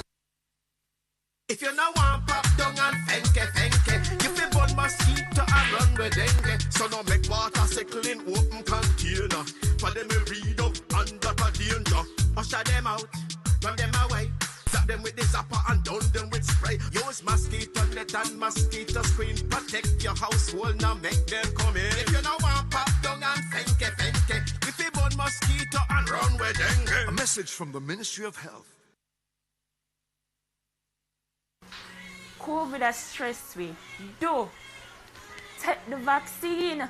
And through it all, our healthcare workers have been the real MVPs tackling COVID-19. Caring for you is our priority. As frontliners in the pandemic, they got vaccinated. I got the vax. I had to protect myself so that I can protect you. No, sir? Me. Stop fret because my vax up. I made sure my mom and I got the vaccine. Protection is key. Me, vax up, me stop fret. Fam, help us protect you, your family and friends. So should you. Enough now. Take the vaccine. Get vaccinated. Get back. Zoom in on the nutrition facts. It there in the table by the side or the back. You fi check out the servings, just do the maths. Not taking too much, finger below the facts. Zoom in on the nutrition facts. It there in the table by the side or the back. Take note of the sodium, the sugars and the fats. 5% or less in on the right track. You fi zoom in on the nutrition facts. It there in the table by the side or the back. Vitamins, minerals and vitamin 2, 20% and more that good for you. You fi zoom in, check the nutrition facts. You fi zoom in, check the nutrition facts. You fi zoom in, check the nutrition facts. Less sugar, less salt intake and less fat. You fi zoom in. A message from the Ministry of Health and Wellness, Jamaica Moves, the Heart Foundation of Jamaica, the Zoom in on the nutrition facts. It there in the table by the side or the back. You fi check out the servings, just do the maths. Not taking too much, finger below the facts. Zoom in on the nutrition facts. It there in the table by the side or the back. Take note of the sodium, the sugars and the fats. 5% or less in on the right track. You fi zoom in on the nutrition facts. It there in the table by the side or the back. Vitamins, minerals and vitamin 2, 20% and more that good for you. You fi zoom in, check the nutrition facts. You fi zoom in, check the nutrition facts. You fi zoom in, check the nutrition facts. Less sugar, less salt intake and less fat. You fi zoom in. A message from the Ministry of Health and Wellness, Jamaica Moves, the Heart Foundation of Jamaica, the What you girl? I feel stressed out. 2 months from my baby and a peer problem with breastfeeding. The baby not get enough milk like when I'm at the hospital. So why you never tell me? Me didn't even know. Me not rest. A peer problem with breastfeeding. People keep on telling me something to give the baby bush tea and say it good for him. Then my friend them a tell me say if I breastfeed me.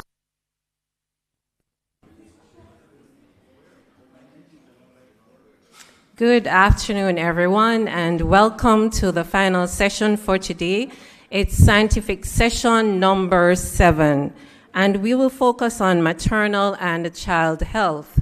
These presentations will close out the oral presentations for 2024, and we will have 5 presentations. We'll start with the first 2 presentations, followed by questions and answers. Well, one question per presenter in the interest of time, and that will be followed by the final 3 presentations. So allow me to introduce the first 2 presenters. Dr. Carol Lord. He's a public health specialist and currently serves as Program Development Officer in the Family Health Unit. Dr. Lord recently achieved a Doctor of Public Health degree from the University of the West Indies in 2024. Over the years, Dr. Lord has made significant contributions to research, authoring and co-authoring multiple papers in areas such as infectious diseases, sickle cell disease, pediatrics, and maternal health. Beyond her professional pursuits, she is a devoted mother of 2 young adults and a committed believer. Ms. Sachel Nelson is 23 years old, and she's an emerging epidemiologist with a passion for addressing public health challenges. She holds a bachelor's degree in experimental biology with first-class honors, and recently was awarded a master's degree in epidemiology with distinction from the University of the West Indies, Mona. Sachel has a strong interest in non-communicable diseases and their risk factors, as well as infectious diseases, and she plans to pursue a PhD in one of these areas. She lives by the mantra, true success is not measured by how much you have accomplished, but by how many lives you have impacted along the way. So let's welcome, first of all, Dr. Carol Lord.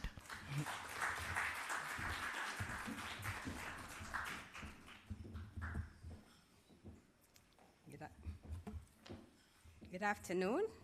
Thank you so much. I want to say good afternoon to the distinguished guests, colleagues, and fellow researchers. Today I will be presenting the results that examine the perinatal outcomes of mothers with eclampsia and preeclampsia treated at public hospitals in the Southeast region in Jamaica. This research aimed to highlight the impact of hypertensive disorder in pregnancy on neonatal health and the associated risk for adverse outcome. These are the authors. The presentation is outlined where we're going to look at some of the background and then look at some of the study findings. So preeclampsia and eclampsia actually is part of the hypertensive disorder of pregnancy. Hypertensive disorder of pregnancy actually have 5 categories.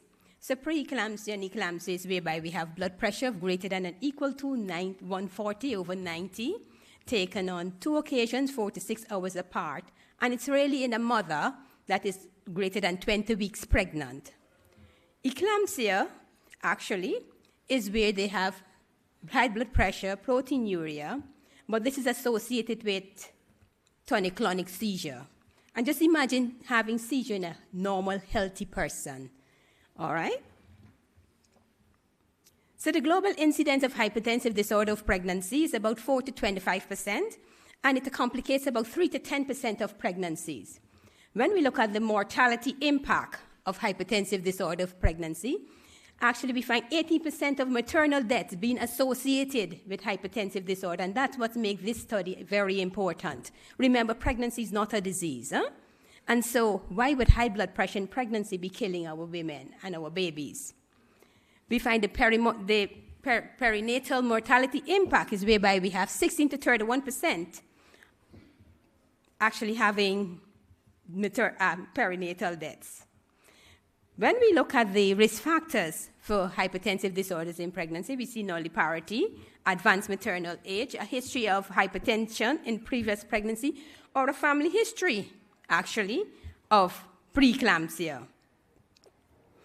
We look at the complication of hypertensive disorder, is that we can have maternal and fetal complication, with maternal being postpartum hemorrhage or antepartum hemorrhage. And for the fetal, we can have prematurity, neonatal deaths, and stillbirths.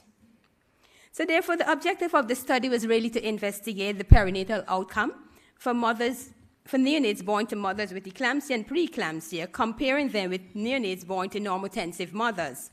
And this is actually between 2015 and 2019.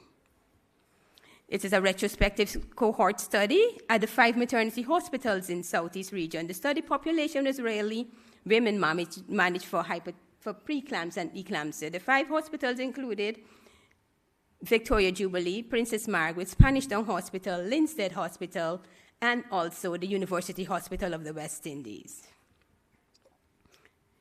These are the 5 hospitals in the Southeast region. So we reviewed actually 788 medical records at the public hospital. The sample was divided into 3 groups, that is, those with eclampsia, those with preeclampsia, and the normotensive. The chi-square analysis was actually used, and logistic regression were used to examine the relationship between hypertensive disorder, that is eclampsia and preeclampsia, and adverse neonatal outcomes, such as low birth weight, low Apgar scores, and neonatal admissions. The SPSS 21 was used as well as Theta 16. Ethical approval was received from the University Hospital, Southeast Region, and Ministry of Health and Wellness. So the perinatal outcomes. We look at low birth weight, Apgar score, nursery admission, preterm birth rates, and perinatal asphyxia, as well as perinatal mortality and stillbirth rates. The inclusion criteria included those who actually, you were pregnant and you presented to the hospital, and you were actually found to have high blood pressure, and so you were included in the study. The thing is that anywhere where a pregnant mother presented, we were able to locate the dockets, even if they presented to the female medical ward. And this is 10 days post-delivery, because eclampsia includes 10 days post-delivery. If they presented to the female ward with seizure disorder, and they were admitted and delivered within 10 days, they were actually located and admitted to the study. If you had a previous known seizure disorder, you were not included. So this is the data source. So let us look at what the results show.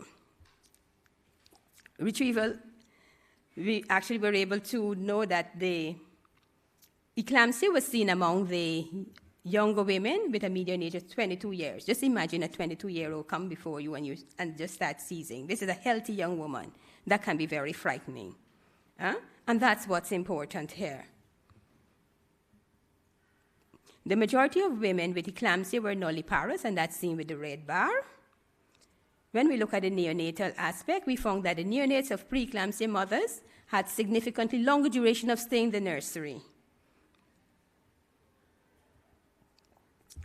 For the perinatal outcomes, when we look at the key perinatal outcomes and the risk, we found that the results reveal a significant difference in the neonatal outcome between preeclampsia and eclampsia among the normotensive mothers. The neonates were born to mothers with preeclampsia were at a much higher risk of being low birth weight, that they were at 8 times greater risk compared to the normotensive mothers. Additionally, they risk having lower Apgar score at 1 minute, and the odds ratio was about 16.91. It was important to know, though, that these patients actually also were admitted to the nursery. There was increased admission to the nursery. And they were actually had the highest preterm birth rate of 51 per 1,000 births. When we look at the perinatal mortality, we found that both eclampsia and preeclampsia very high perinatal mortality compared to the normotensive women there. Not good. So therefore, what we found that eclampsia and preeclampsias, these were actually, once mothers presented with eclampsia and preeclampsia, they were at increased significant risk of having poor outcomes as it relates to the low birth weight, as it relates to perinatal asphyxia, as it relates to mortality. It was great among this group. So therefore, in conclusion, we found that our study demonstrated that mothers with eclampsia and preeclampsia experience significantly poorer perinatal outcomes compared to the normotensive mothers. These conditions are strongly associated with things like asphyxia, low birth weight, preterm birth, and high nursery admissions. So in light of these findings, it's imperative to improve antenatal care, especially monitoring and early management of hypertensive disorders during pregnancy. Additionally, providing medical support for the sick infant, because most often these babies are delivered before term. So providing support for these infants is very important. So by focusing on early intervention and timely treatment, we can reduce the risk associated with these hypertensive conditions and ultimately improve the health of our mothers and babies in Jamaica. What are some of the policy implications? While our primary focus was on the medical and the neonatal outcomes, strengthening the maternal health service, particularly for our high-risk mothers, would be important. Providing care for our sick and at-risk infants, and be able to have early diagnosis of these mothers with hypertensive disorders, because early diagnosis means early intervention, and that means preventing, have more favorable outcome for both mother and baby. Knowing that with the baby and with the mother, because of placental insufficiency, they both have substandard or compromised health during the pregnancy. So we want to be able to have early diagnosis, meaning that we have to identify them early. In addition, we want to have continued research and policy adaptation for maternal health improvements, in that we develop comprehensive guidelines to standardize care of these women and these babies. What is important here is that the delivery of the placenta is what is important. And so our findings are actually comparable to those globally, except for our perinatal mortality and stillbirth rate. Those are higher than the regular global, and so it means that we need to look more into that. So I just want to say thanks to my supervisor, Professor Afet McCobbins, and to the Department of Health and Psychiatry for their ongoing commitment and assistance. I want to say thanks to the Ministry of Health and Wellness, and a special thanks to the University of the West Indies and the Pan American Health Organization, and thank you for listening.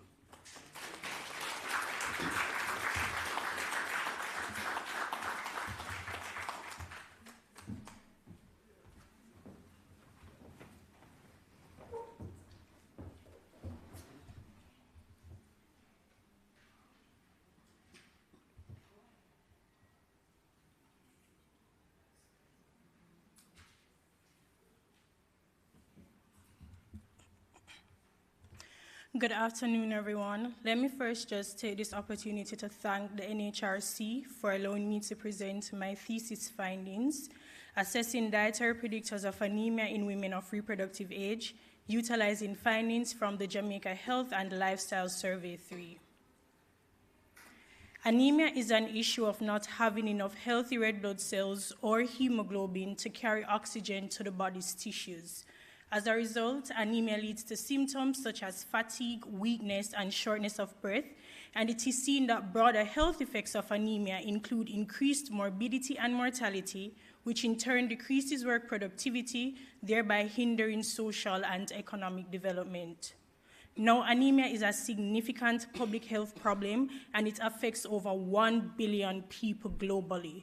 However, women of reproductive age, that is those between 15 to 49 years old, are quite at risk. But what exactly accounts for this susceptibility? Heavy menstrual blood loss, along with the increased physiological demands of pregnancy and childbearing, makes our women of reproductive age more vulnerable to anemia. Anemia in women of reproductive age is defined by hemoglobin levels, where a non-pregnant woman is said to be anemic if her hemoglobin level falls below 12 grams per deciliter, while for pregnant women, this is below 11 grams per deciliter. Anemia is also categorized by severity, that is mild, moderate, and severe, as displayed on screen. In terms of anemia prevalence, estimates reveal that globally anemia affects 30% of our women of reproductive age. Now, in the Caribbean region, the average prevalence is 29.2%. The United Nations has a global aim to reduce anemia prevalence by 50% by the year 2030. However, several countries, particularly our low and middle income countries, are failing to meet this target. And so what we see is that without significant intervention, anemia is actually projected to increase globally instead. As a result of this, it is imperative to understand the various types of anemia for effective assessment and management. Now, iron deficiency anemia is the most prevalent type of anemia, followed by anemia of chronic disease. However, another common type of anemia following these is known as megaloblastic anemia, and it should not be dismissed in our anemia assessments. So this occurs when the concentration of hemopoietic nutrients are insufficient for red blood cell production, but can also be as a result of increased nutrient losses such as hemorrhage associated with childbirth or heavy menstrual periods. In many instances where diets lack sufficient micronutrients due to dietary diversity, poor dietary diversity, food insecurity, and iron deficiency, this type of anemia development may be an outcome. Additional risk factors include our socioeconomic status, sociodemographic factors, as well as physiological factors. Currently, there's a paucity of data on the epidemiology of anemia in women of reproductive age due to dietary diversity, food insecurity, and iron deficiency status in Jamaica, which is why this research aimed to investigate the impact of these factors on the prevalence and severity of anemia among our Jamaican women of reproductive age, while also assessing the contributions of additional covariates such as physiological, socioeconomic, and sociodemographic factors. Now on to our methods. So the study design was cross-sectional in nature, utilizing secondary data from the Jamaica Health and Lifestyle Survey 3. Our study participants included a subsample of women of reproductive age that matched our inclusion criteria. This was that the woman of reproductive age should have at least one biologically plausible hemoglobin or serum ferritin value. After applying our inclusion criteria, the final sample size was 353 women. However, due to the complex survey design utilized, this actually represented just shy of 744,000 Jamaican females nationally. The outcome variable was anemia, and it was explored as a binary variable using the cutoff points for non-pregnant women. The primary explanatory variables were food security, which was developed from 5 questions, followed by categorizing our women as either being secure or insecure. Dietary diversity, which was a modified version of the minimum dietary diversity score for women of reproductive age. And lastly, iron deficiency status, which was defined as serum ferritin levels below 15 micrograms per liter. Additional covariates are displayed on screen. For statistical analysis, all were conducted using Stata Software version 18. We began with descriptive statistics to summarize the characteristics of our study participants. Bivariate analysis used Pearson's chi-square and unadjusted logistic regression to explore associations with anemia, presenting odds ratios and 95% confidence intervals. Finally, in our multivariable regression analysis, we used the stepwise backward approach for variable selection, refining the final model for significant predictors. All estimates were survey-weighted to account for sampling design. Now on to our results. So the prevalence of anemia was found to be 28% in this study, and it was also seen that 25.5% of our women were iron deficient, 32.4% had low dietary diversity, and 63% were food insecure. Anemia prevalence differed significantly by iron deficiency status and dietary diversity, but not by food security. So for iron deficiency, we see that women who were iron deficient had a 60% rate of anemia compared to about 15% of those who did not have iron deficiency, and this was a statistically significant difference. For dietary diversity, around 35% of our women with low dietary diversity were anemic compared to those with high dietary diversity.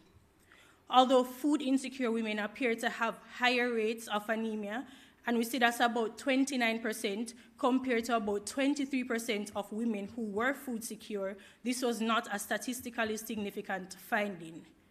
We had also garnered that the attributable risk of anemia due to iron deficiency was 47.4%, and the population attributable risk was 42.1%. We had also looked at the prevalence of anemia severity by the 3 primary explanatory variables. Here is what we found. So for food security, while not statistically significant, insecure women had higher rates of mild and moderate anemia compared to those who were secure. For dietary diversity, women with low dietary diversity have significantly higher rates of mild and severe anemia compared to those who have high dietary diversity. Iron deficiency is strongly associated with anemia, where women with iron deficiency had significantly higher rates of moderate and severe anemia compared to their non-iron deficient counterparts. Regarding multivariable regression analyses, our findings reveal that women who were food insecure had lower odds of anemia. However, this was not a statistically significant finding. Women with high dietary diversity had a 43% lower odds of being anemic compared to those with low dietary diversity. This was a statistically significant finding.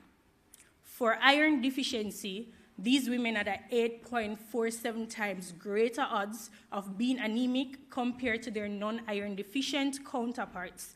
And lastly, multiparity, which simply means that a woman has had 2 or more live births, was a significant covariate associated with anemia. So these women had a 3.15 times greater odds of being anemic compared to a woman who had no children. Overall, iron deficiency significantly increased anemia risk. Food insecurity was not associated with anemia. High dietary diversity was protective and statistically significant, and parity significantly increased anemia risk. Our findings reveal that there's a high prevalence of anemia among our Jamaican women of reproductive age. While food insecurity was not a statistically significant predictor, its potential role in anemia prevention should not be dismissed. We recommend that future studies should aim to assess the psychometric properties of the food insecurity tool in the local context, and ultimately, addressing anemia in Jamaica will require at the community level both nutritional and educational interventions.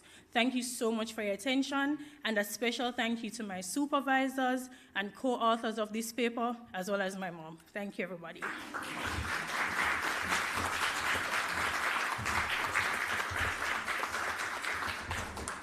Very lovely applause for 2 wonderful presentations, and thanks for sharing your findings with us.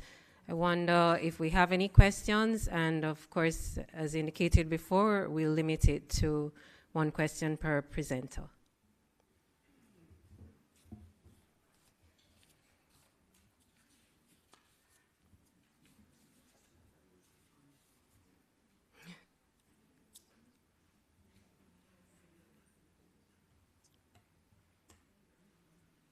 All right, so we have questions from online. You have the mic.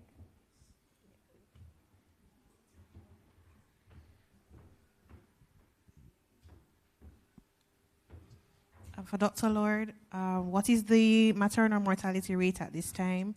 And are we improving as we have been working on this for a while?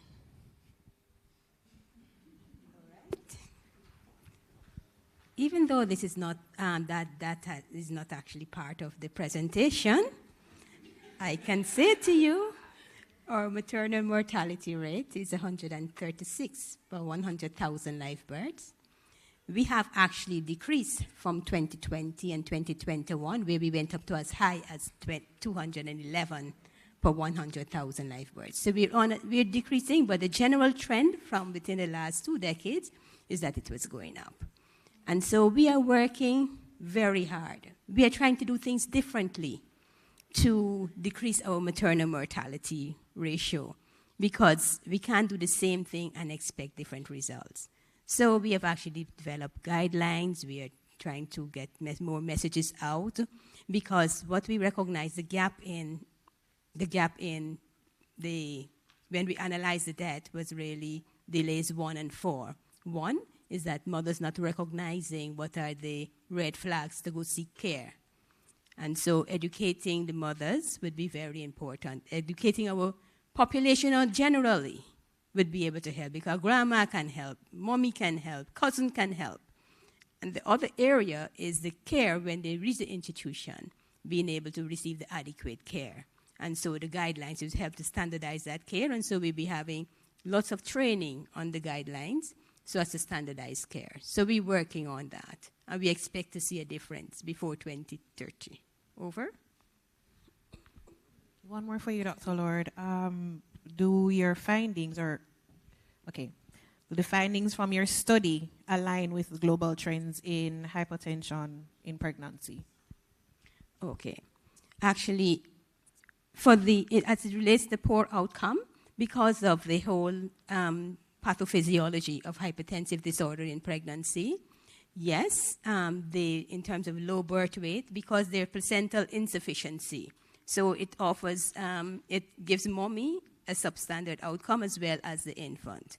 So as it relates to low birth weight, as it relates to nursery admissions, yes. But as it relates to the mortality and stillbirth rate, we're above the global area of which would be addressed as we look into closer monitoring, early diagnosis, so that we can have early intervention. We're above the global figures. Over. And it means that there's something that we need to do something differently within the Southeast region. And remember, the Southeast region is 47% of Jamaica's population. So it's something serious that we need to address.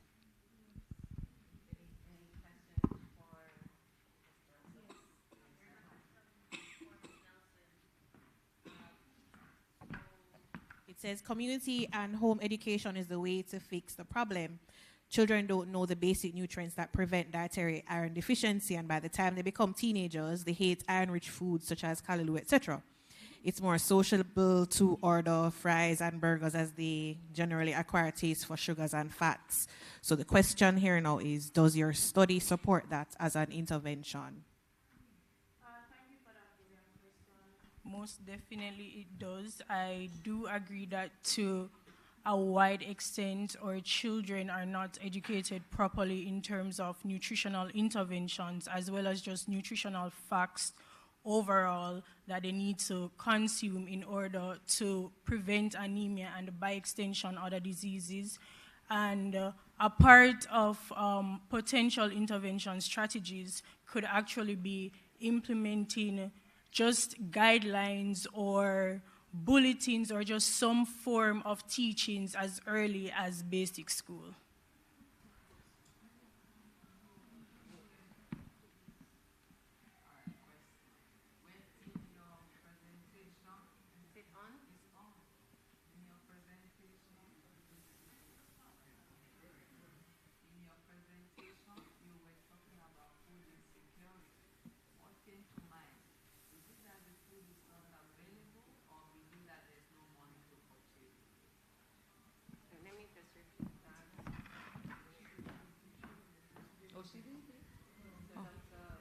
Oh, sorry. Okay, thank you. My question was, in the presentation, you talk about food insecurity. So I was trying to find out, is it that the food was not available or there was no money to buy the food? So food insecurity means that you do not have the food to consume. But I can say it also does overlap a lot with your socioeconomic status. So to some extent, the answer to your question could actually be both.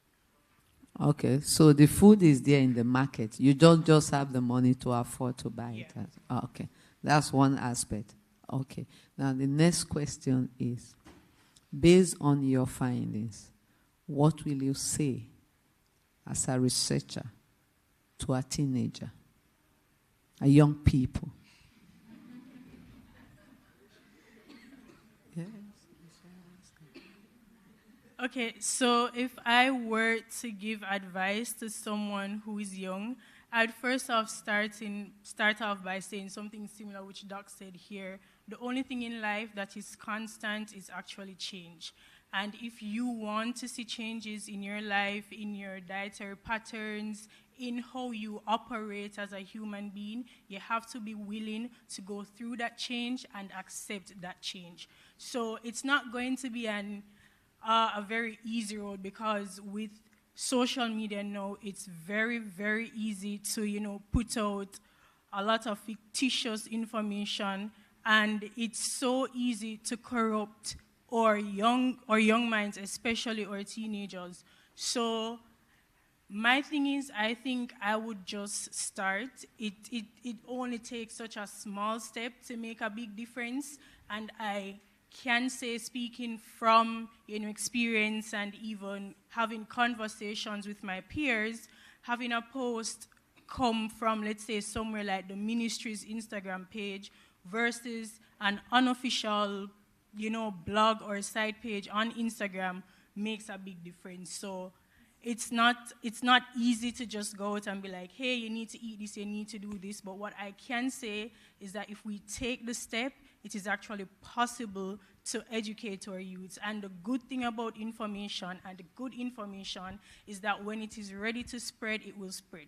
So we just need to get it among our youngs, among in our schools, and they will actually pass it on not only to their peers, but perhaps to their family members as well, to their church, any area or institutions or organizations that they may be a part of. Okay, thank you. And I think another thing we might do, we might to force feed them the callaloo. All right, let's thank the first two presenters again, and thanks for engaging them. All right, so we'll move to the final three presenters. I'll introduce them. The third will present from online. We'll start with Dr. Shekinah Hayden Matthews, to my left. She is currently the pediatrician at the Kingston and St. Andrew Health Department, where she's dedicated to improving the pediatric care at the primary health level and advocating for children's health and well-being. She holds a Doctor of Medicine in Pediatrics with over 7 years of experience working at the Victoria Jubilee Hospital, Bustamante Hospital for Children, and the University Hospital of the West Indies. In 2021, she was recognized as the top exam candidate for DM Pediatrics Part 1, and in 2023 received the UHWI Pediatric Research Forum Research Prize. And she is deeply devoted to God, her family, and her patients, balancing her life as a wife to a wonderful husband and a mother to 2 adorable children. Next, we have Dr. Alistair Carvalho. He is a recently graduated pediatrician and the chief pediatric resident at the University Hospital of the West Indies. Dr. Carvalho completed his medical training in Santiago de Cuba at the Instituto Superior de Ciencias Médicas. You can correct me when you come. And later specialized in pediatrics during his residency at the University Hospital of the West Indies. As the chief resident, he oversees the pediatrics residency program, coordinates clinical rotations, and helps to manage patient care on the pediatric ward. Dr. Carvalho looks forward to furthering his career in pediatric medicine as a neonatologist and contributing to advancements in child health care. And the final presenter, who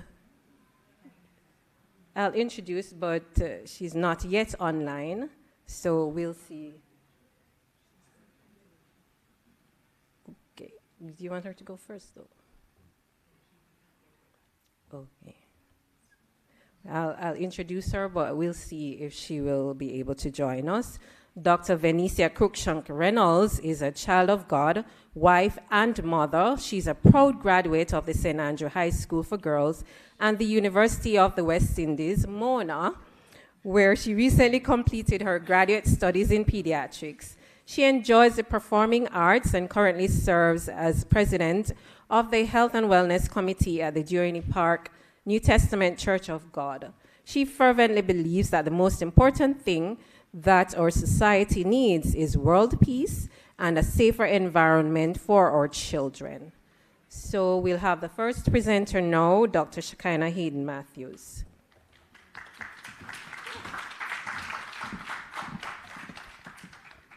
Good afternoon, everyone. I'm Dr. Shekinah Hayden Matthews, and there's a stand that I can fit at.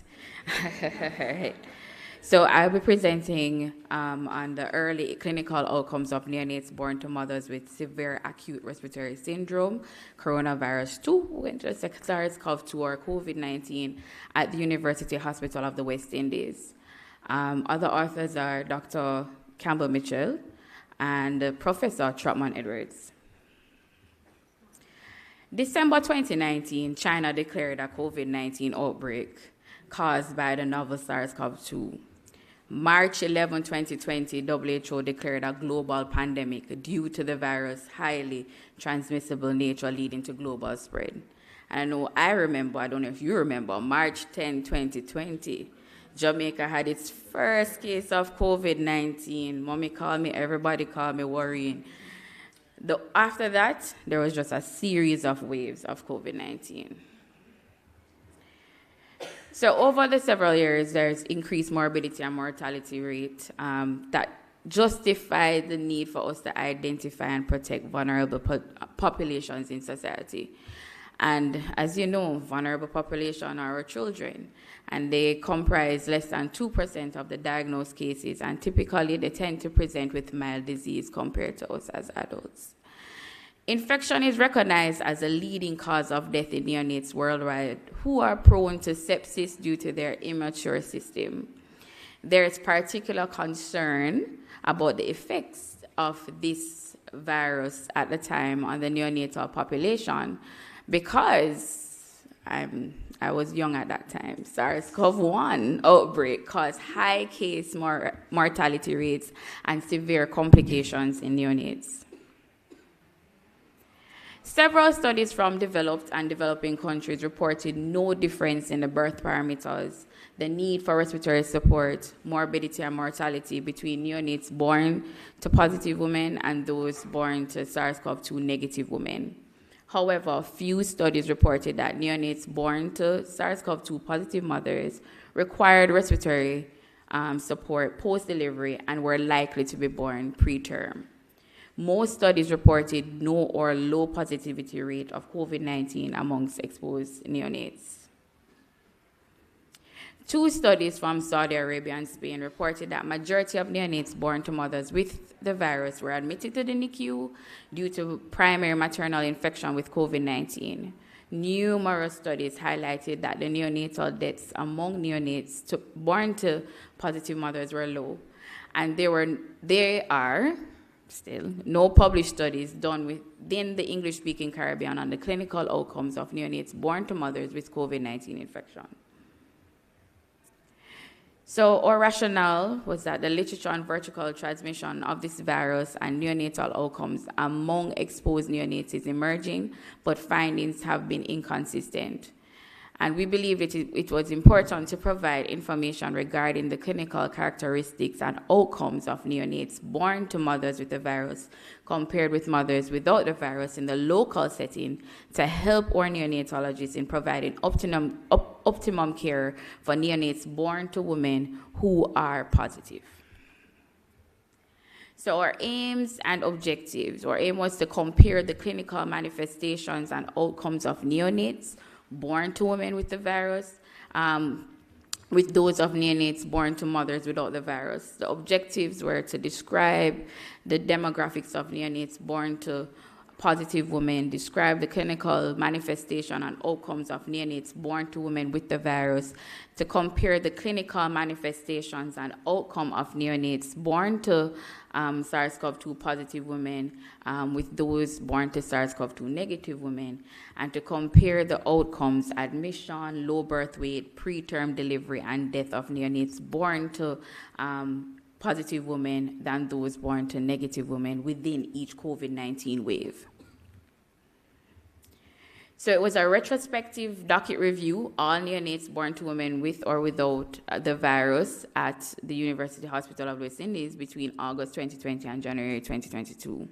The study participants were identified using our labor ward admission logbook.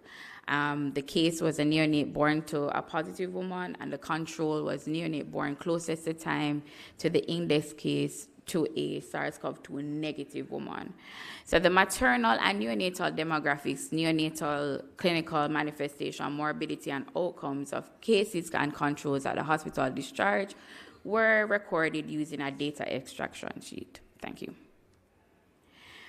So this is where we had our regular wards, and we also isolated those. So those who were exposed went on to our neonatal HDU and isolated ward. We used, for our demographics, clinical characteristics and outcomes were compared between neonates born to women with or without the virus using a chi-square test, independent sample t-test, and Mann-Whitney U-test. And we analyzed our data with SPSS version 22, and our statistical significance was taken at a p-value less than 0.05. So we had a total of 162 neonates that were entered into the study, equal distribution between negative and positive women. Of those born to positive women, 91% were asymptomatic, and we have a relatively equal distribution between females and males, and 88% were born at term. I'm not sure how clear this is. However, we did not have any significant difference in the demographics of the SARS-CoV-2 positive and negative mothers who delivered during that time period. We essentially did not have any significant difference with our demographics for the neonates born to exposed, well, born exposed, right, versus those who were born to negative mothers, except for the admissions. So we noted that neonates born to CoV-2 positive mothers were more likely to be admitted. The common reasons for neonates to be admitted were prematurity and its complications and transient tachypnea of the newborn. Our results show that there were no difference in the length of hospital stay or morbidity noted between the neonates born to both groups. 2.5% of SARS-CoV-2 exposed neonates tested positive for the virus and were discharged home with their mothers. 3.7% for both exposed and unexposed neonates died, and there were no excess morbidity or mortality that was noted. For the waves, I know the first, the second, and the third wave. In the first wave, we saw that there was more, or neonates were more likely to be admitted, and we'll talk about that in the discussion, but they were more likely to be admitted during our first wave. So our findings confirm that early neonatal outcomes of babies born to SARS-CoV-2 positive women are favorable and are in keeping with earlier studies. Our results concurred with several studies that there are no significant differences in the mode of delivery, gestational age, birth weight, Apgar scores, and need for respiratory support between neonates born to positive and those born to mothers without the virus. The rate of SARS-CoV-2 positivity in neonates born to SARS-CoV-2 positive women was low as seen in other studies. There was no increased risk of morbidity and mortality in neonates born to positive women, as well as neonates who tested positive for the virus. Similar to previous studies, neonates born to positive women were more likely to be admitted than those born to negative women. This is because during the first COVID-19 wave, when we're all just knowing the virus, neonates born to SARS-CoV-2 confirmed women were more likely to be admitted because we were uncertain about the neonatal outcomes at the start of the pandemic. There are some limitations to our study. We had missing data. Thank you. We had missing data for maternal and neonatal demographics and clinical manifestations and outcomes. It was a single-centered study, so we had not had from different institutions to compare. This study did not examine the presence of the virus in the placenta, cord blood, and breast milk of the COVID-19 confirmed women. It would have been ideal for antibody testing to have been conducted on all neonates born to or positive women to more accurately determine positivity. So our recommendations were that exposed neonates should follow the standard protocol as per institutions. There is no need for a routine real-time PCR testing for all neonates born to positive women, except if other clinical conditions are identified. Positive mothers can continue to provide routine care for their neonates and breastfeed their infants once both are clinically well to do so. In conclusion, there is no excess morbidity or mortality for infants born to women with SARS-CoV-2 compared to neonates born to women who are SARS-CoV-2 positive. And these are my references. Thank you.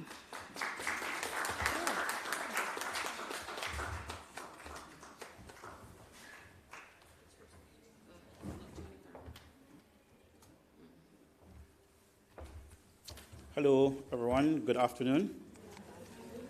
I'm Alistair Carvalho. Thanks for that wonderful introduction. And thanks to the Ministry of Health and Wellness for affording me this opportunity to present my research topic. My research, titled Hypoxic Ischemic Encephalopathy, Incidence, Outcome at Discharge, and Predictors of Poor Outcome.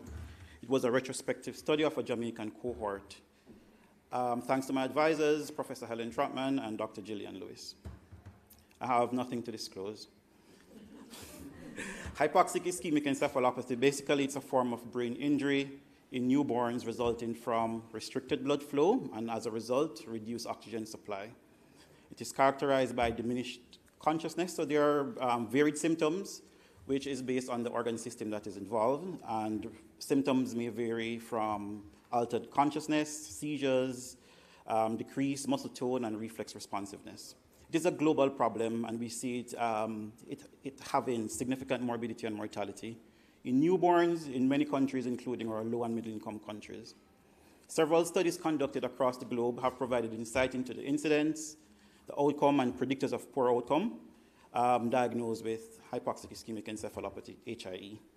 However, there is a lack of recent data on these factors out of Jamaica, and this is really what prompted this particular study. My objectives include to determine the incidence, outcome at discharge, and predictors of poor outcome in neonates at or greater than 36 weeks gestation diagnosed with HIE at the University Hospital of the West Indies, UHWI, between January 1, 2018 and December 31, 2022. Secondarily, I wanted to compare the incidence of HIE in this study with that of a previous study that was done at the UHWI over a 5-year period, which was more than a decade ago. It was a retrospective, descriptive docket review looking at all neonates that were born at or greater than 36 weeks gestation with HIE that were born at the UHWI between January 1st, 2018 and December 31st, 2022. Descriptive analyses were performed and differences in neonates by Sarnat staging, which is used to classify into mild, moderate, or severe, with what will translate into HIE stage 1, 2, and 3, respectively. And outcome were determined using the chi-square test for categorical variables and one-way ANOVA for continuous variables. The predictors of outcome were determined using multiple logistic regression models, and data were analyzed using SPSS software, and statistical significance was taken at the level P less than 0.05. The inclusion criteria, so all live newborn neonates that were at or greater than 36 weeks gestation delivered at UHWI between this time period diagnosed with HIE. So we excluded all those who weren't born at UHWI, who were less than 36 weeks gestational age, or those with lethal chromosomal and congenital anomalies. We defined a poor outcome as either mortality or having significant neurological sequelae indicated by an abnormal neurological exam at discharge or abnormalities observed in brain imaging, whether it's a cranial ultrasound, a CT, or MRI. An abnormal neurological examination at discharge was defined as having an altered level of consciousness and activity, abnormal muscle tone, signs of bulbar dysfunction, and evidence of neurological deficits. So coming to our results, we found that the incidence was 3.9 per 1,000 live births, and we had 32 neonates who fulfilled the criteria from a total of 8,226 neonates delivered during that time period. And if you look at figure 1, you'll see that the trend, we saw a low of 1.75 in 2019 in comparison to the highest, which was 6.2 live births, 6.2 per 1,000 live births in 2021. In terms of the severity of HIE, we saw that majority had stage 2 or moderate HIE. 11 neonates of the 32 had HIE stage 1, and 8 neonates had the most severe form, which is HIE stage 3. In terms of outcome, we had 12 of the 32 infants with a poor outcome, which we described earlier as abnormal neurological examination or mortality, or having an abnormal brain imaging. 5 neonates died. 4 were classified as the most severe form of HIE stage 3, and 1 as HIE stage 2. In terms of neurological sequelae, we had 27 survivors. Of those 27 survivors, majority, 74.1%, had a normal neurological examination at the time of discharge. 25.9% had an abnormal neurological examination at the time of discharge. 4 of those 7 who had an abnormal neurological examination at discharge had HIE stage 2, and 3 of the 7 neonates had a HIE stage 3. We saw, in terms of poor outcome, the parameters of acidosis, so pH, bicarbonate, and base deficit. Those were had an association with the poor outcome of neonates diagnosed with HIE. In terms of, in addition to poor outcome, we had need for mechanical ventilation as a contributor to poor outcome with a significant p-value. 9 of the 12 infants with poor outcome required mechanical ventilation, which was significant, and only 4 of the 20 infants with good outcome needed mechanical ventilation. The need for therapeutic hypothermia, which is now the standard of treatment for neonates diagnosed with HIE stage 2 and 3, and in some institutions, stage 1 as well, had a significant p-value of 0.01. 9 neonates received therapeutic hypothermia. 4 had stage 2 HIE, and 5 had stage 3 HIE. Of the neonates who died, 3 received therapeutic hypothermia. And I will say at this point that therapeutic hypothermia was introduced at the University Hospital of the West Indies in 2020. So it was considered in the latter 3 years of my study period. So in terms of predictor of outcome, the sole predictor of outcome was the severity of encephalopathy that had a significant p-value 0.01. And we compared it to other possible predictors such as seizure on admission, the need for more than 1 anti-seizure medication for seizure control. But the sole predictor of poor outcome was the severity of encephalopathy. When compared to the study that was done over a decade ago, we saw that the incidence decreased from 6 per 1,000 live births to 3.9 in the study period 1998 to 2003 in comparison to 2018 to 2022. We saw where right across the board, stages 1, 2, and 3, there was a significant reduction in the incidence. So we concluded that the incidence of HIE at the UHWI was significantly decreased over the past 2 decades. However, the mortality rate, which was approximately 15.6%, has not shown a corresponding decrease. Approximately a third of neonates experienced a poor outcome, and a quarter had an abnormal neurological examination at hospital discharge. The need for therapeutic hypothermia, severe acidosis, the need for mechanical ventilation, indicators of disease severity were factors associated with poor outcome. And the sole predictor of poor outcome was the severity of encephalopathy. In terms of study limiting factors, missing or unavailable medical records at the time of data collection, data obtained may have been incomplete, limited by what was recorded in the medical records, lack of an amplitude integrated, what we call EEG, electroencephalography, which will pick up on seizures that is not obvious to the naked eyes, and inability to obtain neuroimaging promptly. Therapeutic hypothermia was only utilized from year 3 of the study, and this may have impacted neurological examination at discharge. This was a single-center study that was conducted at a tertiary level institution. However, so as a result, results may not be able to be generalized to other centers in the country. My recommendations include enhancing the quality of intrapartum care services, implementing interventions such as continuous fetal monitoring for high-risk patients, and introducing fetal scalp pH testing in labor and delivery units, ensuring the timely and appropriate delivery of at-risk patients, and provide comprehensive counseling for women and potential risk factors. Timely neuroimaging for infants diagnosed with HIE and continuation of therapeutic hypothermia as an effective intervention for neonates diagnosed with HIE stage 2 and 3, and to maintain a strong and collaborative relationship between the neonatal and the obstetrics team. Final 3 recommendations are to continue follow-up of infants diagnosed with HIE stages 2 and 3 in our pediatric neurology specialist clinic, while those diagnosed with stage 1 are usually followed up in our general outpatient pediatric medicine clinic. The need for future studies and follow-up investigations is extremely important, and then to tackle healthcare access, infrastructure, and socioeconomic challenges in low and middle-income countries, necessitating coordinated efforts for sustained improvements.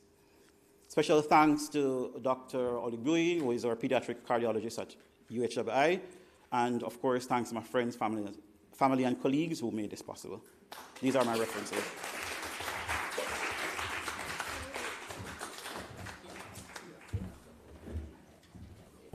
All right, thank you to our 2 presenters, and we won't have the 3rd presentation, so we'll go to the questions and answers now. And we have a question in the room. Can we get a mic to her?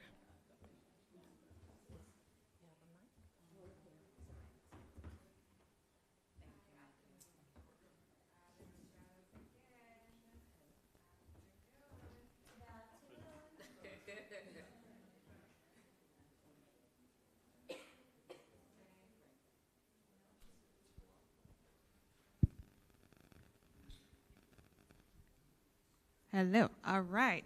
Afternoon again. So my question is for Dr. Hayden. Great presentation. Yes, you.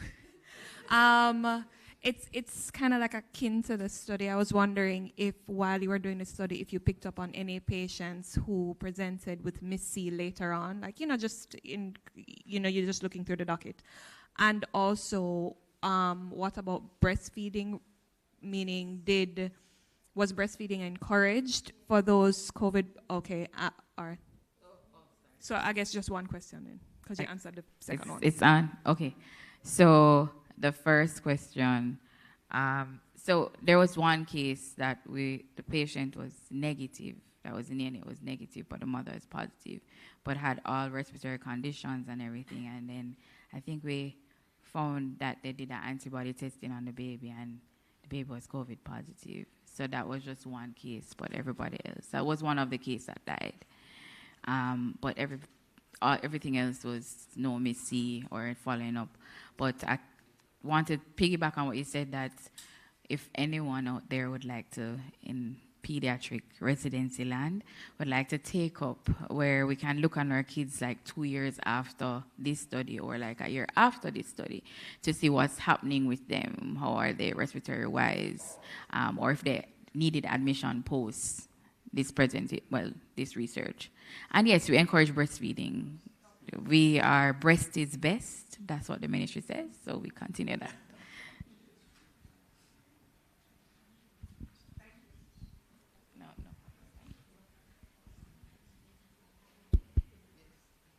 Okay, this question, good afternoon again, everyone. This question would be for Dr. Alistair Cavallo. Yes. So, wonderful, everyone. I do enjoy the presentation. It's very rich and very impactful at this time. As it relates to your study, though, Dr. Cavallo, were you able, based on the outcomes that you would have garnered from the research, looking at the results, were you able to compare this with any international studies being done on in the same area? And what did you find? So, thank you for that question. So we did a significant comparison with studies done in other low and middle income countries such as Jamaica, And we also compare it to studies that were done in developed countries. What we saw in terms of the incidence was that the incidence was significantly less in more developed countries. And we have a plausible explanation for that. More resources, so we have more robust monitoring. And the incidence usually in developed countries is somewhere between 0.8 and 1.3. And in low and middle income countries, we have as low as 1.6 to as high as 26.9. So I think we're doing pretty good in terms of the incidence. When we compared predictors of poor outcome and to the predictors of poor outcome to our study and to other studies, they were actually comparable. We find a lot of countries in the Caribbean as well with similar studies, with similar results. Okay, thank you so much. You're welcome.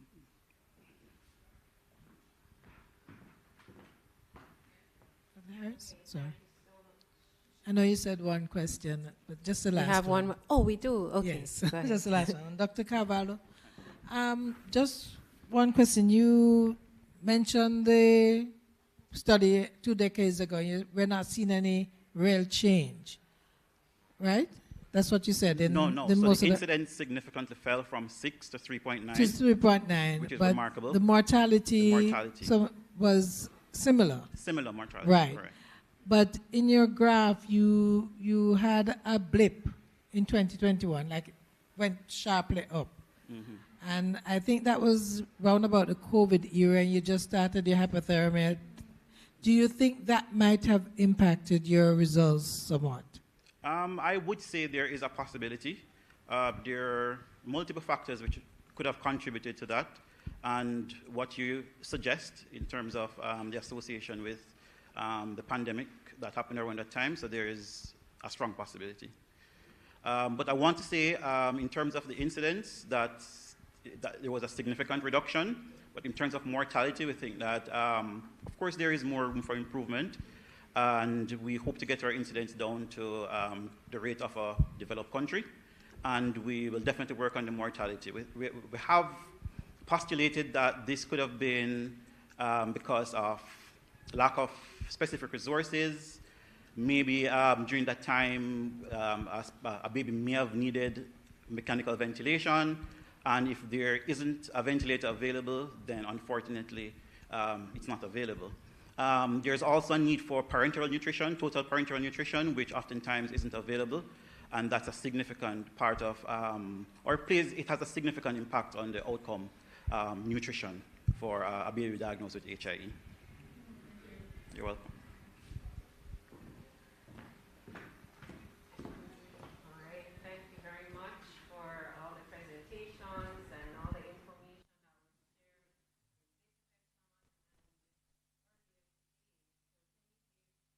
that was shared. For presenters, a round of applause. All right, thank you. So that concludes the presentations for today, and we'll go now to a little break or the closing remarks.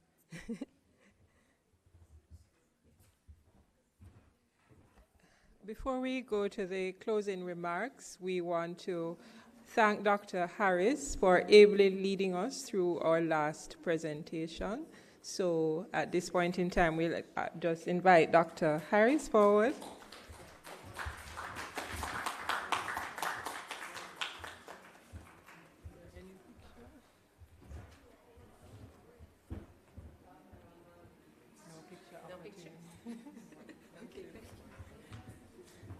We also want to congratulate our presenters, all very interesting presentations, and we can continue to ask questions after the session, and we're going to invite them at this time. They can leave the stage.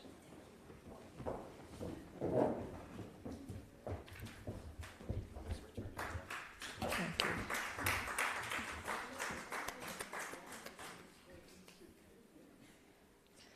We have come to the end of 2 days of oral presentations.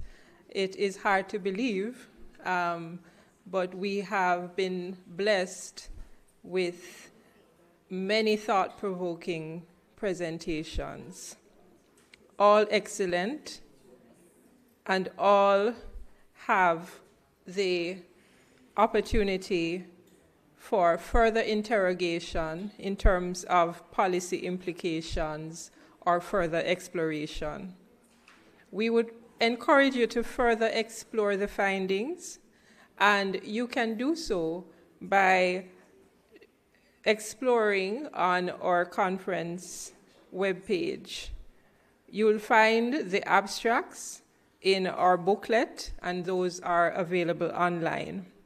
We also encourage you to view our poster hall, where you will have the opportunity to interact with our poster presenters. For those who will log on tomorrow, we have a panel discussion on work-life balance, a presentation on submitting to the advisory panel on ethics and medical legal affairs, as well as workshops on quantitative analysis and writing a research paper. There are prizes awarded to persons with the highest leaderboard score, which are given to those who will explore our conference webpage, so we encourage you to do so. Please join us tomorrow, and remember that we begin promptly at 9 a.m. So we wish you a good afternoon, and thank you for joining us.